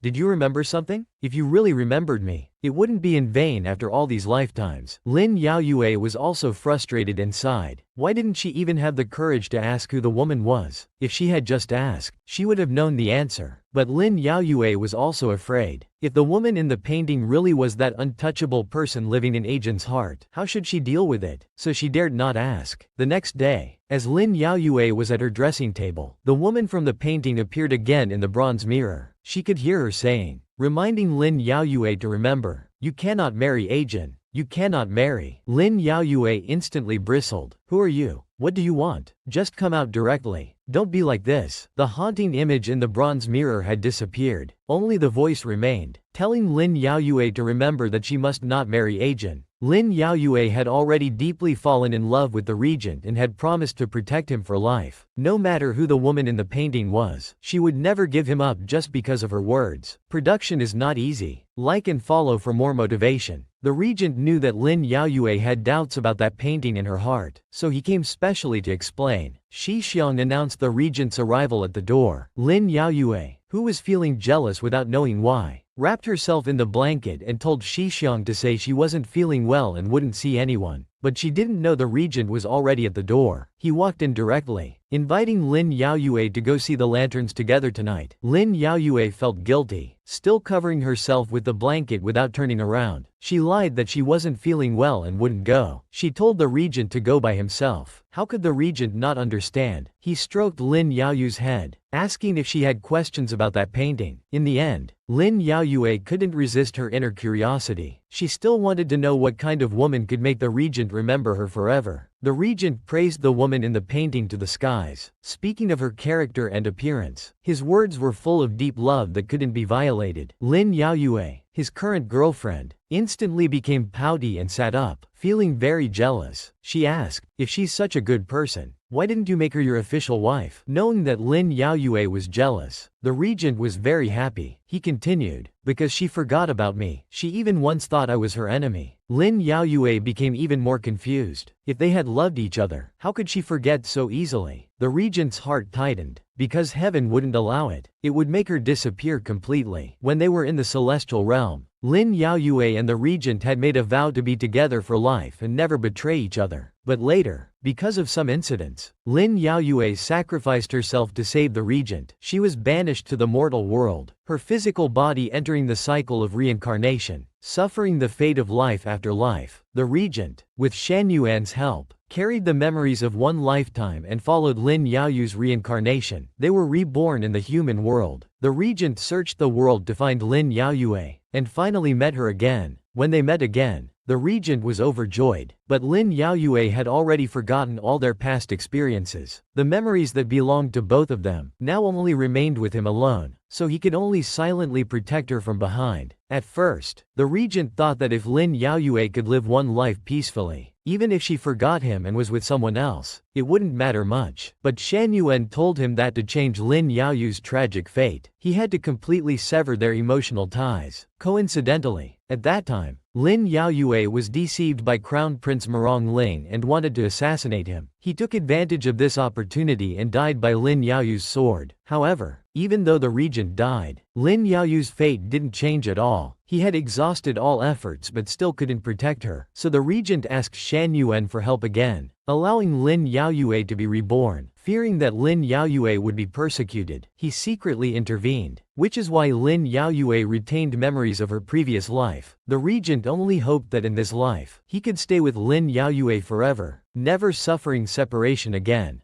However, doing so changed many people's fates, which provoked Shan Yuan to come out and make corrections. After hearing this, Lin Yaoyue quickly asked the regent, "The she you mentioned is me, right?" The regent gave her an affirmative answer. "Yes, that painting is of Yuer's first form. I've always kept it with me, never daring to part with it." Lin Yaoyue, who had been jealous of herself for half a day, finally understood. The regent had endured so much alone, while she had forgotten everything about him. Feeling very sorry for the regent's deep love, tears streamed down her face. Noticing Lin Yaoyue crying, the regent quickly went over to gently caress her cheek. "Why are you crying?" Lin Yaoyue suddenly hugged the regent tightly, feeling very distressed and guilty. She knew the regent had suffered a lot for her, but he had no regrets. For Lin Yaoyue, he was willing to sacrifice everything, but there was still one thing Lin Yaoyue didn't understand. She wanted the regent to tell her honestly. Why did both Shan Yuan and her previous incarnation emphasize that they couldn't be together? "When you made me be reborn again and again, did you pay some price?" The regent gently stroked Lin Yaoyue's hair. He casually told her, "There was some price, but it's not a big deal." But a woman's intuition made Lin Yaoyue sense that the regent was still hiding something very important from her. She quickly expressed that she wanted to do something within her power for him too. Production is not easy. Like and follow for more motivation. At night, Lin Yaoyue went with the regent to watch lanterns by the river. Despite the beautiful scenery, Lin Yaoyue had no heart to enjoy it. She was still pondering the relationship between the regent and Shan Yuan. The regent could ask Shan Yuan to make her reborn, so it seemed they had some connection. After her rebirth, Shan Yuan had been constantly preventing her from being with the regent, repeatedly taking action against her, and even causing her mother's death. Even her first incarnation had appeared in dreams to warn her not to be with the regent, so she had been wondering what Shan Yuan was afraid of. What terrible consequences would come from her being with Agent? After the Lantern Festival ended, Lin Yaoyue returned to the Marquis General's mansion. She saw the maid of her troublesome grandmother waiting at the door. From the maid, she learned that her troublesome grandmother had suffered a stroke and needed her to quickly call a doctor. Lin Yaoyue doubted the truth of the stroke. She saw the maid nervously reciting her lines. The old madam has been depressed since hearing about the Fang family being investigated. This morning she suddenly collapsed. Seeing the maid so flustered, Lin Yaoyue thought this stroke seemed very suspicious. But if she didn't call a doctor, it would only hurt her father's reputation when word got out. So she ordered Shi Xiang to go to Xinhui Hall to find either Ji Yanqing or Dr. Wu to come and take a look. She herself would go to see her troublesome grandmother. Trying to fake illness and cause trouble? Do you really think I'm as easily fooled as before? Arriving at her troublesome grandmother's Songgrong Hall, Lin Yaoyue lifted the curtain and called out, "Grandmother." Her troublesome grandmother lying on the bed looked miserable, not seeming to be faking. At this moment, Ji Yanqing was invited over. Lin Yaoyue quickly asked him to examine her troublesome grandmother.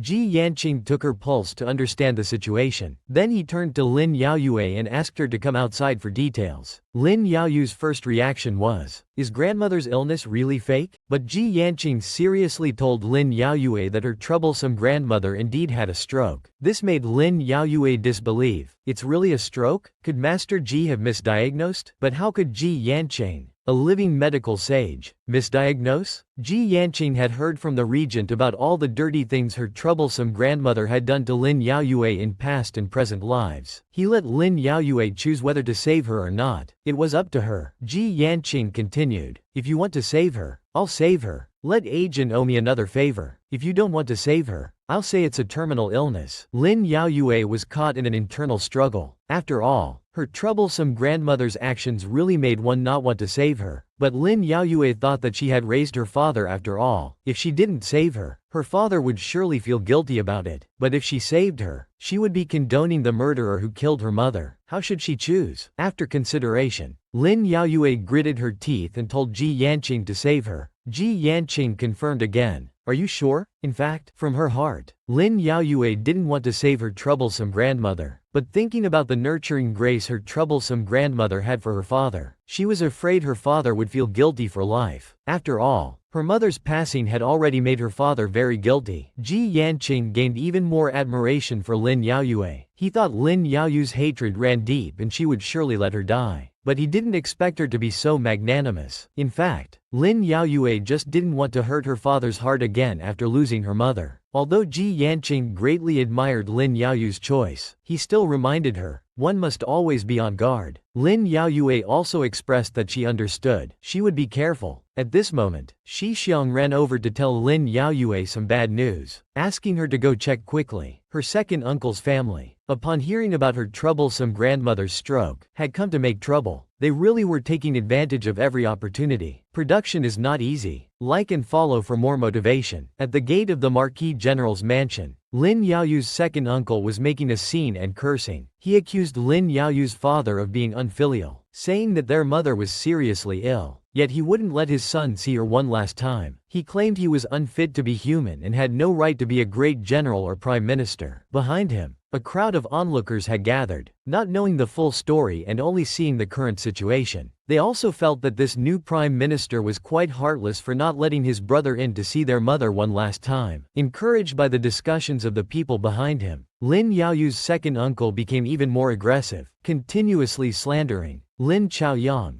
You ungrateful wretch, your mother raised you with great difficulty, yet you won't even let her have someone by her side in her final moments. He was quite pleased with himself. He deliberately caused this commotion to sway public opinion, intending to ruin Lin Yaoyue's father's reputation and also hoping to use this opportunity to enter the Marquis General's mansion and gain a foothold. At this moment, Lin Yaoyue opened the door and came out. She sternly rebuked. What's all this noise about? Grandmother is alive and well. Second uncle, you keep wishing for grandmother's death with every word. What are your intentions? Lin Yaoyue's second uncle instantly lost his confidence. His arrogant demeanor disappeared immediately. He was very confused, thinking, didn't the servant come to say that my mother had fallen into a coma and was near death? Lin Regent, that white lotus, quickly chimed in. If grandmother is fine, big sister, why won't you let us enter the mansion to visit her? She then turned around, pretending to be pitiful and stirring up public sentiment. Please, everyone, help us. Plead with Miss Lin to let us go home and see grandmother one last time. Lin Yaoyue quickly retorted, sister, what nonsense are you talking about? Grandmother is ill. I'm worried too. She was very angry inside, knowing they were trying to create rumors to damage her father's reputation and force her to let them in. They were acting so pitifully, but did they really think she couldn't act too? Lin Yaoyue raised her hand and dug her nails into her flesh. Feeling the pain, she squeezed out tears, imitating Lin Regent's manner. She trembled a few times and said, I've been busy calling for doctors and preparing medicinal soups. I even invited the divine doctor, young Master Ji Yanqing, to treat grandmother. I've been so busy that I haven't even had time to send someone to invite second uncle's family. I didn't expect second uncle and aunt to be so inconsiderate of their junior's hard work, rushing here so quickly and causing such a commotion for everyone to see. Lin Regent's family was stunned. This tactic seemed very familiar. The onlooking crowd, seeing Lin Yaoyue like this, also understood that her second uncle's family was being unreasonable. Lin Regent felt very uncomfortable, lamenting how Lin Yaoyue had become so sharp-tongued, very different from before. Lin Yaoyue coldly looked at them. Watching them bear the consequences of their own schemes was quite interesting. At this moment, Shi Yahuan poked her head out. She told Lin Yaoyue that the old madam had woken up. Lin Yaoyue's second uncle's family seized the opportunity to act filial and rushed directly into the Marquis General's mansion. Lin Yaoyue didn't stop them. This scene made the onlooking crowd understand that it was this second master's family who was playing mind games. It also successfully salvaged her father's reputation. Lin Yaoyue didn't stop them, indeed for the sake of her father's reputation. Otherwise, she would never have let this family enter the door. Lin Regent's family quickly went to the troublesome old grandmother's side, pretending to be filial and looking for a chance to stay. Lin Yaoyue naturally knew this little trick, so she spoke up to tell her second uncle's family that she had prepared some gifts for them to take back later. Lin Regent was very dissatisfied in her heart. Lin Yaoyue was so eager to send them away. This stroke was intended to let Lin Regent's family move in. At this time, The troublesome old grandmother coughed a few times, saying she was very weak, and since Lin Yaoyue and her father were busy, she wanted her second son's family to stay and take care of her. Lin Yaoyue immediately stated that she wasn't busy, and besides, there were plenty of servants in the mansion, all skilled in serving people. Second uncle and aunt were used to being served, and might not be able to take good care of grandmother. Lin Rujian's mother shamelessly admitted that they didn't know how to serve people, but they just wanted to be by her side to fulfill their filial duty. There's no rule in this world that forbids people from being filial, is there? Lin Yaoyu's father happened to enter and heard this. That's right, Yuer. There's no rule in this world that forbids people from being filial. Lin Yaoyue was surprised at why her father had returned. Actually, the troublesome old grandmother had sent someone to inform him that she was critically ill and dying. So Lin Yaoyu's father rushed back. He even asked Lin Yaoyue to agree to let her second uncle's family stay in the mansion for a while to look after her grandmother. But Lin Yaoyue was very unwilling. Living under the same roof with the accomplices who caused her mother's death, she wanted to dissuade her father. However, Lin Rujian's mother took the opportunity to express her sincerity and repentance, saying they had sincerely reformed. She begged for another chance to make amends, but the current Lin Yaoyue would not believe the words of these scum. They were not worthy of trust at all. But Lin Yaoyu's father was moved by compassion, thinking that they were still family after all. Blood is thicker than water. He wanted to give them a chance. Lin Yaoyue knew her father wanted to let them stay, so she had nothing more to say and agreed. But this didn't mean she truly accepted them. She remembered that blood is thicker than water, but they had repeatedly tried to harm her life. Since they insisted on staying here, Lin Yaoyue wouldn't let them have an easy time. Production is not easy. Like and follow for more motivation.